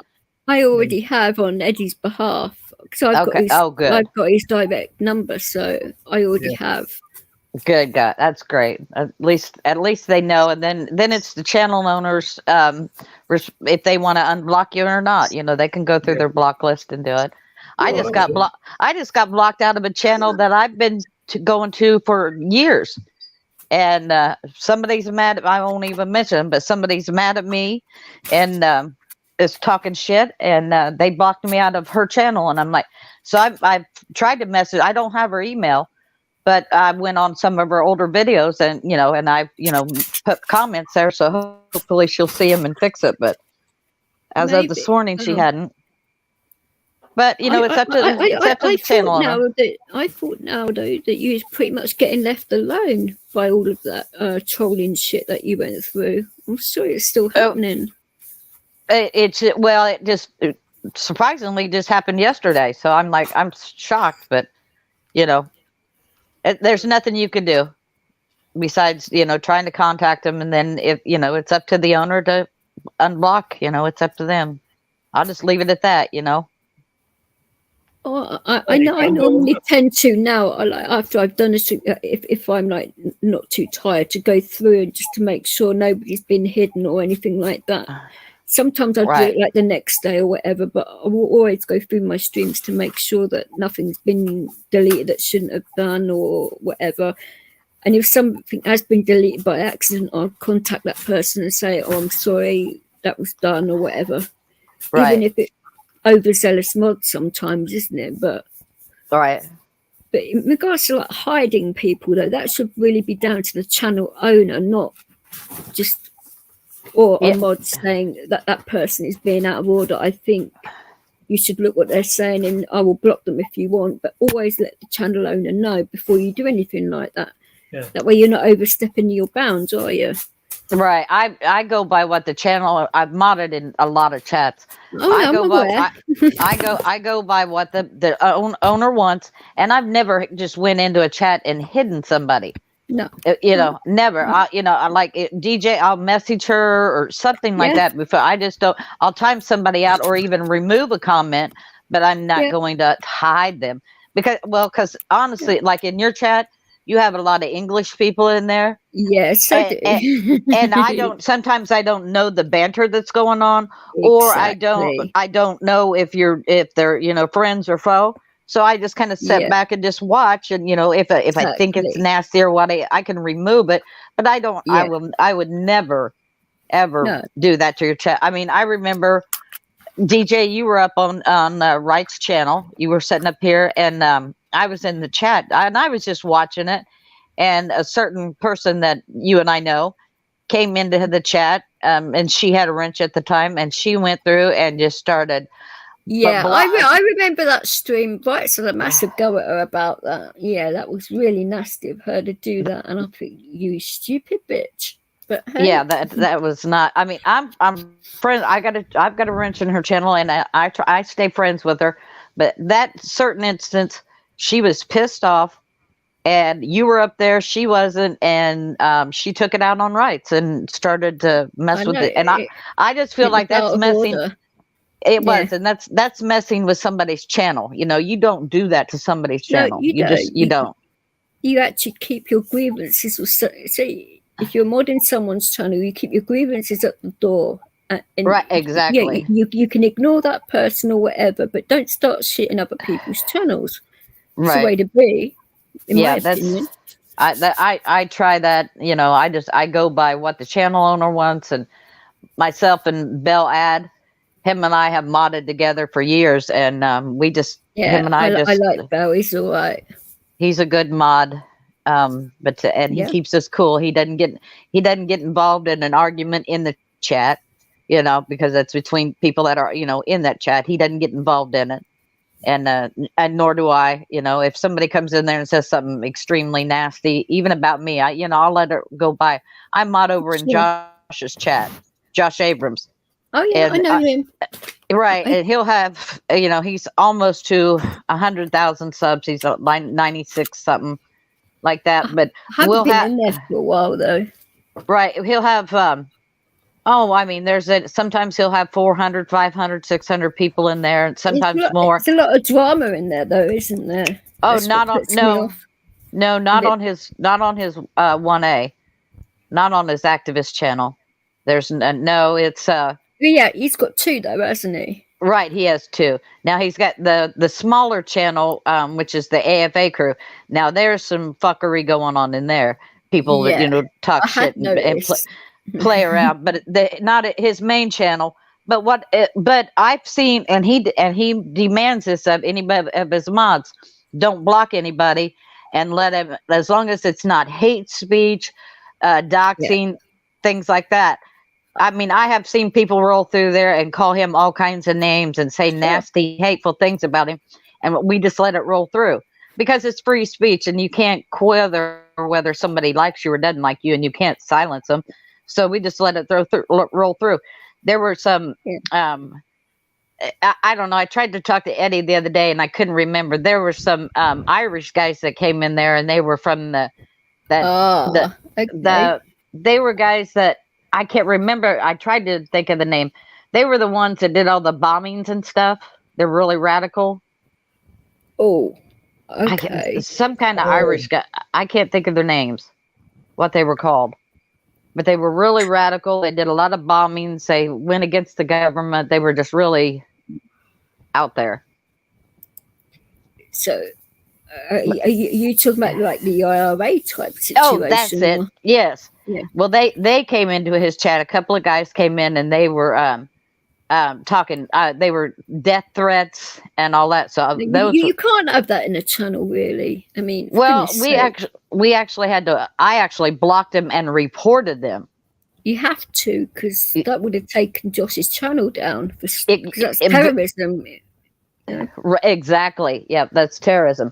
So I mean, I've been in a lot of channels, and have to mod a lot, but I would never. This person that's doing it to me now is just being vindictive and just trying to start shit. And I've been in their channel for over a year, but I just won't go back. Now, though, a lot of Irish people are pretty chilled out, lovely people, actually, and that they wouldn't be talking about that kind of stuff. Would you agree with that, Eddie? They wouldn't be talking about bombings and killings and all of that. Irish aren't. They're normally happy-go-lucky, nice people. Yeah, like we're very easygoing, Very much like I'd Brits in that way. We're very sarcastic wankers, granted, but we wouldn't talk. No, we are. Granted, You are. You guys are. At least we own it, Right. Well, and seeing and me being American, sometimes I don't. That's why, I sit back in your channel, because I don't understand. What some of the stuff you're talking about, but how sometimes you guys are bantering and you're actually just kidding, but I have to sit back and watch sometimes. And from your point of view, it would be sassiness, Yeah. It's nothing wrong with that. That's why she's got salty bitch on her icon there. She can be. Don't be a salty bitch. Oh, when I was up in a couple of rants, I used that a couple of times. I just thought, a normal one isn't. It's got to be something else. So I thought I use that. Fuck it. Johns won't mind. You actually get the joke, and you did. So. Oh yeah. Well, I think didn't one time you use the avatar, put it up in your thumbnail? Yeah, I did. Yeah. Yeah, that was so funny. I thought I was gonna die laughing when I seen that. It was so funny. Like I said, I thought you'd get the joke because it wasn't obviously a go at you or anything. That I thought, oh, she'll understand. She'll get the crack of that, you know. Oh yeah, it was funny. Well, he was a pretty good fucking man, actually. I think people got the message and are like, oh, okay, this girl has got a backbone after all. We're back off a little bit here, and it worked. It did work. It did work. I haven't been getting so much shit since, but oh, for the most part, it's calmed down on mine end. But you know, I'm glad because you didn't deserve it, and with all that stuff that you had the passing of your husband and all that, you don't need shit like that, do you? No, you don't. No, you don't. I mean, there's still a few people that make digs, but you know, I take it for who they are. I take it that's their character. You know, so I don't expect anything more from them. They're idiots. So I just move on and go on. They could say and do whatever the hell they want to. It's the internet. It doesn't affect my real life. You know, I have a life outside of YouTube. Exactly, but if anyone came in my channel and started slating you like that, they wouldn't be there for very long. Right. Because I see that as targeted aggression, and I don't have that in my. That's one of my channel rules. So, right. And I think that's the way to be. That way, you keep it like on a clean level, really, don't you?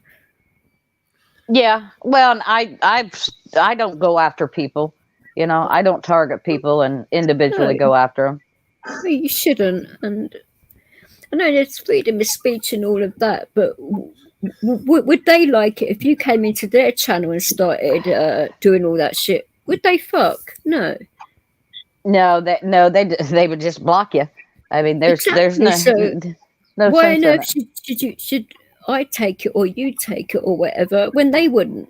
Hypocritical bullshit, isn't it? It is. Well, and it goes back to the same thing. I treat people the way I'd want to be treated. I'm not going to go out there and get nasty with somebody just for no reason, or you know. But this is the thing. Eddie and I are practicing Buddhists, so we always go by the golden rule. Yeah. So that's exactly why, in regards to that person who called me a paedophile recently, he's been treating me badly for going on now a year. So it's not just been overnight. I've been biting my tongue a lot. Now the gloves are off because my actual son saw that stream and others, and he contacted members of my family. So now half of my family have seen it, and it's like, oh Jesus Christ, that's ridiculous. But I'm like you, DJ. They've attacked me for it's two and a half years now. It's not on though, is it?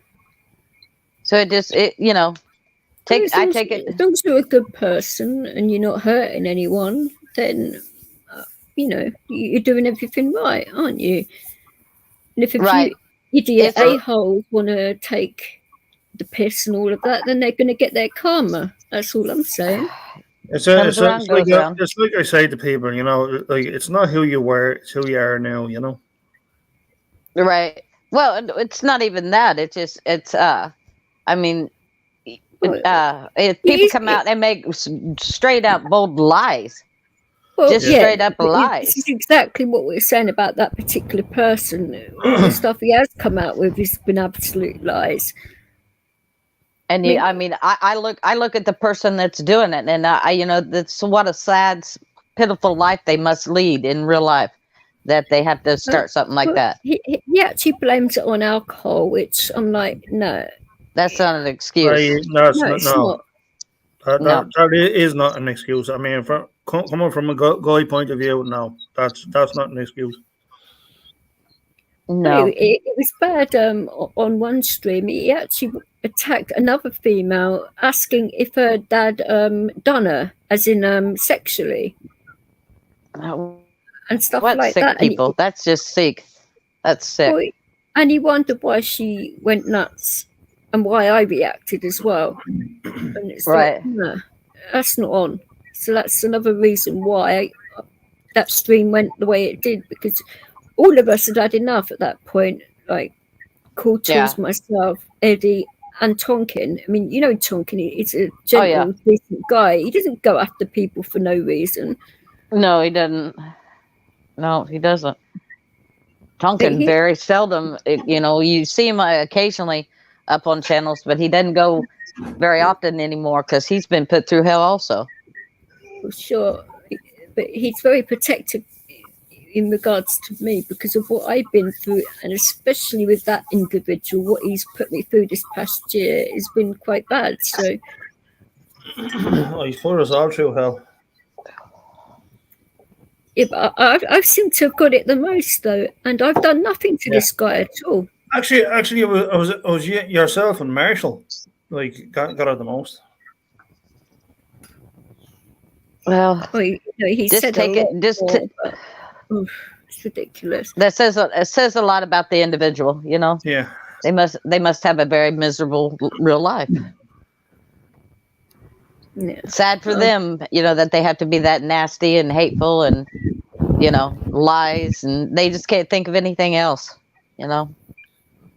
I just wish so that they wouldn't drag other people into it, because those are the people that are innocent in all of this.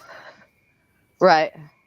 Because you know what it's like on here, people hear a version of what happened and it's twisted and not actually true, and then it blows up into something major, and then loads of people get involved, and it's like, what the hell? That's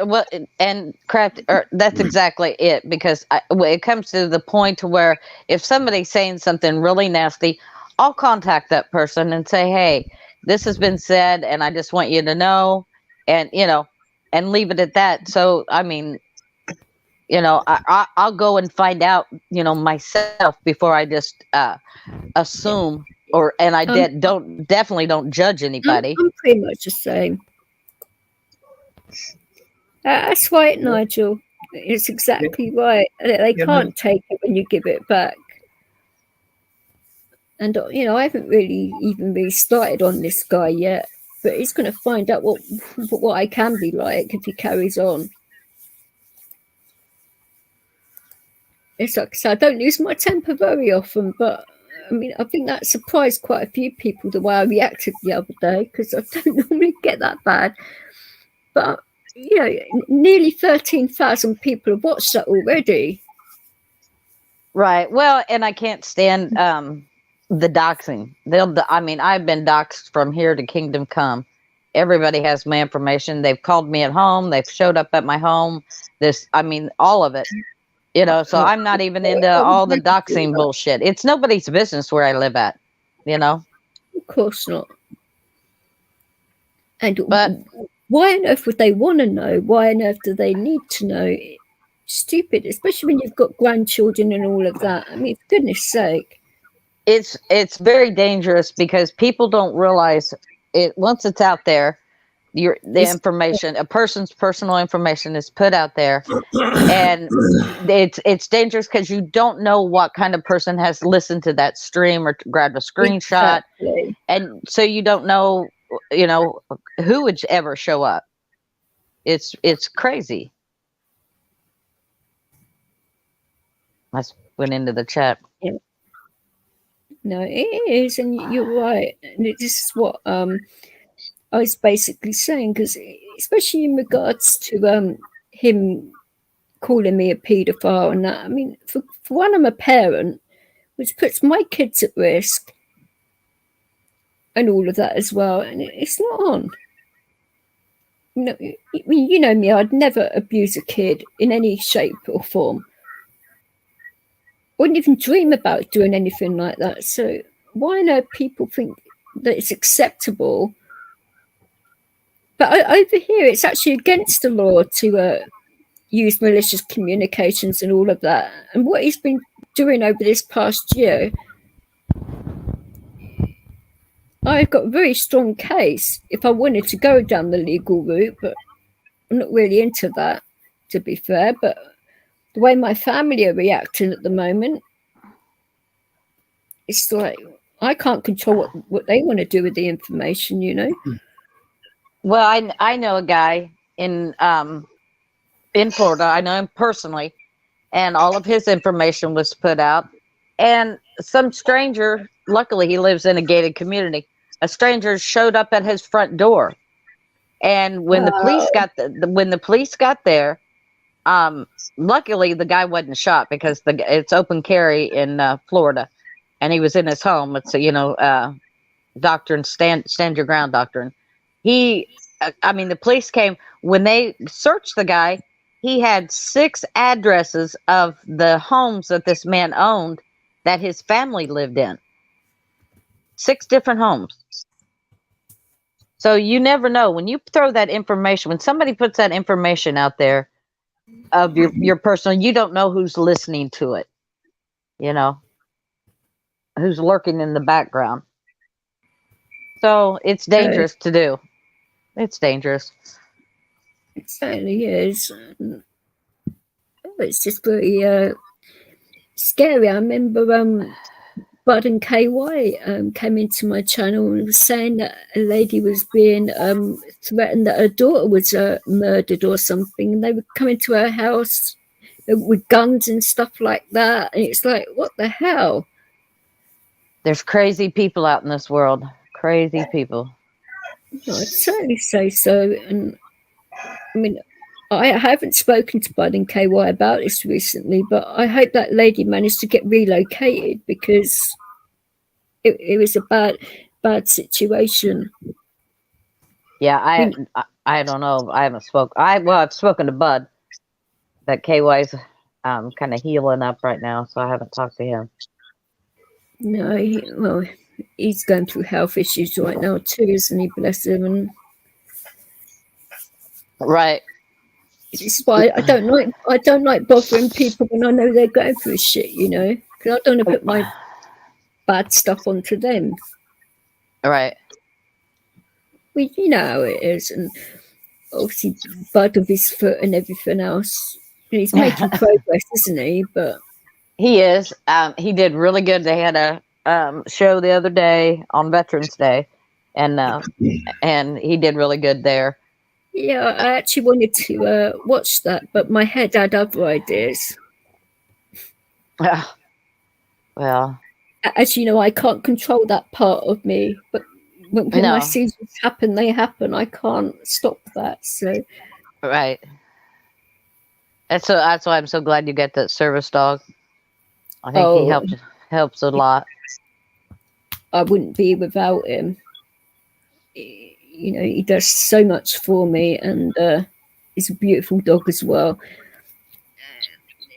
And he's got so many fans outside this house. I mean, everybody knows him around here. They all, you know, give him chicken and lots of good meat and stuff like that. You know, he gets well spoiled around here because people, you know him as a lovely dog, and they know what he does, and people have seen what he does.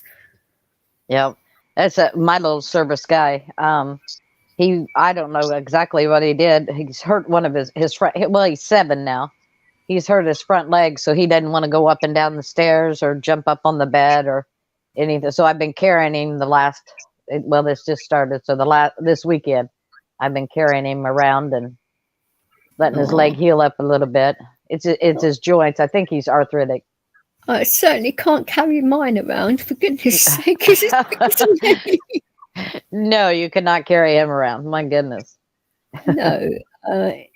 Well, the bloody way. Yeah, we're talking about you, mister. Oh, he's going to perk his ears up and look at you, isn't he? Oh, no, he's basically sitting next to me anyway. He's nuzzling into me because he knows we're talking about him. Mine's laying here on my lap. Got his face tucked down in the blankets. It's been mental because since I caught Rona again, it's exacerbated my seizures a lot more. So that's why I had to cancel my mum's birthday stream and that, which I felt bad for doing, but I didn't have a choice. It's either my health or doing it, and I felt her around me at the time, and obviously if she was alive, she would understand it. So I've never missed a birthday yet. Right. Yeah. Well, but when you're sick, you're sick. That's you just, and you're right. She would understand. She knows you're sick. Well, exactly. So I mean, I can always do a stream when I'm feeling a lot better. I mean, I wasn't even going to go on a panel today, but I thought, well, I will for a little while, and it turned out to be quite a long one. But so it was on Cool Tools' channel and then in Wright's, so I don't mind that so much. But like if it's on my own channel and I wasn't exactly feeling very well earlier on. Yeah, I hope you get to feeling better. Well, I will soon enough, but I just hope I don't catch it again. Right. I hope not. But it's mad. It's like the actual last one I caught didn't seem very strong a strain, but this one, it's like wiped me out a lot. So I think it's a different strain. Right. I couldn't tell you what strain it is, obviously, but. Well, definitely, just do what you're supposed to do with, taking care of yourself. And this cat just jumped up here on my lap. Oh, are you talking about your little kitten? Yeah. Yeah. Oh. Likes to get up here and nuzzle. He nuzzles like he would his mother on my chest and neck. He's a. Are you saying he's a lucky boy? No, not a lucky boy. He just likes to get up. He just likes to get around your throat and your neck, and he just tucks his head in there and purrs. I was actually being joking there. Right. I said lucky boy, not anything perverted or anything. My God. I was going to ask you, have you named him yet, or are you going to work out what his personality's like before you name him? She named him. She named him Hershey, like the chocolate candy Hershey. That's not a bad name for a cat. But I call him when he comes to Moo Moo, like the cow, because he's just I don't know. He just reminds me of a cow. He's just funny. But Hershey, Moo Moo doesn't sound anything like Hershey. Isn't the cat going to get confused? Yeah, he has two names. He comes to both of them. He'll come running. He's almost like a dog. He knows when you're talking to him. He knows when you're correcting him. He comes to me, period. It's the tone of voice, though, isn't it? If it's high pitched and excitable, then his cat's going to come to you. Right. He does pretty good.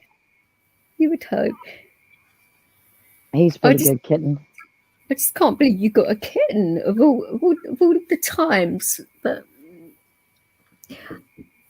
well, it's DJ, I wouldn't have him if it wasn't for her. She went out back here and caught him. He was a feral wild kitten, and she caught him. So I wouldn't even have a cat if it wasn't for her. But I love cats. Don't get me wrong, but I wouldn't. You also wouldn't put it out in the street either because of what can happen, especially this time of year. Oh no! I whether it was hot or cold out, I wouldn't do that to a cat. Period. Well, especially if you don't know where the mother is. Right. Because that would probably mean certain death. Oh yeah, definitely. He's big enough now. He's eating. I can take cat food and I moisten it up, make a gruel, and he eats it.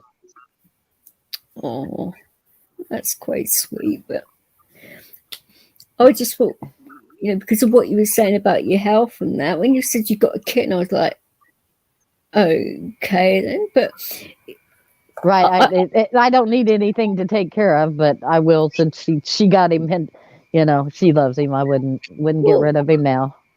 Cats normally pretty self-sufficient anyway, to a degree. Oh, yeah, but yeah, they are. He just wants attention right now. He just needs companionship, and he tries to snug up and lay next to the dog, and the dog won't have anything to do with it. Seriously, that's strange because in regards to mine, my actual dog loves my cat. So, well, he loves both my cats, but the older one in particular, they're inseparable. So it's quite a sweet thing. They groom each other and play with each other, and it's quite sweet. I mean, he's so big, and she's quite big as well, actually. But it's quite a sweet thing to see. But well, I guess maybe it's recent. They haven't got a bond yet, and he's an old man. He's getting grumpy. So, that maybe but he tolerates him. But it was mad. You know, the first time Leo came into the house, I mean, Callie wasn't that old, but he came in a bit excitable, and she just like twatted him around the head and went, "Hell no, you're not doing that with me." And he basically backed off for a little bit and given her respect ever since. Right. With the other cat, she didn't have to do anything to correct him. He understood immediately that the cats are to be respected and not played with in that way unless they initiate the play, you know? Right. But no, it's a smart dog. What can I say? He doesn't normally take much with a cat, though, does it? If a cat does really swipe a dog round the head, they normally mean business, don't they? Oh yeah, they do. He's an old grumpy dog, and he tolerates him well. I mean, he doesn't try to hurt him or anything. So I mean, that's a good thing. Of course not. And it's a kitten. He's wanting to play, so they're doing okay. I mean, they're not hurting each other. Nobody's getting scratched or bit, so we're okay. I was going to say, Kenzie, why don't you come up and say hello as well? Because I remember you seem to like animals as well. You'd like Kenzie Dijon. She's a lovely lady from the UK.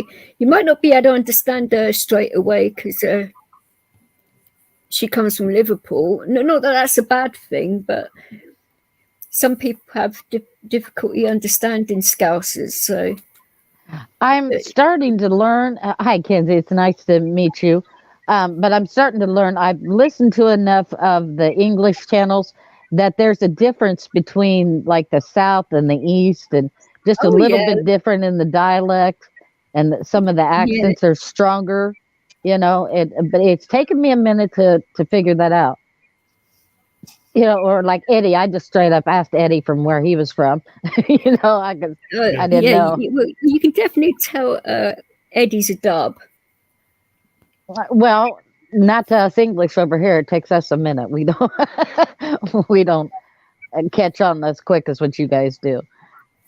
Well, a lot of people say it's because of the boxer Connor that they can tell the difference now because of the amount he talks and all of that. But obviously, I already knew the accent. But... Yeah, Kenzie says I sound like Dolly Parton. I think she worked harder than 9 to 5, but and I wouldn't know about the jugs, but who knows? No, and I don't have. See, and what's funny is like you in England over the or overseas period. It's hard for you guys to figure out whether we're from the north or the south or California, you know, all the way to the west. I mean, it's hard to understand which areas we're from, which I'm kind of like in central Indiana, but I've got family in the south, so I do pick up a little bit of southern accent. Yeah, you have got a little bit of a southern talk. Not as bad as Lee's, mind you, but right. Mind you, Lee is just terrible anyway. I mean, for goodness sake. I'm so thankful you're protecting me. Of course, you know. Well, Frosty's he's so far south that he lost his southern accent. Yeah, Well, he's definitely far south, all right. Fuck's sake. I have a South Pole accent. Yeah, he definitely left his pole in the south. I've got family from like Kentucky and Tennessee, so that's where I pick up that southern drawl. So I can see saying Dolly Parton, but I don't have Dolly's chest or wig, so That's why I said I have never asked you that, and no. Could be worse. Could be Louisiana. Yeah, yep. I'm not Louisiana. Or it could have been like that picture that Wrights showed earlier on with that bloody woman with her. She didn't have them out, obviously, but goodness me, they would break your back. Oh Lord. Arkansas can be tough as well, can't they? Yeah, Arkansas, Louisiana. And Louisiana has their own because they get a little bit of French in there, that dialect, and it's hard to even understand them. For me, I like that Cajun singing though. yeah. That's a good thing. Yeah, we're talking about this picture, the woman on the end with the. I would have said they're probably double G's or H's. I don't really know, but they're huge.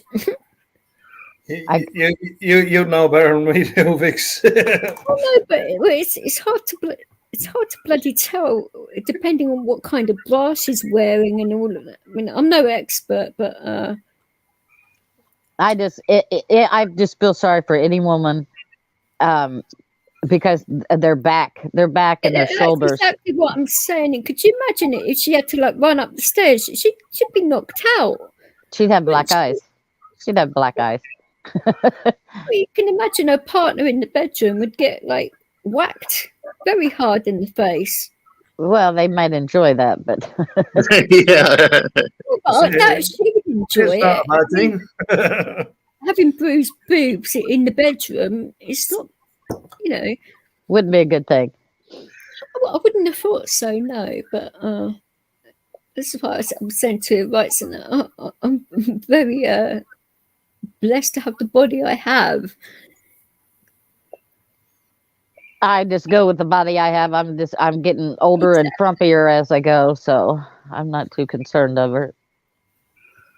Oh, but it's mental. That particular guy turned around and said that I was £300 and I needed firemen and that to help me get out of my house because I'm that fat.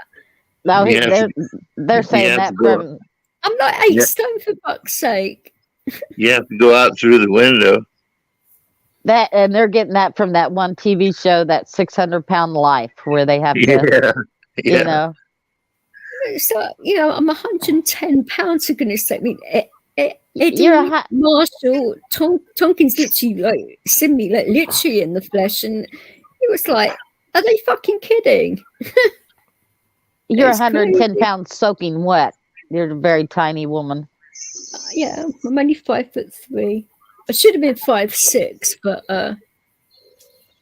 that's what my orthopedic surgeon was saying, because I do have very long legs for my height, and he said that was the reason.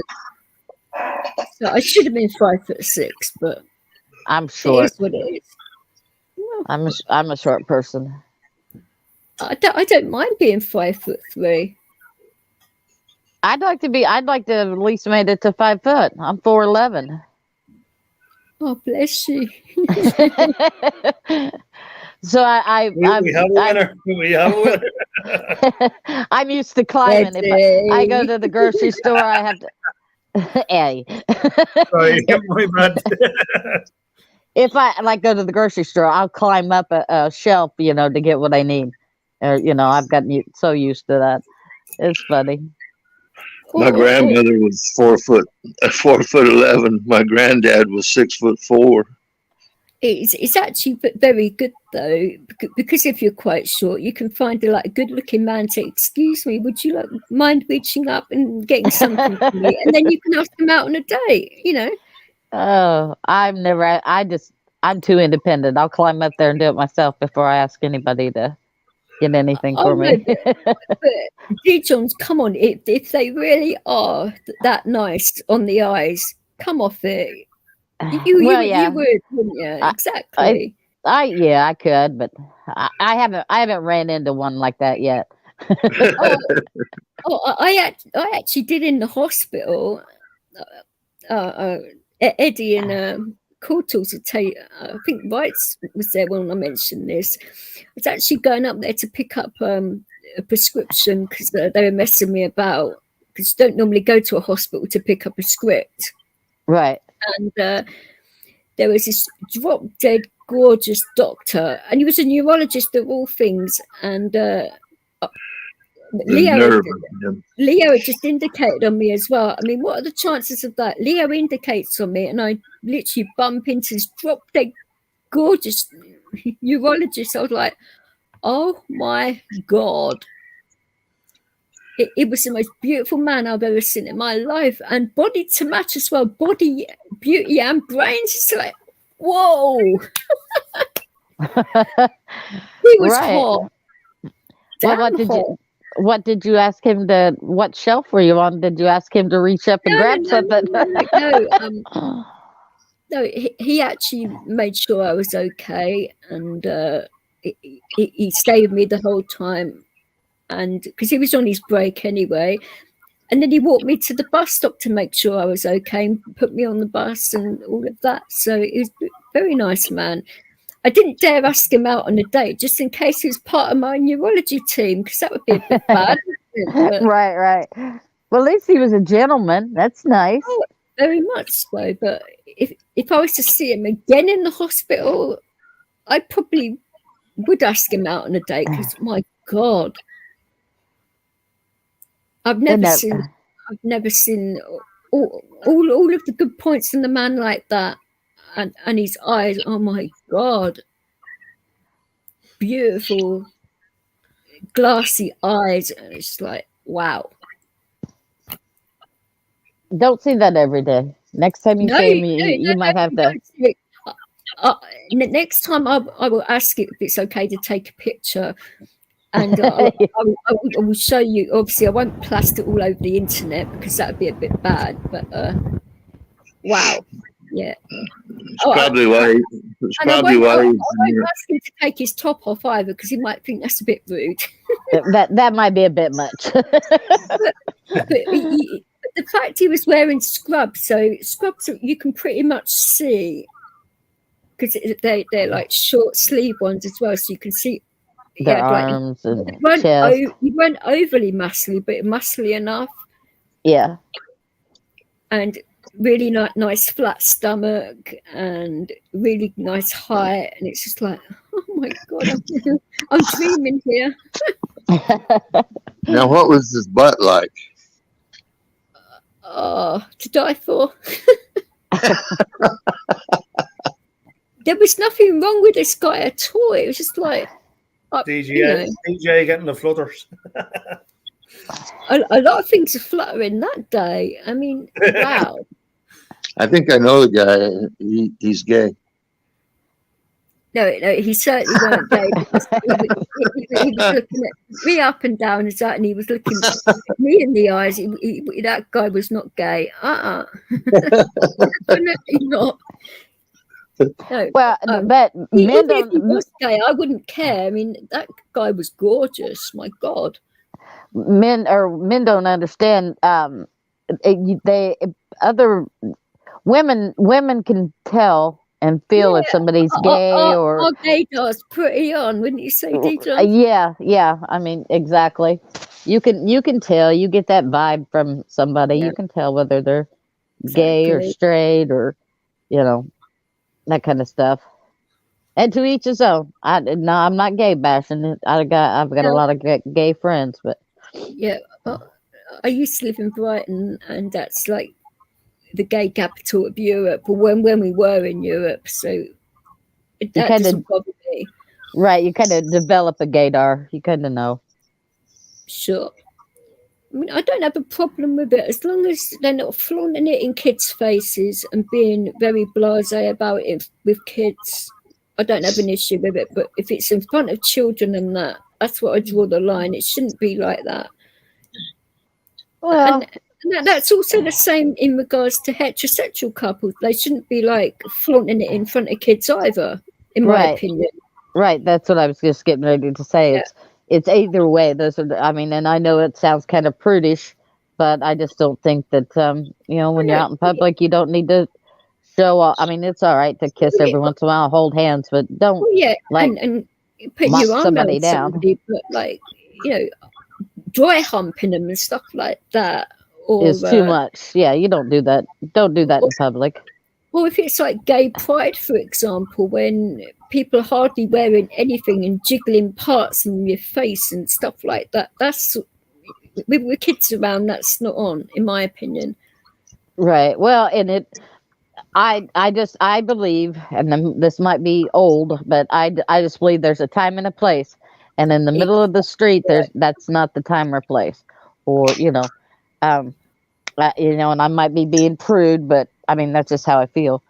It's how I was raised. Well, no, I mean it's the same with any man or woman. You cover certain parts of your body up. You don't sort of let it all hang out. I mean, that's just wrong. Yeah, I mean that's how I felt. My opinion too. Look, kids, see that she's decided a long time ago she was good being single. That's how I am. I'm comfortable. I'm good at being single. I don't have to have somebody to make me a whole person. I am who I am, and I'm comfortable with it. It's taken me a while to get to that point in my life to be comfortable with just myself. But hey, it's a good thing once you figure out that you're okay. It's very liberating. It's very it's a nice place to be in your life. It took me a long time to. Well, you obviously know that I was married for a long time, and he was the love of my life, and all of that. And it took me like years to sort of like get to the point where I would be okay to date someone now. And all right, well, I've been married twice, and the first time was the love of my life. We should have never gotten divorced. And the second one was the worst mistake I ever made in my life. But the first one, I mean, and that's the one I had children with. Exactly. And even though him and I are apart now, I don't wish him any bad, and I still love the man. He's a good man. I should have. With your kids, so of course you would, and yeah, right. But it's been mad like recently because he actually said to me to get back together, and I'm like, because we still have the same issues we had previously, And but he's an ex for a reason. Well, it was his eldest son that broke us up. So why would I want his kid? I can't let his kids. I wouldn't want him to choose between me and his kids, Right. It's important, and I couldn't do that because I'm a parent myself. Right. And also the fact that we have kids together, so my kids are related to his as well by blood, not just by marriage. So it's different. Right. So I have to be respectful for them too. It's not just. I mean, we could get back together and it could be all right, say, for a couple of years or whatever, but then the issues will still start to brew again, and we'd end up breaking each other's hearts all over again, That's the way I saw it. So I thought, no, I'm going to start afresh and all of that, Well, and see, and you've come to the place in your life that you're okay, with you. You're okay. You're comfortable with yourself. You're okay being you. Definitely am. And you're strong, and you're a strong woman. Yeah, a lot of people can't take that actually, because I've got a lot stronger. Myself included. A lot of people, they just they can't deal with a strong-minded and strong-willed person. It's hard for them to deal with, but that's okay. That's on them. But, I mean, I don't know if you agree with this, Eddie, but I would have thought you would like strong women to a degree as well. You don't like weak-willed women, do you? Oh no, not at all. I mean, like I would rather a woman to be who they are instead of who they're not.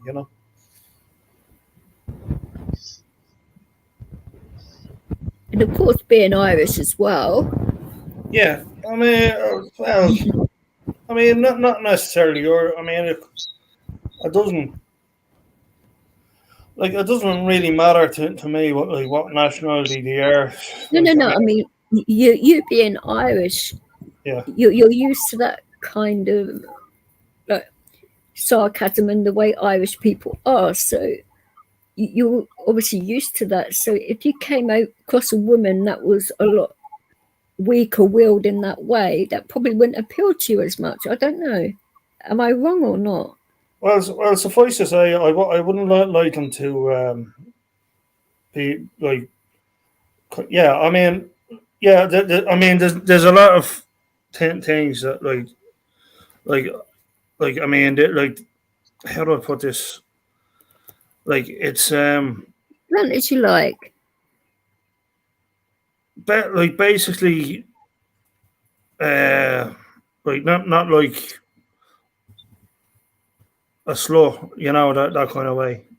Oh no. And I don't mean that in a bad sense. I just mean, you know, kind of like, I mean, you're basically saying that you like women basically a dignified woman, you know, a proper dignified woman. That's what I prefer. You know? There is nothing wrong with a woman that respects herself and her body. Definitely not. I mean, no, and there's nothing wrong with a woman that is strong-willed. She can in a dang relationship, DJ, you know this.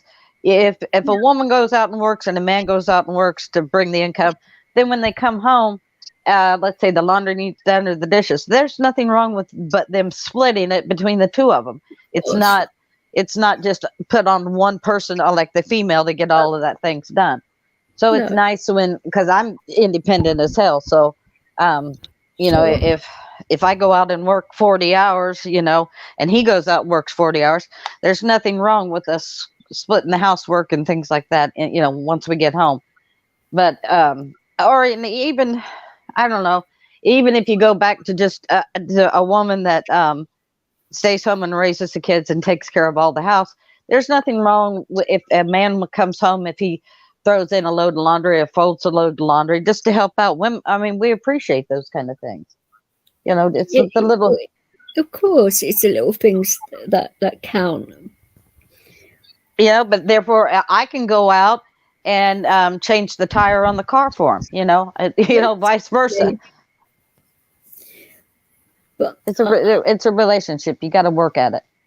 Well, of course, but I truly believe in this. That's where it's not about monetary. It's not about monetary things. I mean, I don't particularly like going out to like expensive restaurants and stuff. I prefer to have like, you know, a decent home cooked meal inside with candle light and romance, and that's, you know, because it's a lot more intimate rather than being in a stuffy restaurant, for example. And you sort of like show your partner that you love them each day, not by showering them with gifts, just by showing them, you know, parts of your emotion, you know, being intimate in that way. Right. Yeah. Well, but I mean, but even there again, that's great to be that at home, but also like on the special occasions, birthdays, there's nothing wrong with going out to, you know, a nice dinner, you know, go out for that. But I mean that, and if the man can cook, now if he can't cook it, he tries to have a dinner at home, and it really sucks. That's bad. if you can't eat the meal, it's not. It's not bad. It's even worse when we both can't cook. it is the actual effort behind it, so you can see the actual. Yeah. Right. So what are we having for dinners tonight, honey? Hot dogs. We'll have the pistachios. I think in regards to let it be burnt baked beans on burnt toast. Well, see, like now, I can't afford to go out and eat a lot, and even fast food restaurants or any of that. So I cook at home all the time, and I can't cook for just one person. It never. It tastes terrible if I try to break everything down, just, you know, make it smaller. So I make big, you know, my big meals. You can always freeze it. Well, I know what Depends on what it is. I do to a point, but what I do is I've got a lot of veterans that live in this apartment complex, and I've got little nice. plastic containers, and I'll box stuff up and I'll take it down and I'll give it to them. And That's even better then, isn't it? yeah, it's even better because I've met a lot of great, nice people. Even there's some female veterans out here, women veterans. I mean, this apartment complex primarily rents to veterans of all branches of the military. So, I mean, I've got a big variety of people around me. Obviously, kindness begets kindness, doesn't it, as well?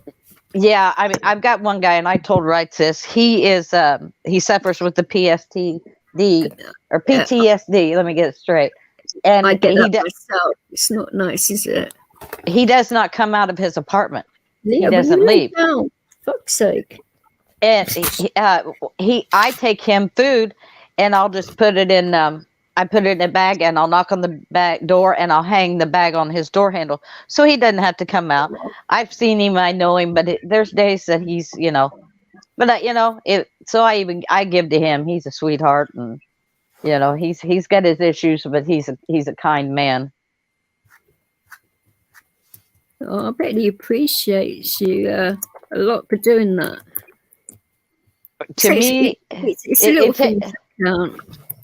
To me, a home cooked meal is much better than going out to eat, anyways. So I agree. I agree. But it's good. Because there's a lot of things you can do at home that you can't really do in a restaurant. And I don't mean sexual stuff. I just mean intimate stuff that look like feeding each other and being closer to each other. Those kinds of things.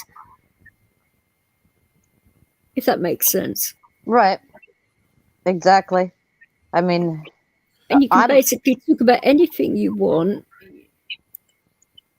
You can, right. Oh, yeah. Wear what you want as well. Correct. Right. You don't have to wear anything at all if you don't want to, but I knew you were going to go there. You're so cheeky at times. You lead me right into these conversations. Well, English people normally are pretty cheeky, actually, but there's no malice behind it, You're so funny. Oh my goodness. Oh, I love you. You're such a sweetheart. Well, a lot of people don't think so, and oh, to hell with them. Well, exactly, but they obviously don't know me at all, but they just assume that they do. Oh, Dennison just came into the chat. That Dennison is such. Do you love his voice? Yeah, he's got a nice voice. I actually call him Denny, and he actually likes me calling him that because of my accent. I mean, my accent's terrible at the moment because of my throat, but normally it's different. But he likes it when I call him Denny. He has a good voice and the calmness of his voice, and he can be in a conversation with somebody, and somebody else can be arguing and yet raising their voice, and he just stays calm, and he goes, he talks his points. I love Dennison. He's really a good. I like him. He's a good guy. Well, he's got brains, which you can tell. Right, you can carry on a conversation with him. Real frosty run of a job. Come on. No, the actual thing I like about him is that he doesn't have to show his intelligence. You can just feel it, Right. He gives off that vibe. You can tell. No, exactly. And I don't know whether you agree with this, but I actually find brains a lot more sexy than anything else. Right, he's more attractive that way. Yeah. Well, right. Yeah, I know. We're gonna have to go back to pasture. It's a very attractive quality to have. Yeah, I was in my 50s. I was in my 50s when I found out they want you to talk to them. See writes and Frosty, you guys are chopped liver now. Yeah. Wow. Well, we better just mosey on and just go to the cattle market, eh? Yeah, go head I out got some pasture, extra guys. pistachios. Oh my Yeah, goodness. she ain't gonna help us now there. Yeah, we appreciate it. Yeah, we're done. You guys can't cook. You don't have that voice. You're not in medical. You don't wear medical scrubs. You're just. I mean, hey guys, sorry. Wait, there is nothing wrong with medical scrubs. I can attest to that because that doctor I saw in the A&E department was fine as hell. Wow. Like what he said. I like coming up because I'm the finally a young buck.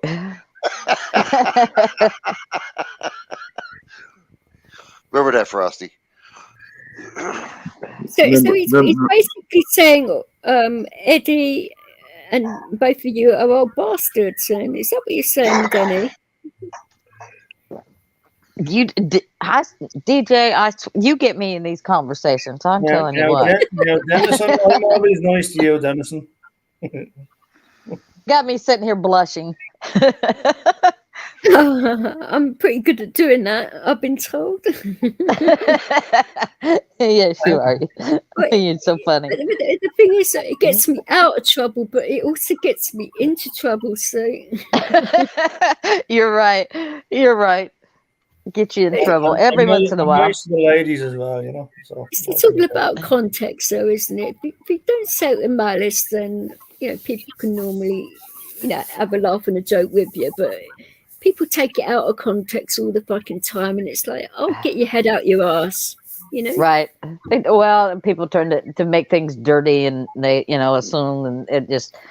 And when we're up here just punching around and having fun, being silly. I mean, you can have innuendos of a lot of things, but if you are being blatantly dirty, I mean, there are certain things I could say which you can't mistake for being filthy, but right, really go there because that'd be really wrong. And White's probably would have a heart attack on his own channel.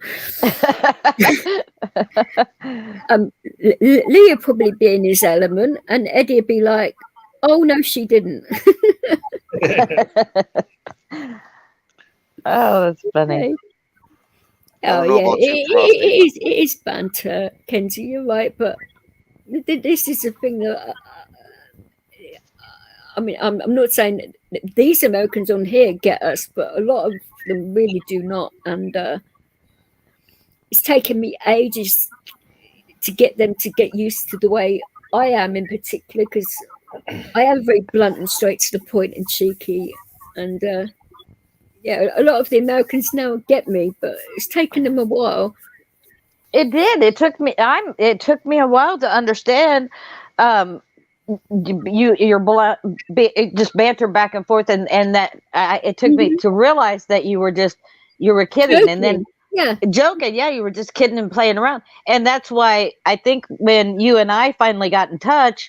We just interacted. We just hooked. It was just good between the two of us because we could both go back and forth and banter. Where you're stronger with it, where I'm more quiet with it, and you and I have a good rapport towards each other. I think exactly. It's the way to be. No, Well, I can't be quiet with it, but when we're in trouble, we'll just call D. John and DJ. Call us what now? You've heard from Chop Liver now. Yeah. What are you going to call us? I'm going to look for onions. We'll have liver and onions. Yeah. That is sounding very complimentary, Lee. Do you want to elaborate? DJ, are they calling us liver and onions? You said chop liver. I know. Which are you the liver, or am I the onions, or vice versa? That's a lie. Frosty said it. Oh. Oh yeah, a little bit of music there. Yeah. That's everybody hurts by the sounds of it. No. We got winners. We got losers. Chain smokers and boozers. We got yuppies. We got bikers. We got thirsty hitchhikers. And the girls next door dress up like movie stars.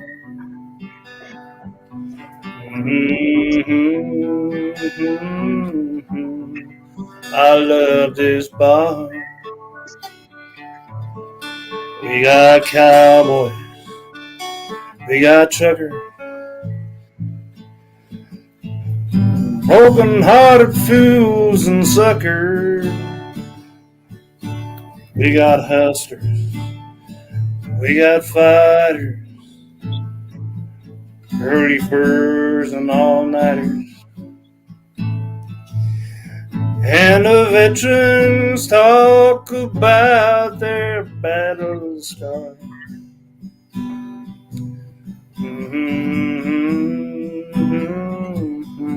I love this bar. I love this bar. It's my kind of place. Just walking through the front door puts a big smile on my face. It ain't too far. Come as you are.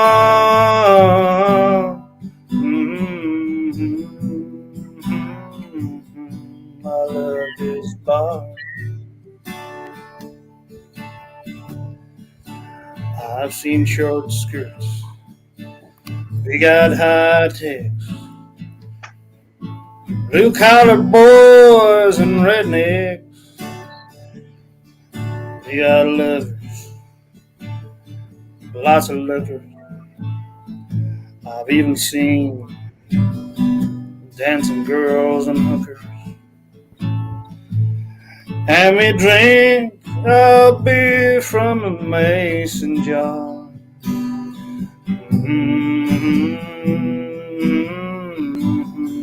I love this bar. Yes, I do. I like my truck. I like my girlfriend. I like to take her out to dinner. I like a movie now and then. But I love this bar. It's my kind of place. Just turning around the dance floor puts a big smile on my face. No cover charge. Come as you are.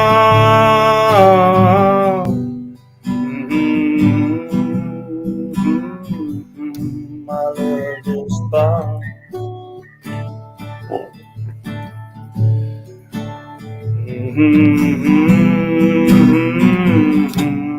I love this old bar.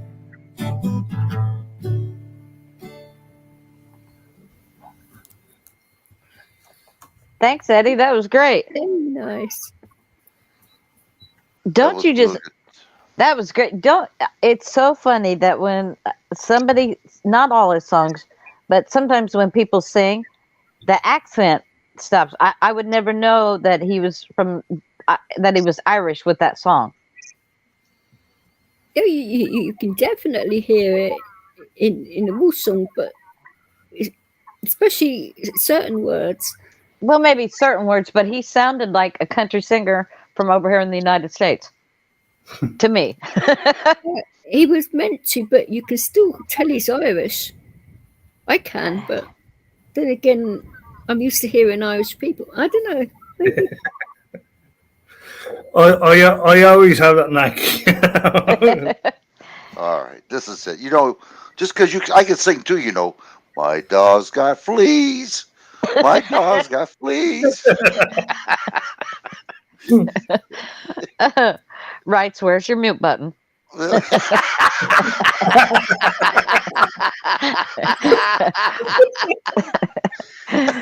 one, y'all. Luckily, I had one earpiece out, so it didn't kill me. Is this something I said? It was just the tone. Wow. Damn. That's it, Frosty. We're heading. We're going back to the ranch. That's it. Oh.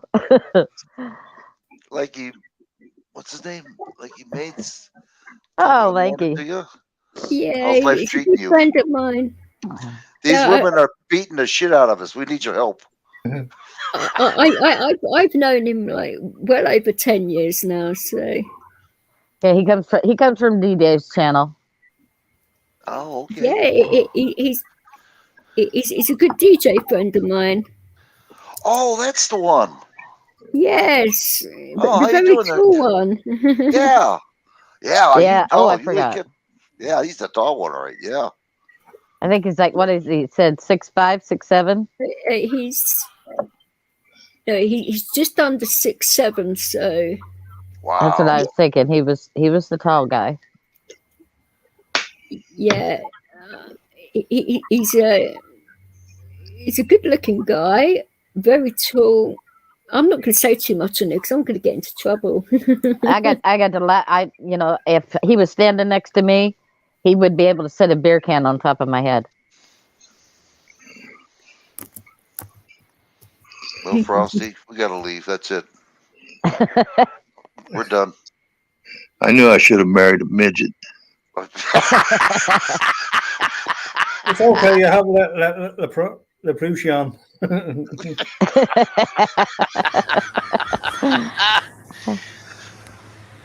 Oh. Oh, it's mad. See now, if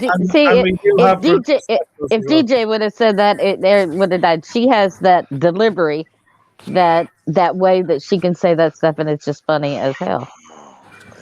Hello, everyone. Lanky, what's his name? Lanky Manic. Trying to come up? He can come on up if he wants to, if you know him. DJ. Yeah, if he wants to. I think he has a little crush on DJ. He wants to wine and dine her. Fair to say. Forget about it. You stay there then. I taught him, DJ? We have pistachios. We do have pistachios. Oh. Over here, pistachios are very expensive. Oh, yeah. But they work. They're good.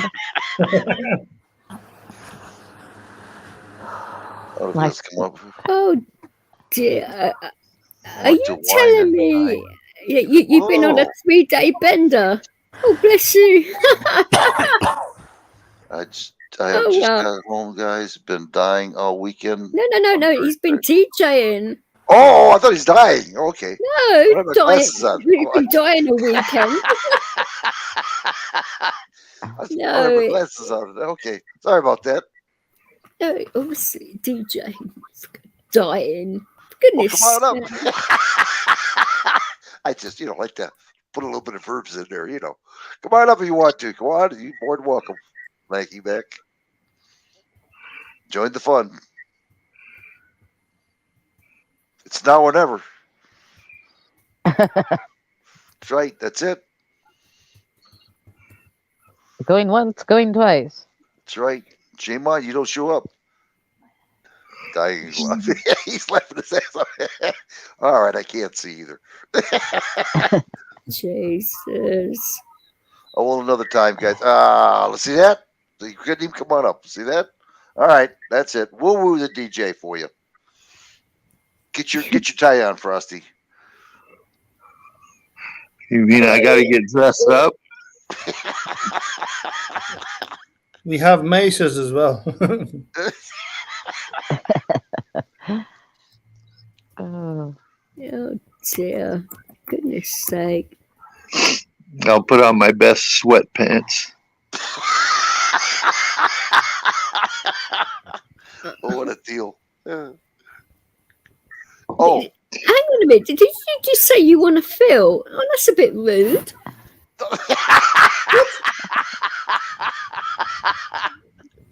I say keep them little paws to yourself now. Don't be reaching across. Don't be reaching across. Hello. I did that right, didn't I? That's exactly what you just said. I love a girl who can lick her own nose. Leo, ignore him. He's been a freak. Now that's a little much because the only thing that I know that can lick her nose is a cow. Well, no, my actual dog can do it quite well, but you know, as you can see from that picture, he's got a massive nose and that. But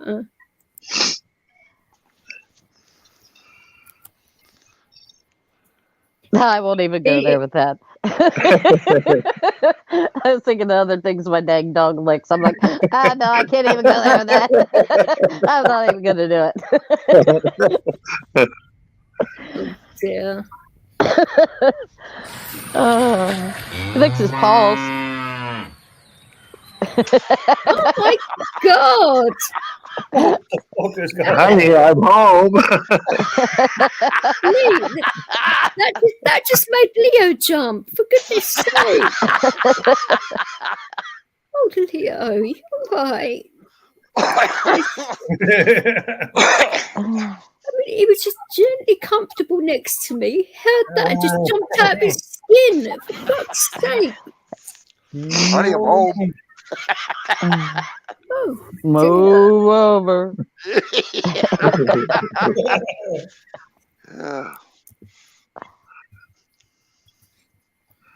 Oh, my goodness me.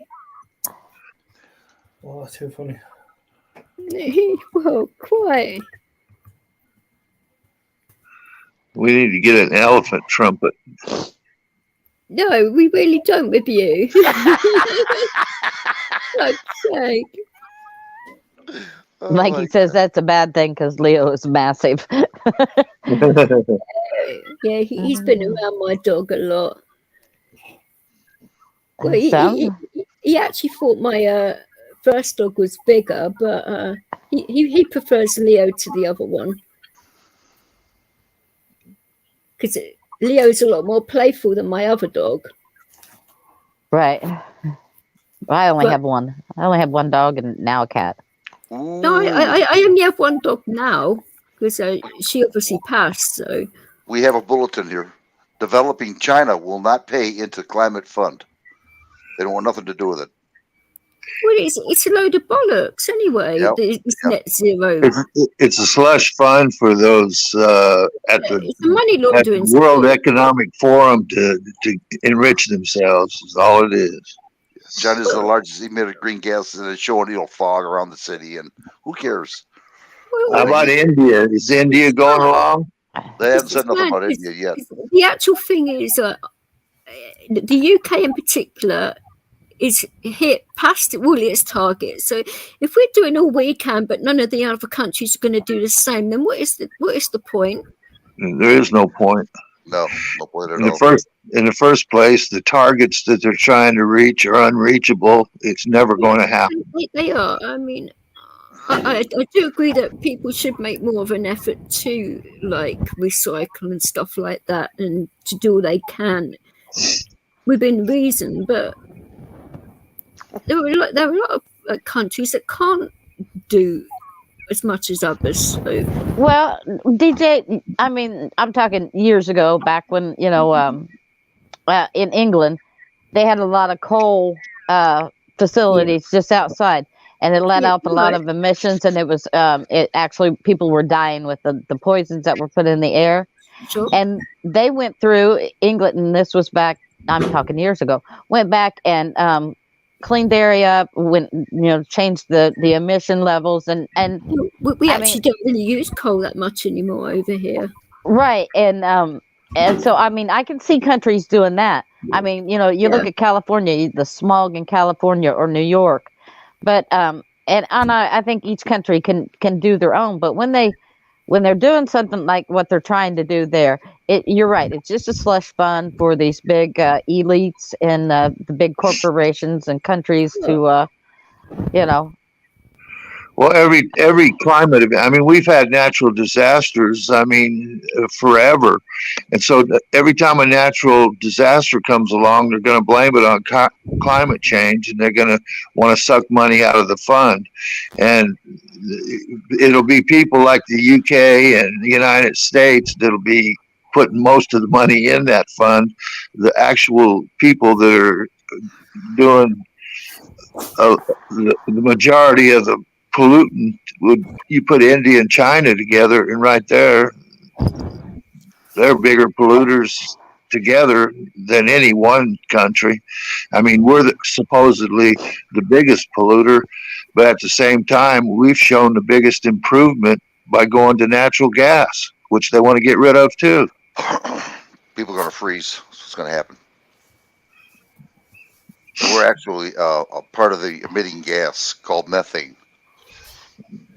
They're just ripping us off. It's just like what Art was saying with the houses going to variable rate mortgages. You know, it's a way to rip you off. They're trying to rip you off and impoverish you in every possible way, so then they can roll in this central bank digital currency to save the day.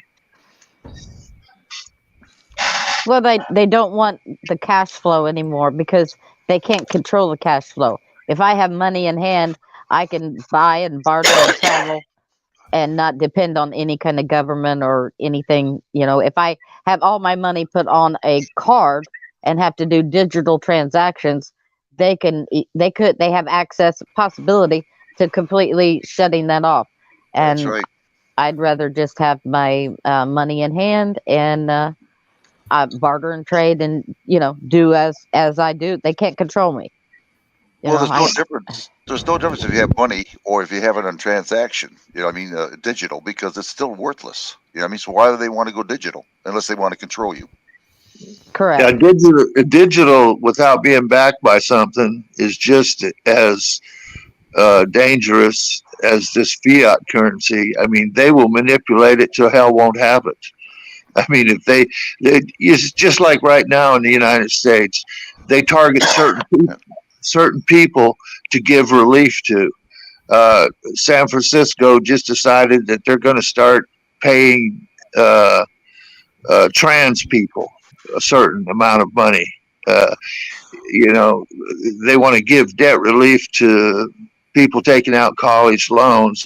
They want to pick and choose their favorites, and they'll pay them. They'll stick money in their digital account, and none of us will even know about it. You know what I'm saying? So I mean, it's so unfair to begin with. I mean, it's just disgusting what they're trying to do. No, you're right, it is. But what is the actual solution, though? I mean, there's a lot of people out there that you know, sort of like give out lots of opinions, but they never give out actual solutions to the problem, do they? Well, I think one solution is people should get as much in cash as they can so they can continue to barter in cash whether the government accepts it or not.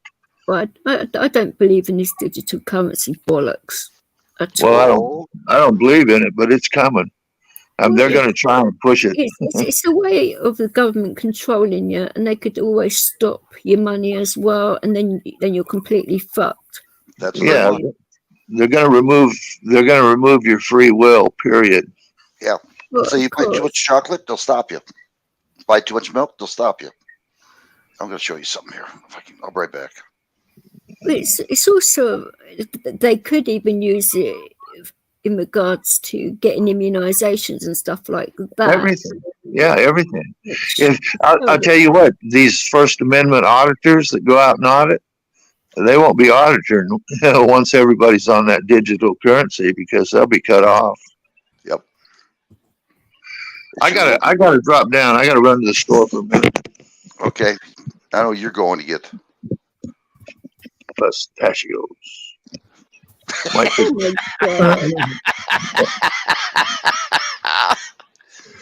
What a man. Talk to y'all later. Take care. Okay. We'll probably be here. I'm going to show him something here. Give him a little education. Dink. Right back. Oop. I screwed up.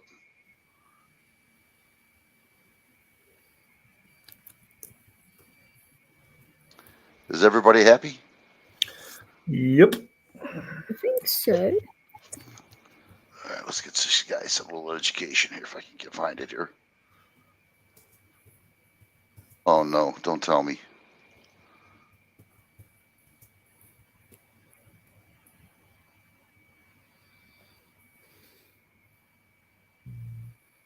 Uh-oh. Oh, he's asking when it was, Eddie. Oh, Because he was on Paddy's last one, so it must have been when he dropped off or something after that. Maybe, I don't know. I don't see it.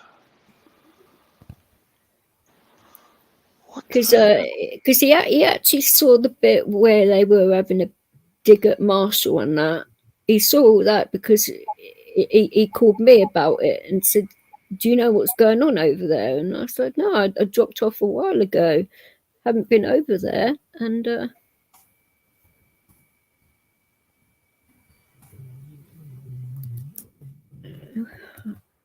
I don't know what's going on. Sorry, guys, I got pulled away. I had to go open my front door. So I missed that whole conversation. I'm sorry. I apologize. Oh, that's okay. Frosty went for pistachios. Oh. Lanky was saying, he said nice to see you on a panel, the other DJ. He said, seen you on Vic's channel and very nice and respectful. So he's seen you around on mine. Oh, Lanky said that about me? Yeah. He does like watch a lot of channels, and he knows who has my back, who doesn't, and who's an a-hole and who isn't. So he doesn't like people that are rude. He likes people to be honest, and well, honesty is important to a lot of people, but honesty and loyalty are one of these big things. That's probably why we got on so well, because I don't accept people's bullshit, and neither does he. Oh, I understand that exactly. What's the point, you know? And people don't understand. He doesn't like fakeness, right? And I understand that, to be honest and be true, and definitely friendships and loyalty towards each other. I mean, there's nothing, DJ, that I would say about you that I wouldn't say to you. Period. Exactly. You know, and vice versa. You would message me and say, "Hey, we would talk." There's never been, and you and I have never had an argument, a disagreement. No.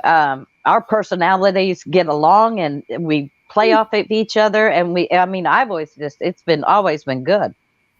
Always. Well, there was a time when we weren't too sure, but we actually talked and had it out for a while. We sort of got each other then. But it's other people trying to twist things and get it all messed up. That's what I don't like. That's why I prefer to find out myself what people are like, rather than people putting their opinions in my head. Right. That's what's good. You and I both. We'll have a discussion. We'll go on the backside. We'll go in a message. We'll contact each other and say, and we can talk. We've always been able to talk. That's what was. And beforehand, I didn't know diddly squat about you. You didn't know diddly squat about me. you know, and I was thankful that we finally talked, and it was great. Oh, exactly. And I believe that we've got a good friendship now.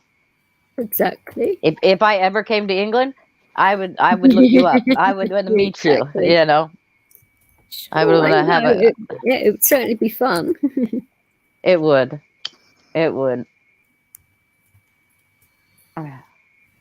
Well, there's only good. I mean, that's all you want, you know, in life. Like, just good people, you know. Right. It's a time and a place, and that's why I love coming here. We always joke and kid and have a good conversation. Yeah. Oh, I see how this is working. I go where I go to jail. She goes out and has a good time. I see what's going on here. Yeah. You see that, don't you, Kenneth? Yeah. I'm saying. Yeah. Yeah. Me and Frosty going to jail. Yeah. Well, and even I would love to go and see Ireland. All I've ever seen is pictures, and it looks extreme and beautiful.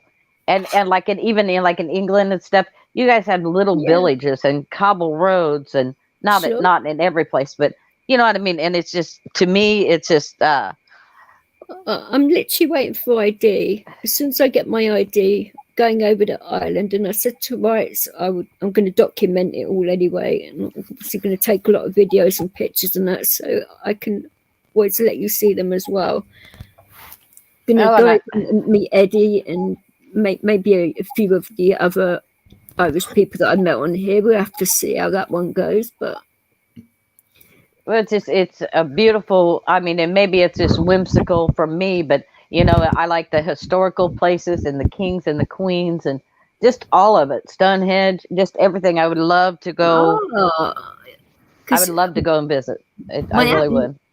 My oldest son lives around the corner from Stonehenge. That's quite handy. Oh yeah, I don't know. I would love to go over there. That's the East Midlands, isn't it? No, Stonehenge is in Wiltshire. Yeah. I always thought it was in East Midlands for some reason. I don't know. No, it's in East Midlands. It's in the West Country. Yeah, it's in the West End. But there's something.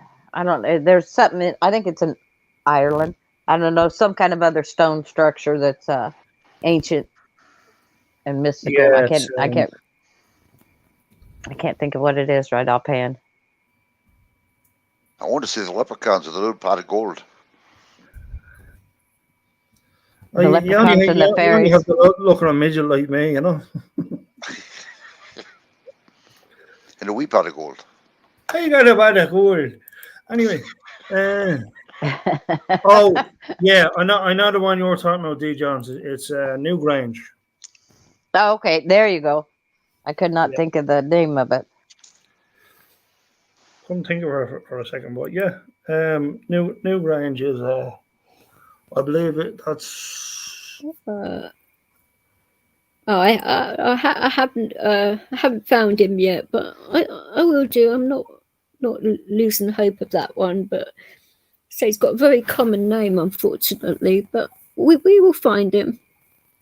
Yeah, it's in Meath. It's actually the north of where I'm located.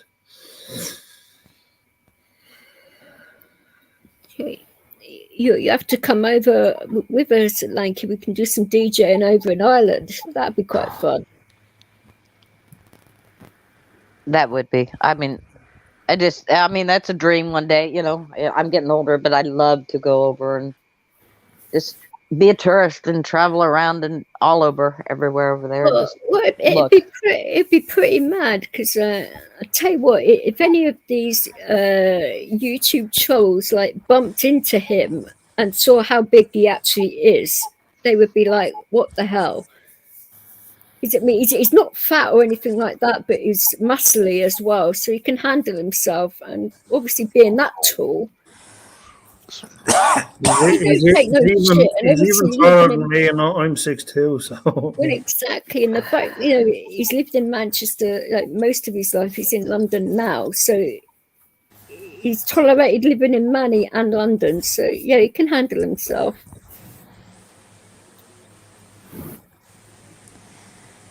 Hello, everyone. Good morning to you. Marshall. Okay, everybody. Okay, now we're done. Now, see you later on. Honestly, sorry about that. I absolutely. Don't worry about it. I've done it many times. Oh God. I Have don't a feel nice too DJ. clever now. Waking up. No big deal. I snored on her channel one time. Yeah, you have. That's sad. I can say I've fallen asleep also. Oh, yeah, that's Well, it's embarrassing. another 5 hours. Rights has contributed. Jesus. I must have done. God. I can't include all of your live rights, but I can say that I've done at least 14 hours or something. Don't worry about it. Two Ghouls, you know better than that. Don't worry about it. Tool calls, yeah, no problem. I said that, didn't I? No. You said it backwards. Did I again? None of them. Yeah, you said it backwards. I don't know why, but yeah, well, it's part of the head injury, I guess, but yeah. Sorry about that, Two Ghouls. There we go. No, don't worry about it, my man. Don't you worry about it. I could hear you all laughing because I didn't have it turned down completely, and all I could hear was Rights laughing over everyone. That sounds about right. Seriously, it was like That's a good thing. I ended up starting a dream about rights. I'm glad they Well, were did it fire have in the man. pistachios in it by any chance, Marshall? I gotta go. I'll say panic killer. See you later, guys. Yeah. I don't want to hear the stream. Hang on. I gotta go, guys. I was just hearing Rights' laugh. I had it turned down for a bit as well, and it's like I could hear Rights' laugh still because it like didn't take all the volume off completely. It was a bit odd. I might be haunted forever. He has a good laugh. I love yeah. this laugh. Definitely. We all need that in our lives. A good laugh. Took years to have it. You've been working on that for a while. It's one of them laughs, isn't it? It's like, Yeah, I have. fuck it. It's one of them laughs, isn't it? It's no, he really. I mean, he has one of those laughs that is down low. It's a belly laugh. He just a strong laugh. I love it. Oh, believe me, my device was turned right down and it's still coming through. Work that out. This is it. I got the wrong one before. I got it now. All right. Everybody's going to get themselves a good education. Guys, get your pencils and paper ready because you're going to have a test on this tomorrow. Oh, it's too early.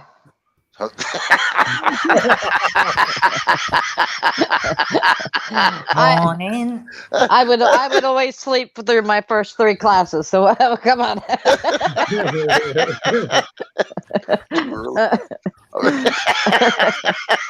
I used to get the morning urge, so I used to try and get my favourite girl into the store cupboard in the first 3 classes. Oh, good God. Let's see if I get this one right. Oh, what on earth are you guys doing? All right, here we go. Here, to the left, to the right. Look to the right. Okay, there you go. All right. Is everybody ready for a minute? Get yourself and learn a lesson here. Here we go. Wait a minute. Did I do that right? Yeah, I can see it. Can you see it? Okay. Didn't look right to me. All right. I'm gonna mute. Must be the oil. There we go. I got it.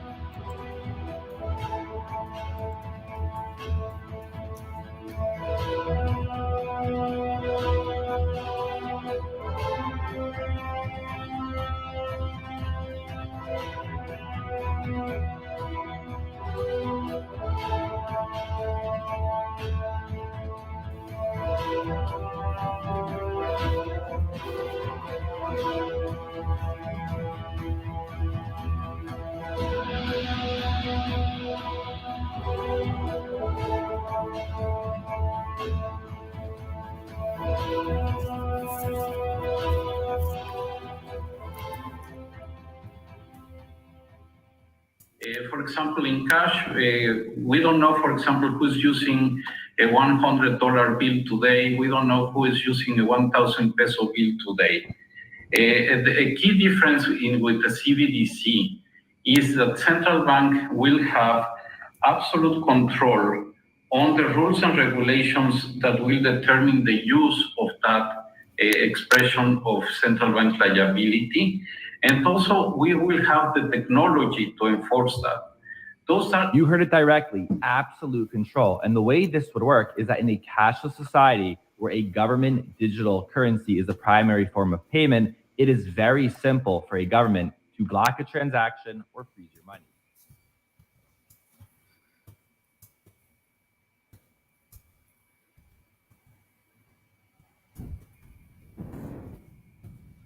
This does happen today. It may have even happened to some of you that are watching this video. It also recently happened to Andrew Tate, a very controversial viral sensation. He didn't do anything illegal. He didn't go to jail, but the people at the top didn't like what he was saying. So what they decided to do was ban him across several applications. And the clip we're about to watch, it might get you a bit angered. So my recommendation is to get some comfort food. And here is what Andrew Tate had to say. Let me film my final message explaining how this is unfair and unjust. We filmed it, we produced it, we got it all edited within 12 hours, had it ready to go, but we couldn't post it because of the YouTube strike. So we're waiting for the YouTube strike to expire. A few hours before the YouTube strike expires, guess what happened? They banned me from YouTube. Then they banned me from Discord. Then they banned me from Airbnb. They banned me from Stripe. I can't even remember. It was just emails coming in faster than you could believe. Ban. So the Matrix, the socials. Oh, no, the Matrix presses a button, my friend. Yeah. And every app on your phone stops working. Uber, You name it. Uber. Stop. You name it. Wait, you can't use Uber? Well, I can use Uber. You just start a new account, right? But yeah. Oh, sorry, Uber. Catch me. But But yeah, your main account on Uber was taken. they take everything.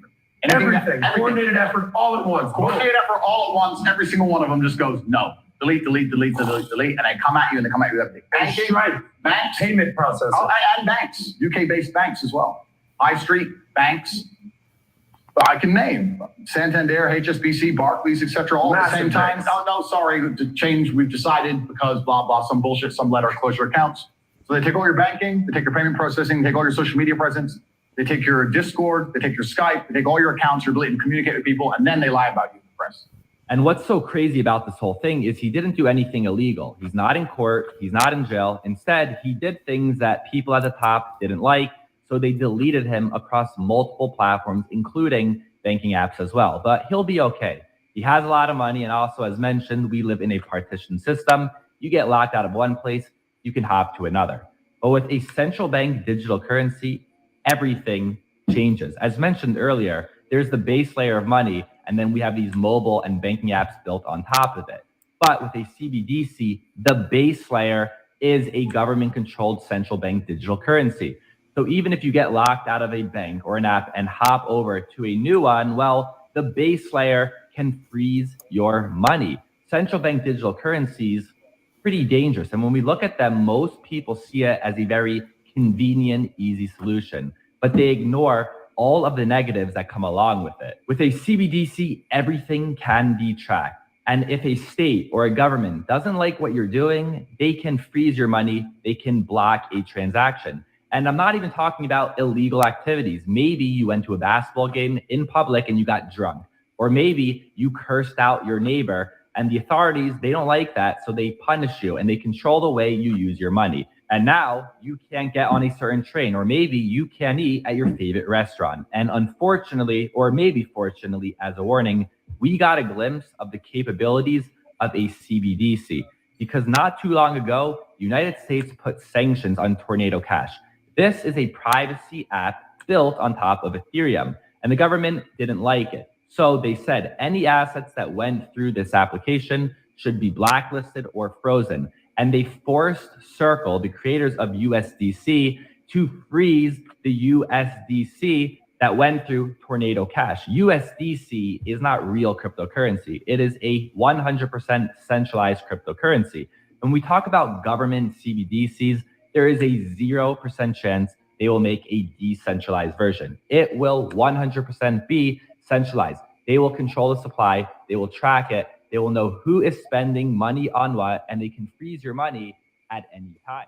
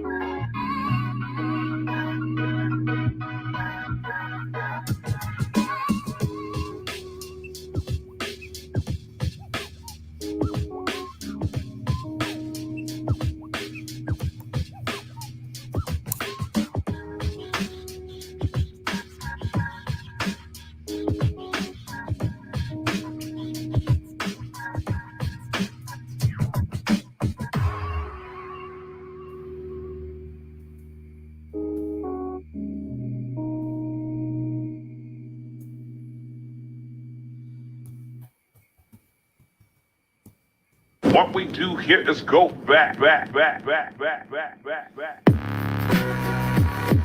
Oh,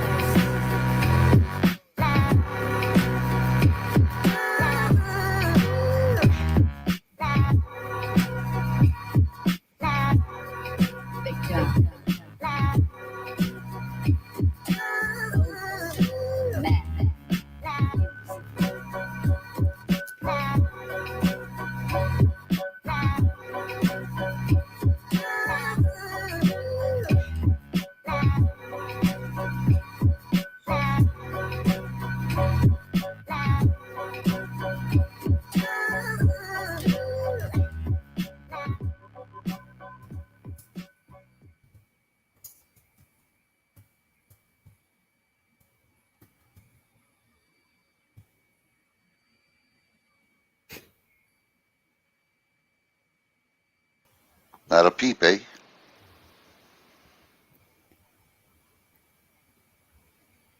Well, people don't realize that there are a lot of us that aren't fooled, and there are little fractions and little places all over the United States that are independent, that are off the grid. People grow their own food, they survive together. Sure. I think people should be self-sufficient as much as possible. But Yeah, I like the idea of that. it was mad the other day. There was a couple of MPs over here that they were saying it's ridiculous being like that. That they actually thought it was good that we actually import stuff rather than do it ourselves. And I was like, what the fuck is this moron on? I mean, how is that good? If all countries were like that, then we'd be in a terrible position. You see, each one of our countries can be independent and survive and strive on their own. Sure. We don't have to have, I don't have to buy products from China, you know, that's imported here. I don't have to purchase them. I can look and buy products that are made here in the United States. And same with you, you know, DJ, you can look and find things that are made right there in your own country. Well, our country used to be very much self-sufficient in regards to farming and that, but the EU made it so bloody difficult for our farmers and everything else. I mean, Eddie will probably agree with this, that a lot of them gave up because they couldn't compete with the supermarket prices as well, and the amount of rules and regulations and hoops they had to jump through, it was really ridiculous. And they're basically doing it to our fishermen as well now, and it's like they made that hard, well, yeah, I mean, basically giving our fishermen rules and regulations in our own waters, telling us what we can and can't do in our own fucking waters. I mean, they can fuck off, in my opinion. Well, they do that here. There's, you know, limits on certain kind of fish that you can catch, that the big fishermen can catch. And which, I mean, you know, if an animal is going extinct, I can understand that. But when it comes down to, I mean, it comes down to money.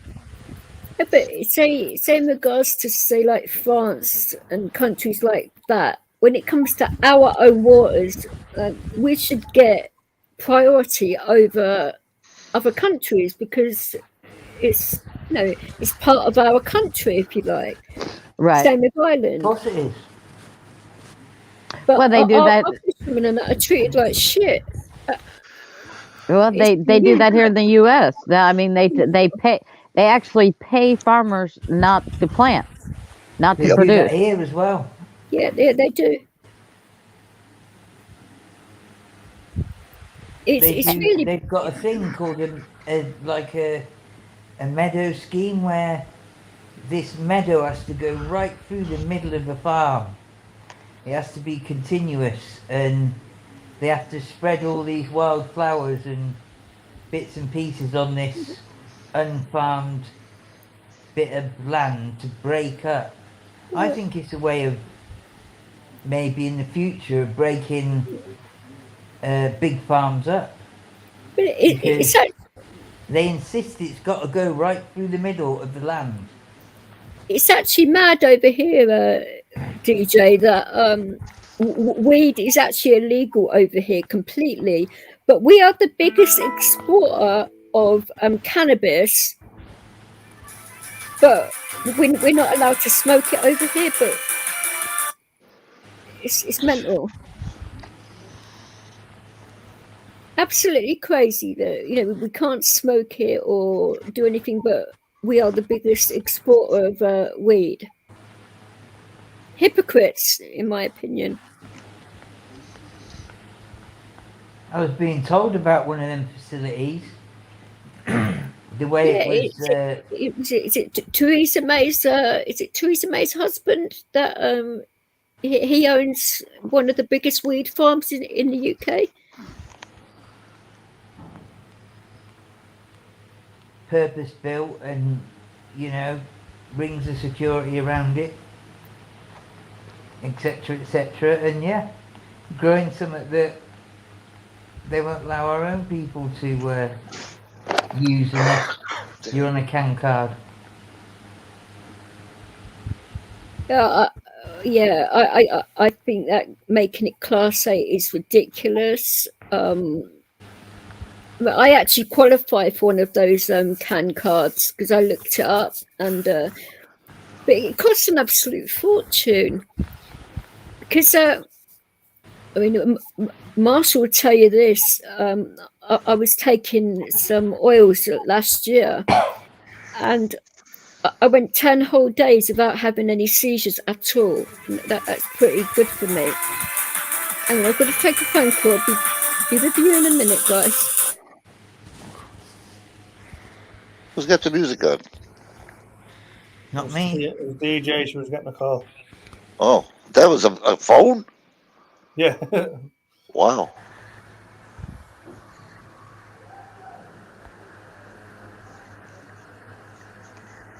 Huh. Well, eventually what they want to do is they're going to start with the phone wallet, I guess they call it, to swipe your phone and do a transaction. Then they're going to start with the chip in your hand. They're going to put a chip. So you just wave your hand across the scanner and it does transactions. You'll be able to open your doors this way, get pop machines and all that stuff. You know, but some people that like they got a chip put in their bodies, like from this from these jobs. Well, that's what it's about, isn't it? That's what they want. From the Kool-Aid jobs, you know. They worked on it for a long time, and it was almost implemented, wasn't it, at one time? But something happened. What happened with that rights? Because it was patented and everything, wasn't it? The chip. They were talking about this. Nobody knows what happened. Because that's another thing you're not told, you know. They were talking about the senior citizens having it when they escape from a senior home. They can find out where they're at. That's what first started with that stuff, and then it started with dogs. But the fact it was the early jobs that was getting like the chips being put in. Mm-hmm. But this is the bottom line that they want, though. And I'm not doing it. I'm not going to put a chip in my hand. As far as I'll go, I'm not putting the mark of the beast on me. I'm not a cattle.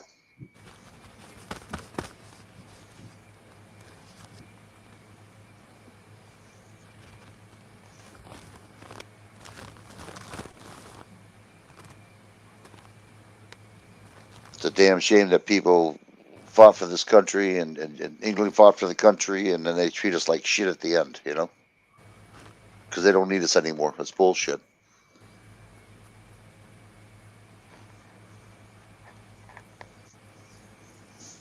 Something to think about, though, in the future, everybody. It is something to think about.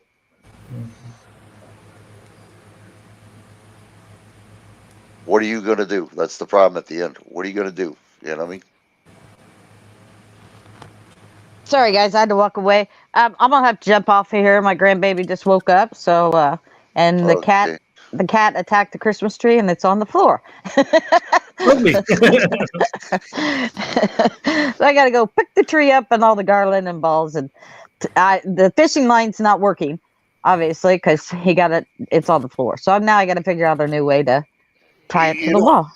I have a solution for you. Hey, you've got your Christmas tree up already. That's crazy. I have a solution for you there, D-John. What's that, right? You ever see that movie Christmasification with the little cord? Yes, I've seen it, and no, I couldn't do that.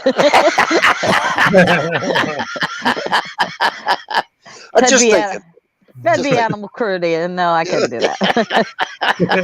But it was great talking to you guys, and I got to go get control of my house. So, have a good holiday if I don't talk to you. All right, you guys have a wonderful one. Love you all. Love you too. Bye bye. I'll try. Or at least I'll be good at it. If I can't be good, I'll be good at it. Sounds good to me. Yeah. All right. Take care. Bye-bye. Take care. Bye. Well, another one bites the dust. And then there was 4. Yeah.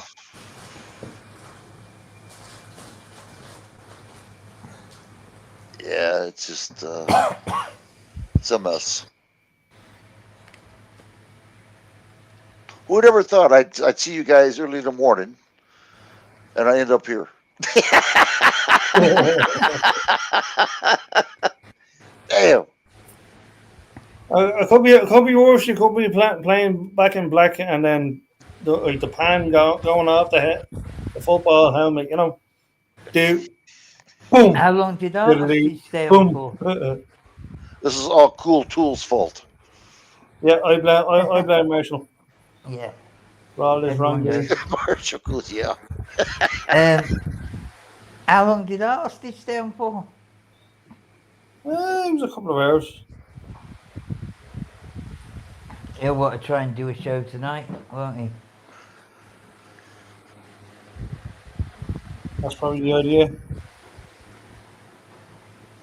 Well, DJ was always nice to me when I slept. She just left me up there, just put down mute. And I did the same thing for you. You know, I'm gonna just kick people out. Just stay there. You know, you're tired. You're tired. Unless I accidentally press the wrong button and shut down the whole damn StreamYard, like I did last night. I can't believe I did that. Yeah, that was a bit of a whoopsie, wasn't it? Yeah, sure. And all those people, so I'm coming up, bang, that was it. Yeah, like the jeez, I can't believe I did that again. The phone is totally different than what the computer is, you know. Yeah, it's a lot easier on the computer. Yeah, yeah.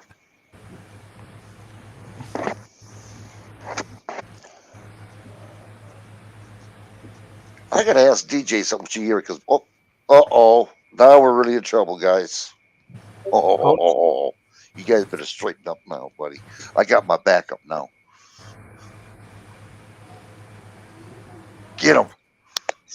You got your backup. Act like you know what you're doing. Don't make me look bad. I got my claws out. I got my backup. Wow. Need to shave that back, boy. So did you get your pistachios there? I did. Oh, your wife's gonna be so happy with you. Oh yeah.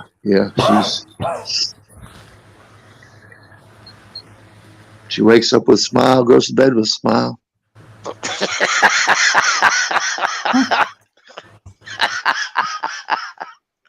Wife ain't happy, nobody is, right? That's right. I got the knots moving on my head. Nice to see you, sweetie. See you again later, I'm sure. Someone taking off? Thank you, lovely company. Bless you all, families and everything. Kinsey Cush, is that right? Yeah. Good night to you. Thank you for showing up. Yeah, we're knocking them dead now. The afternoon shift's going to be coming in this short. You watch.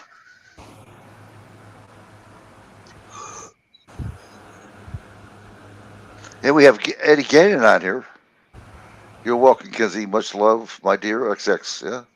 Come on up there. Kenzie will be Andrew Tate at chess with his eyes closed. I'm in the chat. Yeah, I didn't know that. That arbiter fooled you. I'm the shadow for a reason. It's crap. What'd you say, Frost? I said that avatar fooled you. Yeah, I did. Damn, Tate's Oh, done you should some see job last night, getting Frosty. himself You would have. everywhere, hasn't he? That Andrew Tate's done some kind of job getting himself everywhere, isn't he? Oh, I've never. I think he's like just exploded, hasn't he? He has said a few pearls of wisdom, which I thought were pretty good. One about suicide, and one about depression. And I thought, yeah, I kind of agreed with some of it, but that doesn't necessarily help someone when they're in a time of need. But he did have some pretty good points. But then a lot of the other stuff, it's kind of tries justifying certain behaviour he's done quite a lot, and I think that ain't when somebody's justifying their behaviour, that don't mean they're behaving well, does it? Who are you talking You about? can say you make out you know everything. Andrew Tate. Yeah, I don't know. Who seems to be everywhere, doesn't he? Let me turn this volume up a little better. Keep talking there. More turn your volume up a little better. No, I was just saying he come up in the chat a bit, and yeah, he seems to be everywhere, doesn't he? That Andrew Tate. Andrew K. Who's Andrew K? Tate. T-A-T-E. Oh, Kate? I thought you've not heard of him, right? Come on. Andrew, I have to see the picture. Hold on. Don't forget, I got short-term memory. Henry Andrew Tate III. I'm Born amazed you haven't heard of December him. 14th, 1986. Is an American-British internet personality and former professional kickboxer. Oh, you're talking about the boxer, the kickboxer. Yeah, and he's like, he did some of that, but then he had a bevy of girls doing online flipping, he's a bit online of a sex stuff. And this and from that. what I heard of him, he's a bit of a pillock. Well, exactly, because he's always justifying his behaviour of what he's done in the past, and then he has said a few pearls of wisdom, I think, but then again, I just think it's a bit samey, all the different things he goes on. It's almost repetitive story and getting a bit boring now. But he seems, I'm kind of interested in how much impact he's made and getting himself everywhere. It's like he must have had a team behind him to get on all these different things, and I believe he's being paid for most of them because he's really popular. He gets a lot of numbers somehow. There's a certain demographic that follow him. I mean, I watched some of his stuff, but then again, he proper give it to True Geordie the other week, and that created a stir, and I think that was maybe orchestrated somehow. But no, I was kind of interested about he's managed to get himself everywhere. He's in a lot of ways he gets more hits than Joe Rogan, and he's nowhere near interviewed people like Rogan has and stuff like that. It's that big. I'm just curious of how he's done it, and I believe he must have had a team behind him. Oh, sure he did. He probably have to, yeah. I had just got to know the guy about 2 weeks ago when I did this video of him. I don't know from Adam, really. Andrew Tate. I know he's a kickboxer, but that's all I know about him. He's clearly had some life experience, but in a lot of ways he's been a pillock, like Eddie said, because he always has to try and justify some of the behaviours he's done, especially with these bevy of women that he had working online for him. And some kind of online kind of thing where people pay to get girls to do different bits and pieces, yeah. And you're a bit of a dodgy guy if some of them are your girlfriends, or one of them is your girlfriend, or something like that. I don't know the full ins and outs of it. I didn't listen to that bit too much, but I'm just curious of how he's managed to blow up like he has. Well, you know what I'm gonna have to do because of this? I'm gonna have to fire my sponsor. All right, Frosty, you're fired. I ain't get the money. Yeah. I need to be You're fired. not working hard I didn't enough. know who he was. Oh. He didn't know you. Yeah. Brights just isn't in enough places yet. No. Properly. No, I'll just stay You're where I'm gonna at. have to do better, my friend. Hold on, I'll be right back, everybody. I gotta do a 10-100 here. You getting the dancing girls for us, Andrew? Be right back. Give me time, everybody. Hold on. I gotta go pee. Okay. Holding. Oh, that squirrel's not gonna like that. Squirrel. I think I'll do a song. What do you think, guys? Yeah, why not? Do a song, Eddie. I'll do a song. I got a better idea. Why don't you do a song? Yeah, I'll do a song.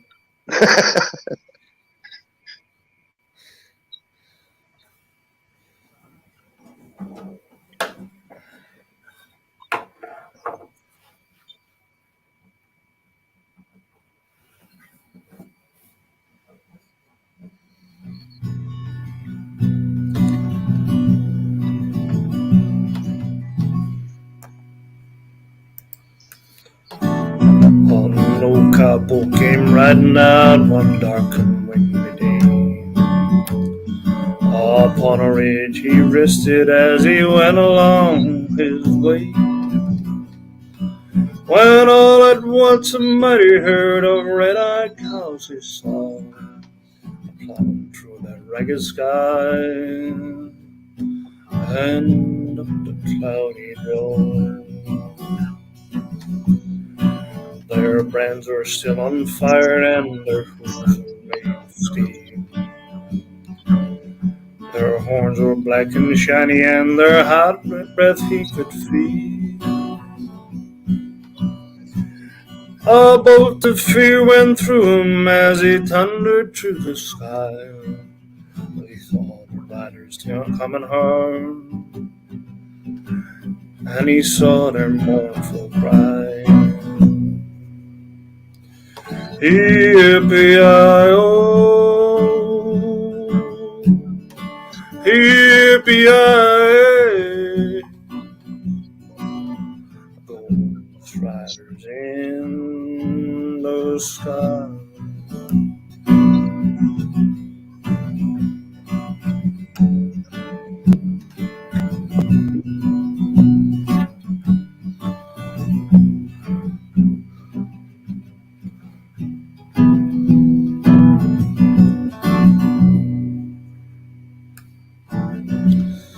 Their faces gaunt, their eyes were blurred, their shirts also with sweat. He's riding hard to catch that herd, but he ain't caught 'em yet. 'Cause he got to ride forever on that range up in the sky. His horses snorting fire as they ride their northern cry. As the riders loped on by him, he heard one call his name. If you want to save your soul from hell, riding on a rein, then cowboy, change your ways today, or with us you will ride, trying to catch the devil's herd across these endless skies. Yippee-yi-oh, yippee-yi-ay, ghost riders in the sky, the ghost riders in the sky, the ghost riders in the sky.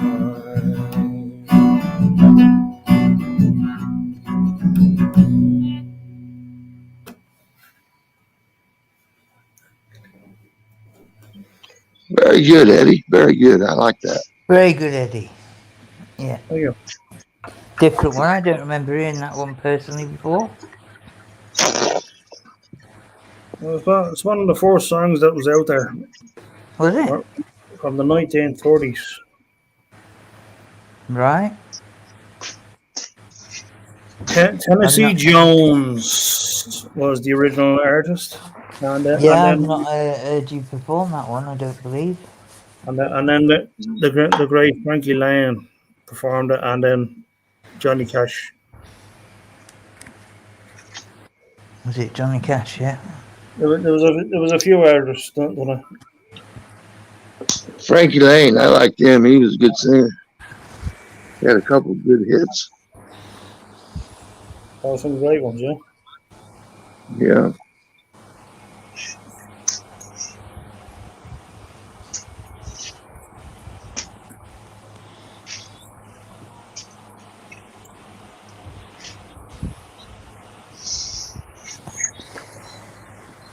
Is Vix all right? She's on a call.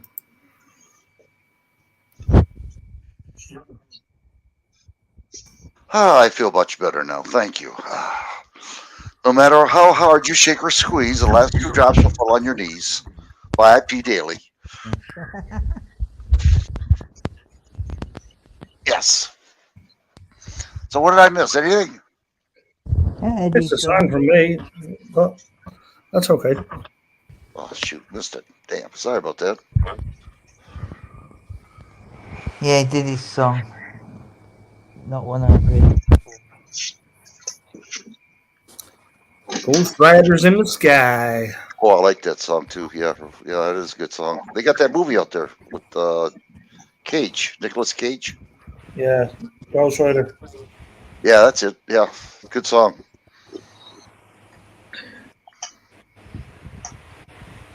Yippee-yi-yay, yippee-yi-yo. And I can't say worth a damn. I think Vix is probably talking to Tonkin. You think? If I had to guess. Doggone Tonkin, I don't want to talk to him. Interrupting our He needs to come debut. on already, doesn't he? I know it's I think it's our uncle or something like that. I tell you what, Yeah, you know, he does. DJ Vix is always busy doing something. I'll tell you, she is. Yep.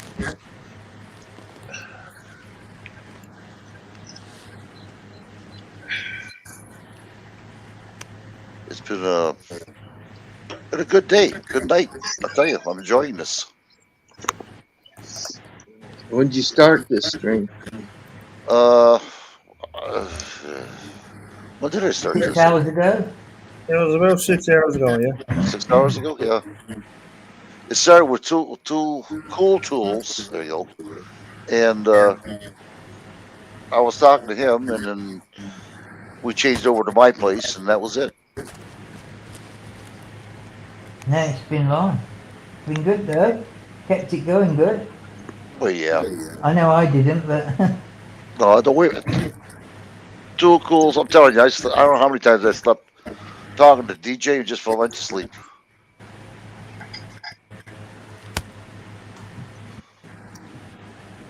I was on my cell phone and when I woke up, I was on the floor and still talking. Yeah, my cell phone. We're all I human. kind of went off.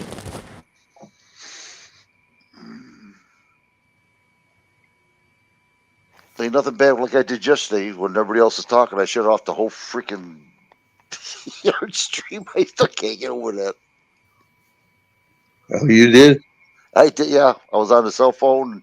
It says exit, so I exit and I knocked out everybody. Then it says, you know what you did? I says, yeah. Shut the whole stream off. He did a whipsy, so he did. Yeah, you silly rabbit.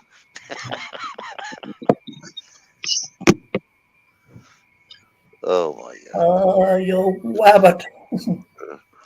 Well, like Gannon says, I wouldn't be right if I wasn't wrong, you know? When you're wrong, you're right, and then when you're right, you're wrong, you know? Mm, It's one of those takes. Yeah, that's why you get paid the extra bucks.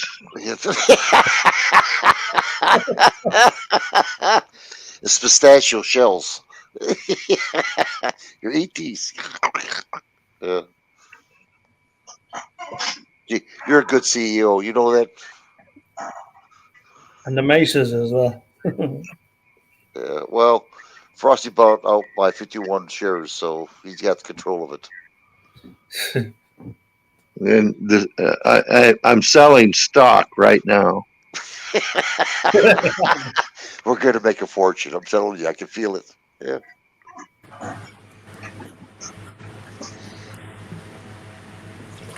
Selling what stock though?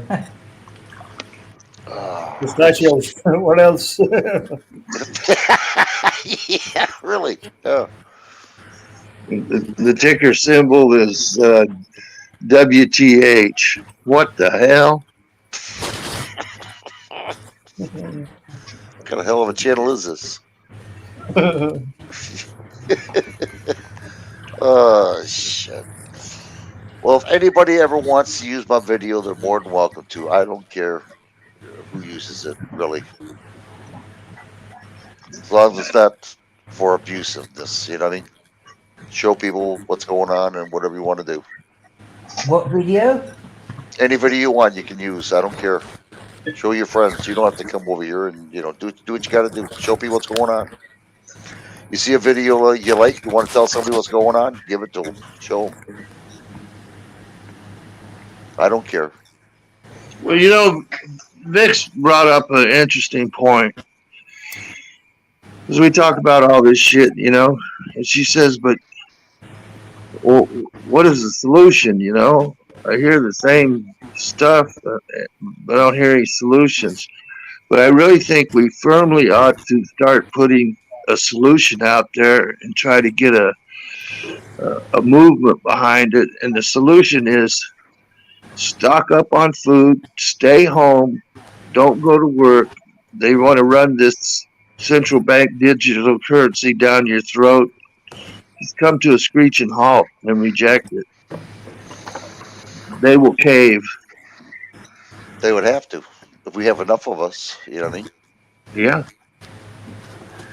We won't get everybody, but if we got 30%, 25, 30% of the people, that would make a significant impact. A lot of changes to come.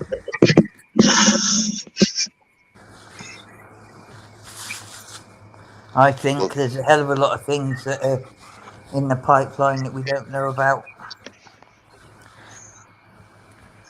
It's bad enough the things we do know about. Yeah, it's true too. We know they're not for us. We know that for a fact. And they're not hiding it. You can go right to their website. They're telling you what they're going to do to you. And basically, they're going to enslave you. And I draw the line there. I'm not going to participate in my own enslavement. I said the same thing you did. Oh.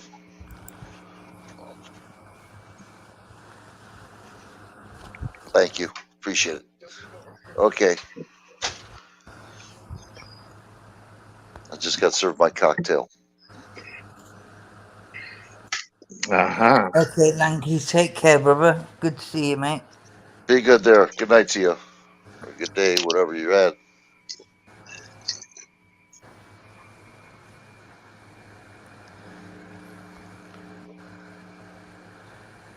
That wouldn't be a bad idea, seriously. I don't know how to do it, though, but it would be a good idea. You don't know how to do what? To stop this bullshit with the government. Well, it's like a type of thing that you need I don't know, it's like you need a movement, don't you? Yeah. And you'd have to start locally, I guess. And obviously, the internet. I mean, the bigger the profile. Your sound is gone again. My sound. Well, now you're up again, yeah. Yeah, back here. Well, the Canadian truckers created a movement maybe we should be talking to some of them, figure out how that came about, because I think a movement could be created. Yeah, with the Well, internet, they it's were a lot really easier going than it would hammer be. and tongs, weren't Say it again, Gannon. they were really going hammer and tongs. Like, I mean, like, and the cruelty that was the aftermath was just horrible, you know. There's a guy over there. He was keeping me apprised of the situation over there. Canada did great. They did until they stopped with the money flow. You know what I mean? Yeah, and the reason why is because the authorities were forcing their hand on those people, and all they were doing was trying to get food, like for the younger folk and this, that, and the other. Well, see, mean, they look how quick. weren't prepared to have their accounts shut down, but now they need to prepare. Everyone needs to prepare to have their account shut down, because it could happen by accident. Look how quick that BLM got a movement going. Well, that was government's paid for. Our government paid for that. Our Democrats did. George Soros probably. But it's still got a huge amount of people behind it, regardless of what was paid for. True. It got worldwide, didn't it? Yeah, they and I think it was a bit of a, I don't know, when that family got paid out, they didn't really do much, did they? About the movement that they believed in so much. They didn't give no money, did they?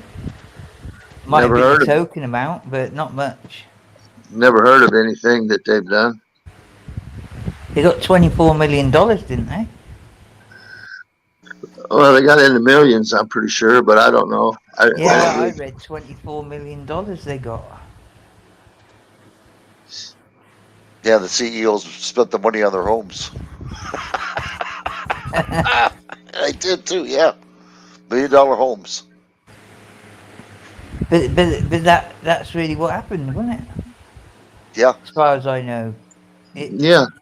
They acted like our politicians and put the money in their damn pocket and didn't use it for the people like they said they would. Yeah, because they said they were going to back the movement and do this and do that. And I believe they just did a few token things, but that was it.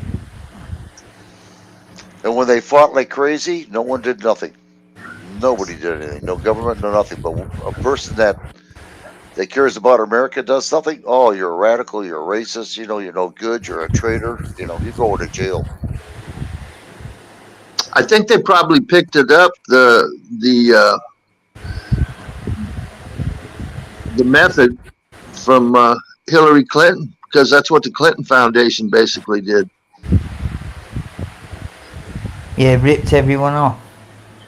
Yeah. Essentially. Made out they were going to do this and that. Yeah, talked a good story and passed out a few peanuts and kept the rest. Yeah. Do you know when she did that? She sold an uranium mine here in I think it was Wyoming or someplace in America to Russia. Did you know about that? Yeah, she sold a uranium mine here in America to Russia. Yeah, I heard that. How does that work then?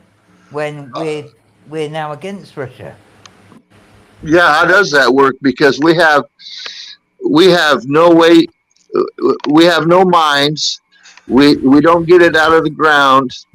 We don't process it. We don't enrich it, and we get it either from Kazakhstan or Russia. Or was that just a cover for a payoff? Well, probably. I got it here. I did. They're trying to fiddle the elections. No, they don't give a shit. They're just enriching themselves. They're just, Yes. abusing their authorities, taking advantage of their position to their own benefit, not to the benefit of the people they're supposed to be working for. She's who believes that she's the more sort of one that's in control than Bill? Oh, hell yeah. I got it here. I'll set it. Hold on. It's only 2 minutes long. Taking it from someplace else. Here we go. There we go. All right, let's go check this out. Yeah. Oh, what the heck? I got wires all over me, taped all over my leg. I'm in bondage. Lights is tied up at the moment.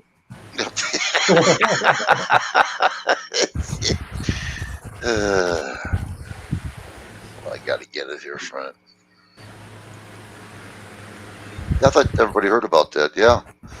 It was a con job is what it was. Uh-oh, it didn't go through. How come?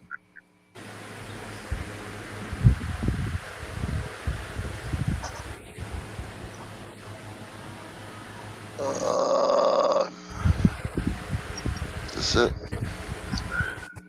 No, this ain't it. What happened to it? Hold on, I gotta do it again. Son of a gun.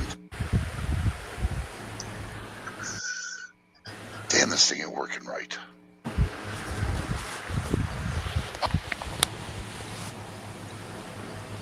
I don't know if she sold the land because it probably wasn't hers to sell, but she sold the mineral rights at least. Yeah. And she made a lot of money out of it too. And there we go. I got it this time. It's coming in.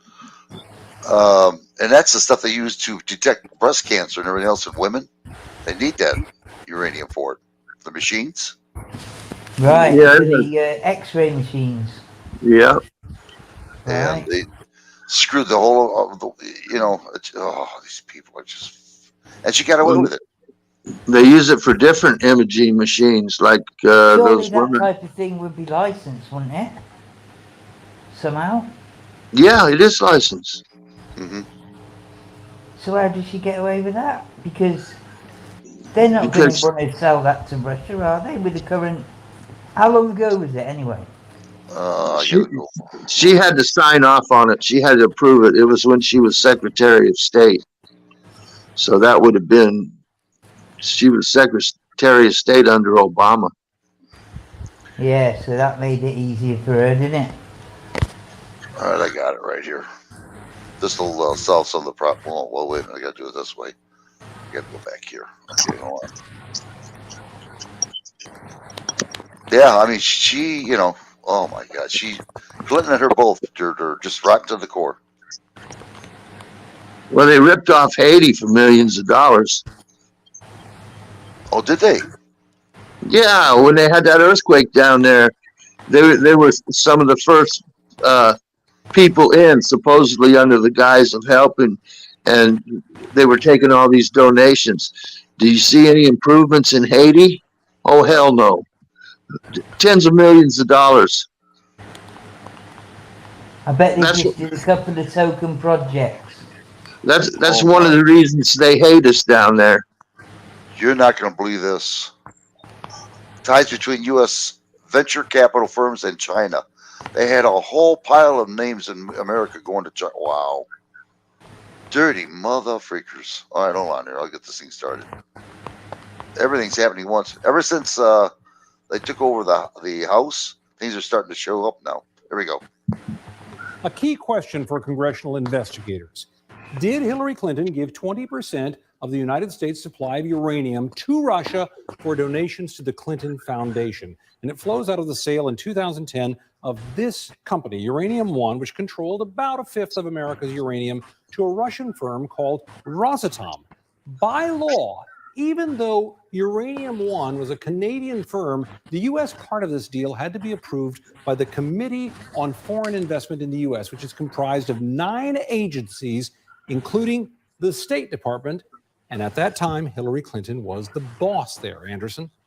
So, I mean, a lot of this was looked at during the campaign. Why is it coming up back now again? I mean, there were also all the donations to the Clinton Foundation. Yeah, absolutely. It was all talked about before. But the Hill newspaper, which reports on a lot of things with the government here, came out with a report showing the FBI was investigating a subsidiary of Rosatom for possible racketeering, money laundering, bribes, all aimed at giving the Russian government more influence over the U.S. nuclear industry while this deal was being approved. So some members of Congress want to know why they weren't told about all of this. And furthermore, The Hill says the Russians were channeling millions of dollars to the Clinton Foundation at the same time, raising the question, especially for some Republicans, did Hillary Clinton help this deal along in any fashion?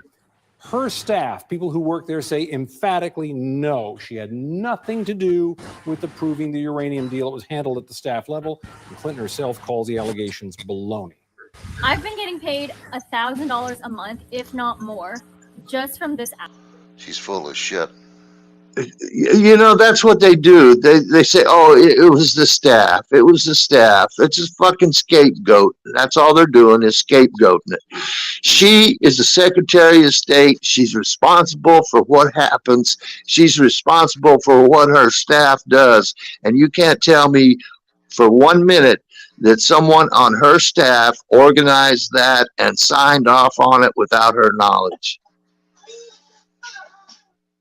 That's where they keep passing the goddamn buck, you know, and making all these scapegoats and putting layers of onion in between them and the crooked deal they did.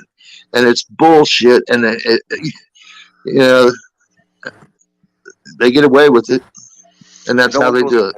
And no one goes to jail. That's what gets me. Don't worry, I'm still around keeping my beady eyes. Nigel, how you doing, bro? It's true. It's true. It's like there's no way she wouldn't know. They want to know everything that's happening through their channels. They know everything. They do everything. They're crooked as a damn. Making out they didn't know is just an insult to people's intelligence. Americans, yeah. Well, we're called dirty Walmart shoppers. You know, that's what we're called. Is that what you Yeah, we're called. Who's phrased that? Well, you can smell us. You can smell us in the parking lot at Walmart. That's yeah. Yeah. Let's say, who else said that? Who said that? But yeah, that's what they said. We're the darn, you know.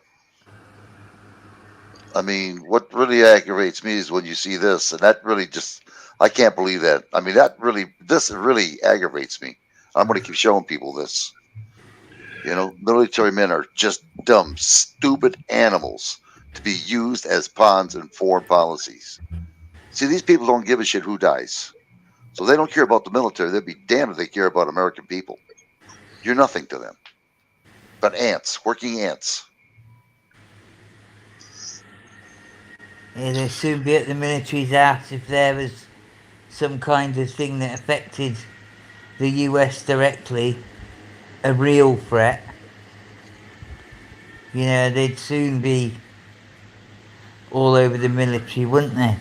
Oh yeah, they'd be asking for, well, we need volunteers. Can't volunteer? Okay, we're going to draft you. You know, screw you. I know it. Well, is it true that America has been one of the only countries to actually do a draft like that? I don't know. I think Russia just did one.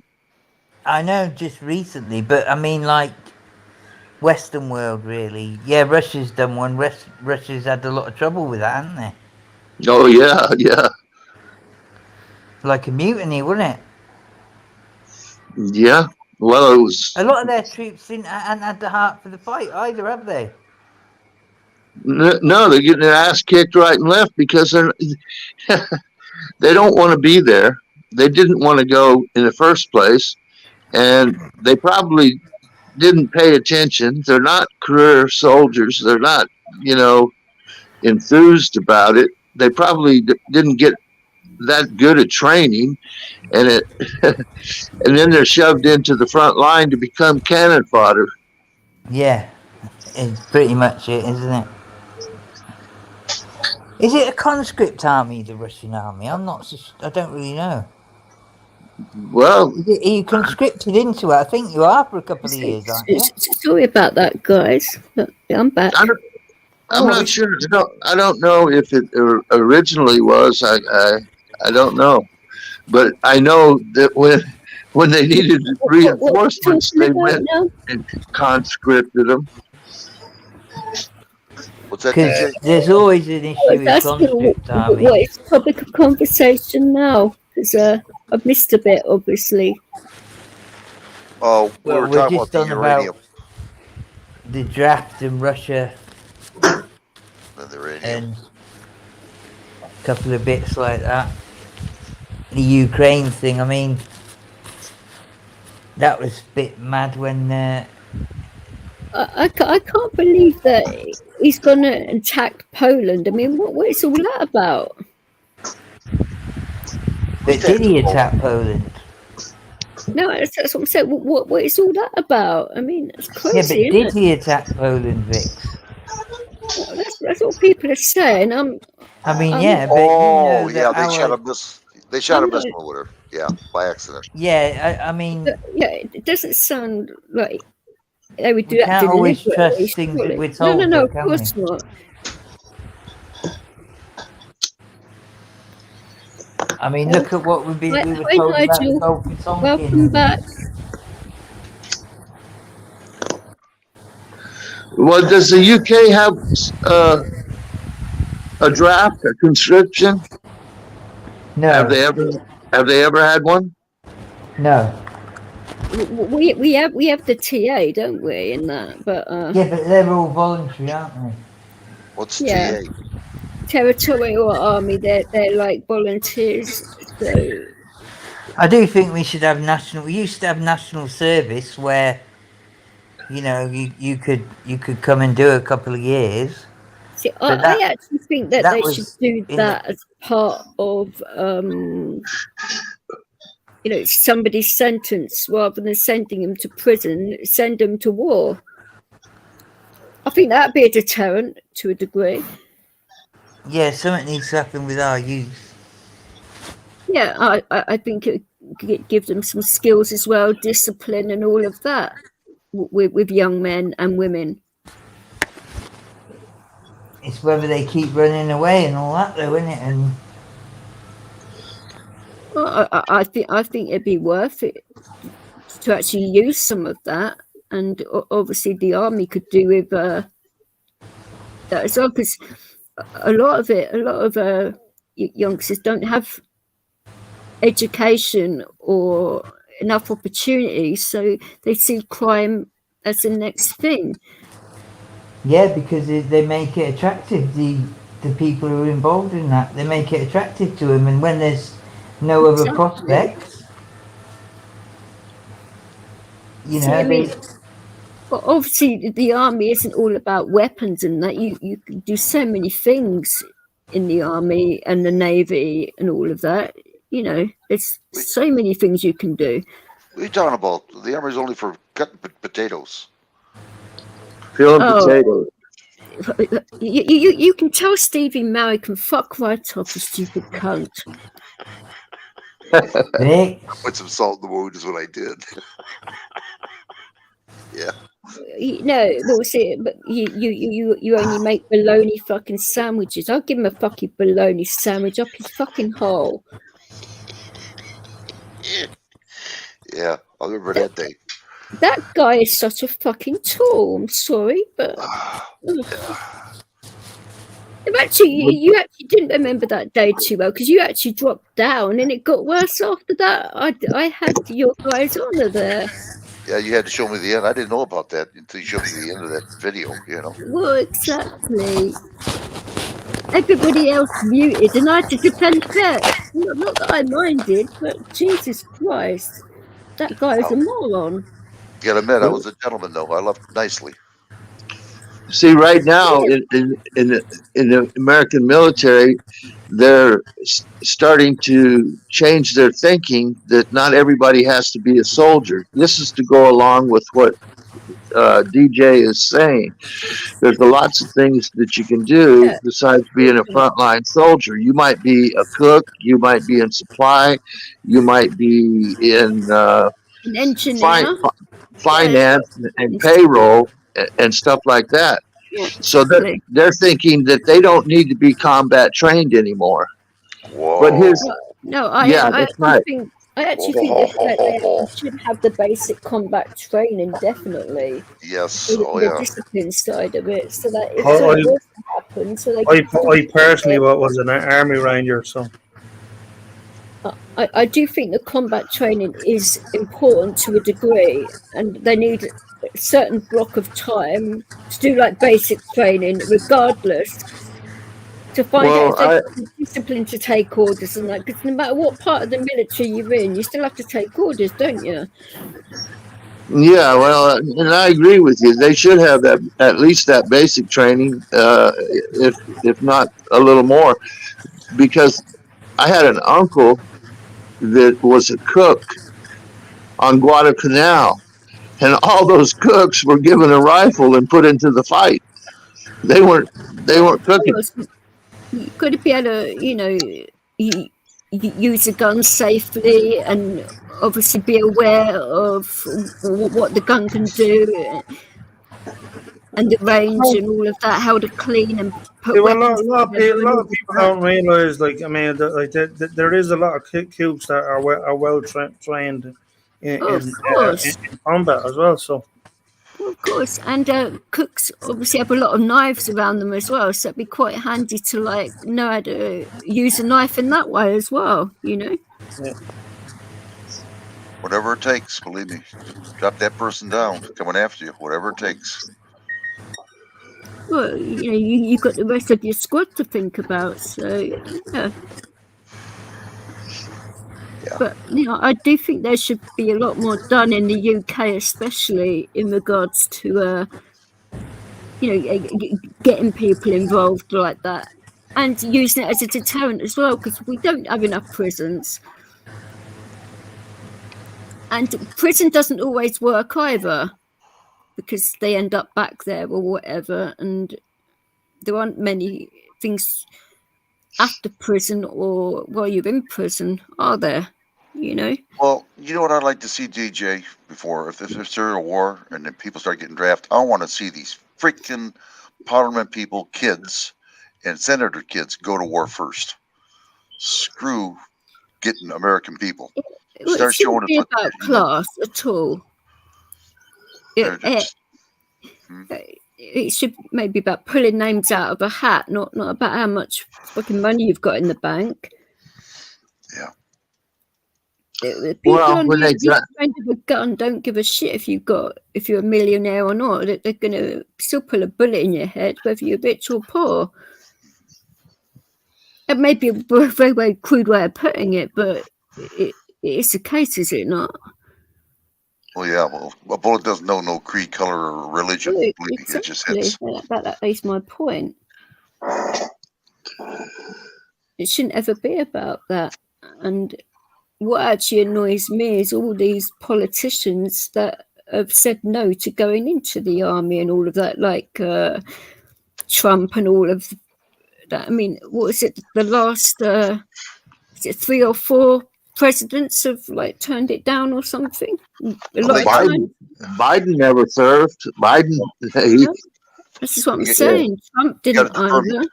He got a deferment, and so did Trump. Both of them did. So they talked a bunch of shit about Trump's deferment while he was president, but they turned around and put another guy in that got the same kind of deferments and didn't go either. So that's kind of hypocritical, don't you think? I'll show you the documentation on that. Hold on, right with you. Let me look through it here. Oh, right. This is producing receipts again. Oh dear.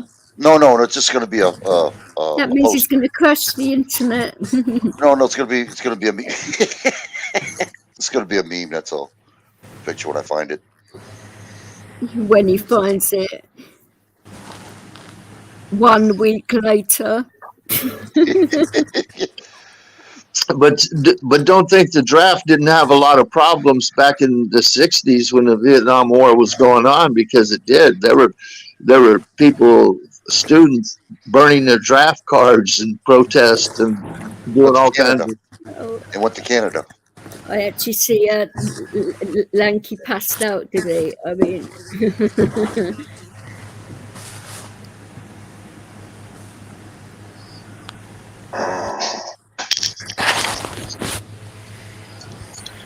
Oh, you lying son of a bitch.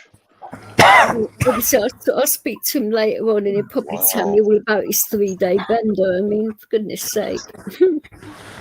Who's had a 3-day bender? Lanky's been on it for 3 days, been DJing and all of that. Has he? And, yeah. Here we go.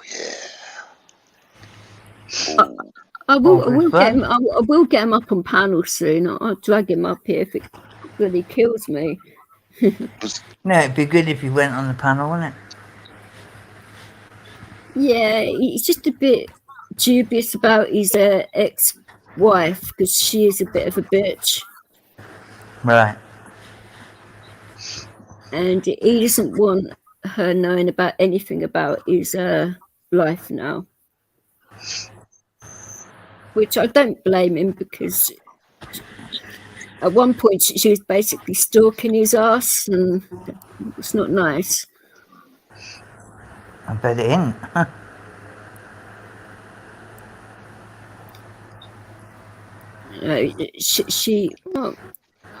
I think it's a bit cheeky, actually. She's the one that cheated on him, but she's the one that's being a bitch about shit.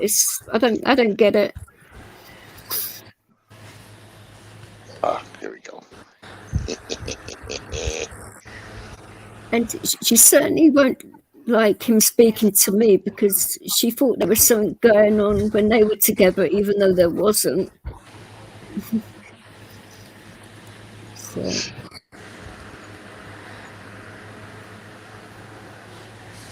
So that ain't good, is it? No, well, she actually cheated on him, but so that means that everybody cheats on everyone in her eyes. I've never cheated on anyone in my life, and I never would start now.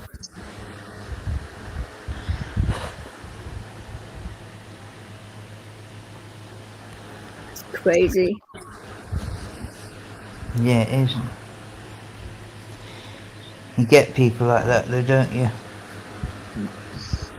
Cheater, wants a new Peter. What you gonna do? It's bad, especially if you've got kids with that person as well. I mean, for goodness sake. Cheater got a new Peter. Oh my God. I heard it all. No, you really haven't. No, I haven't. No. Oh, here we go. Oh. You haven't been to Ireland yet. I'm scared to go. I just know I'm going to jail. You'll be all right in the joy rights. Yeah. Yeah, you'll get to meet a lot of people. They'll pass you around. You'll become the joy. You'll become the joy. No, Lee will be first. You'd even get Netflix over there as well. So, no, I will make sure Lee gets passed around first. Jeez, a lot of love in this place. A lot of love. As long as they use right, and he is the joy. As long as they use a condom, so I don't get pregnant. That's all I care. You know, men can get pregnant. They said. You know that. Oh, yeah. I've been informed. Yeah. So, Jesus. I don't want to have an abortion. I don't either.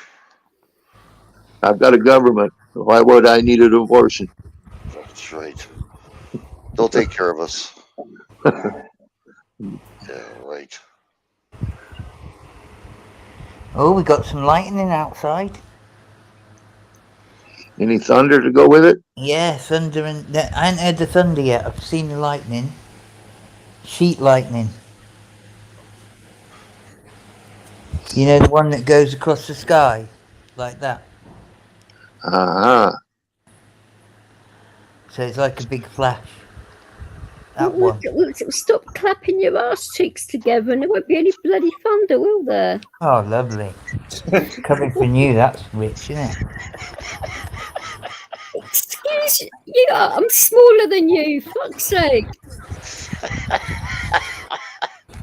I'll never forget the day Leo farted in your face. That was the funniest thing I ever had in my life. Did you make that private, that stream? Was it on your live anyway? Don't you remember when Leo gassed in your face? He's done it a few times. You have to be a bit more specific. Jesus, that was mental. That's funnier than watching somebody I had to turn slip my and mic fall off on so the it wasn't ice. so much. I nearly choked to death on a gherkin. I was eating a gherkin at the time. And nearly choked to death. Captain talking about tickling a pickle. Oh God, that was funny. No, you kept saying it earlier on Rights as well. You were asleep. Wrights has got a story that can beat that, but I don't know if he'll tell it. No, I don't know nothing. I don't know nothing. Right, come on. No, that's all right. No, it's all right. Lee, come on. I don't know. My mate's dog did a runny shit on his foot once. He got out of the shower. Oh, Jesus. You know, he was getting dried, and he walked into his kitchen or something. Wow. You know, get about to get his clothes, and the dog walked up to him, turned his ass around, and shit all over his foot. Oh. That dog would have been. I can say Leo's never dared do that to me. It was That a dog runny would one have on been. his kitchen floor. That dog would have thought he was joining the Navy because I'd have sent him sailing. Well, he had to hop. He wrapped kitchen roll around his foot and he hopped to the shower. I might have to train him to do that to a few other people. But, and I'm not saying any names here. What a deterrent that is to a burglar. Anybody eating a gherkin, you could train them. Yeah, that was funny. That was it when that happened. Long while ago, that was, wasn't it? I don't know why I thought of that then for some reason. I don't really know. She was just going, ooh, ooh, ooh. Leo, ooh. Like that. Well, he's a rather big dog, and he's rather We all do it, lethal. hun. We all do it. No, but I not didn't blame him. like, I not thought like he did him, it you like that. don't. Fucking hell. He is lethal. Cats don't seem to do it, do they? Yes, they fucking do. My cats, I've never known any of my cats do that. Yes, cats definitely fart. Oh, they must do it outside, I think. No, all animals would pass wind. Come off it. Oh, well. It's part of the digestion process, isn't it? Of course they would Yes. fart. Anyway, swiftly moving on. There's your proof. Oh my God. I don't see I it. can't believe it's fucking 4 in the afternoon. Can't see it? Jesus Really? Christ. I don't see a signature. Trump received 4 student draft deferments and a medical exemption. What? Because his hair wasn't up to spec, or Heel spurs. He had heel spurs. I could get, but it's a lot of writing. I do want people to. Here we go. Here's the other one.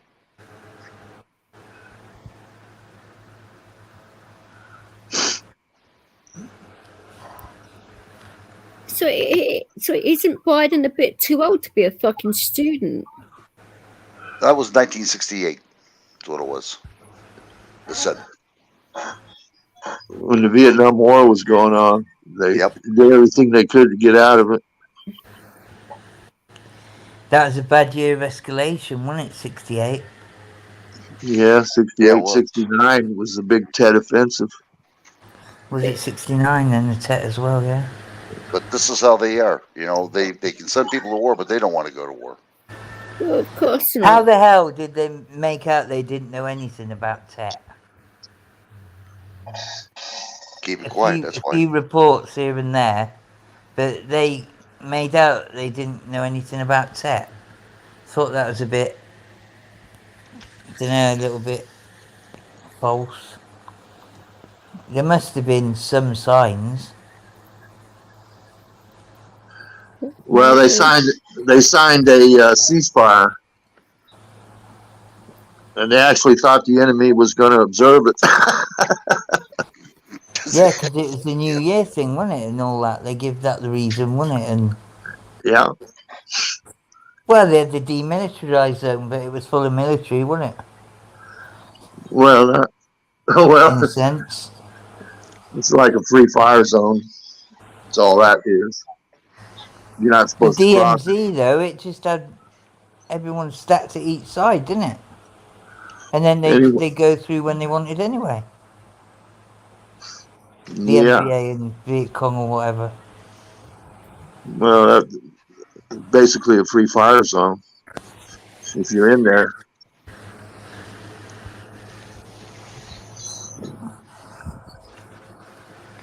No, that was one of the worst pullouts in history. And then they repeat it with Afghanistan, and I was just astonished how they pulled out of Afghanistan like that. Huh. I heard they want to get into the board there, Russia and Ukraine, to see if they can stop this war. Well, there's loads of stuff going on with it, isn't there, that we're not being told. Trying to stop a treaty, trying to get a treaty going between Russia and Ukraine. As soon as the House got, Republicans in there, now they want to stop the war. They need to stop funding it. That's for damn sure. Oh yeah, yeah.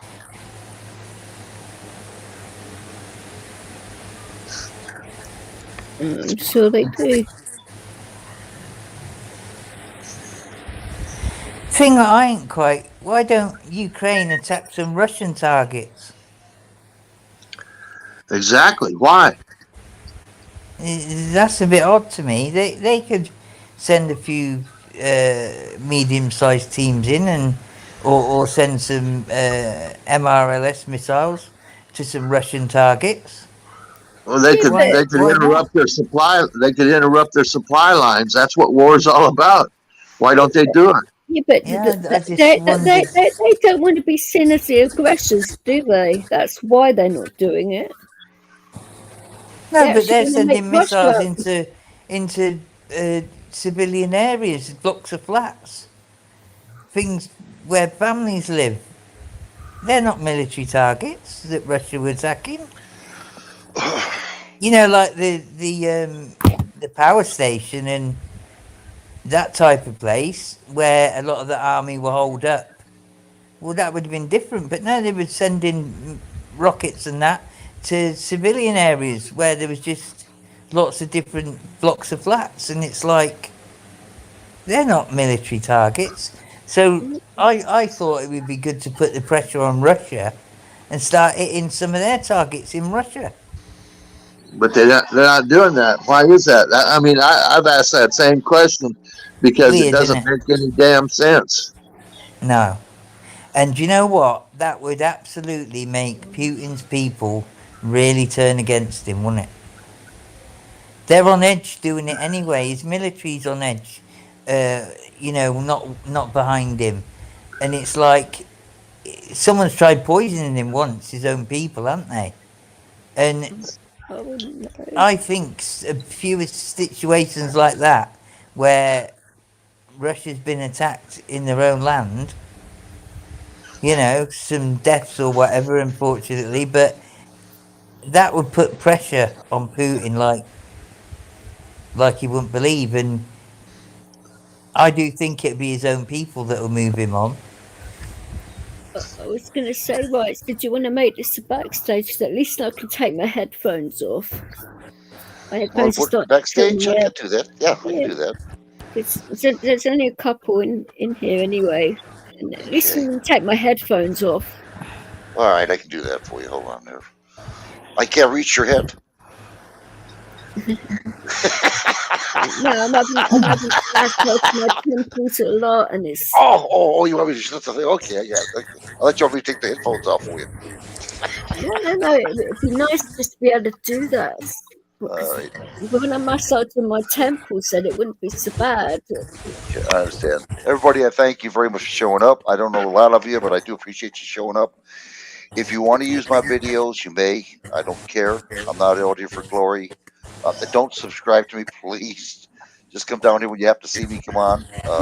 Well, right. If I were you, I'd actually ask people to ask you for permission first, because at least then you know who's using your stuff, because you don't want it to be abused in any way. Or all right, I'll put it this way: just ask me, and then I'll find out who you are, and then I'll let you use the video. How's that? I mean, I'm not cheap. I'll do it that way, because okay, all right, I'll do it that way. You can't trust everybody, can you?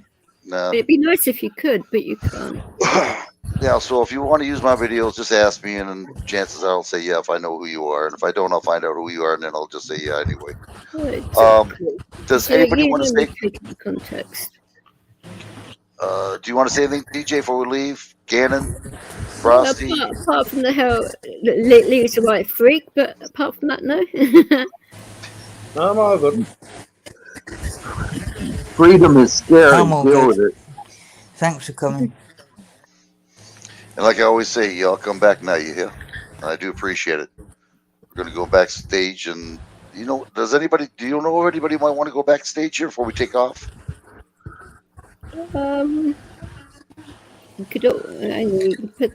We put the bloody link in the. Find out who they are. I don't know what my bloody thing's doing, but. I do appreciate it. We're not out here for glory, just out here to wake up American people, UK, Ireland, whatever we can around the world. Exactly. The government's not out there to help you out. Tell me when you're ready, and I'll shut it down. Well, I have put the link in the chat if people do, but if they don't, it's fine. Okay, you want me to wait a minute or so, or what? How long does it usually take? About 2 minutes? I only have to click on the link. Don't. Oh, can they click on the link when they shut off? Yeah, they still can. Or okay. If it's anyone that knows us, they can always contact us and ask for it anyway. Yeah, that's true too. All right, everybody. Thank you very much. I do appreciate it, and hope you had a good time like we did. Again, y'all come back now. You hear?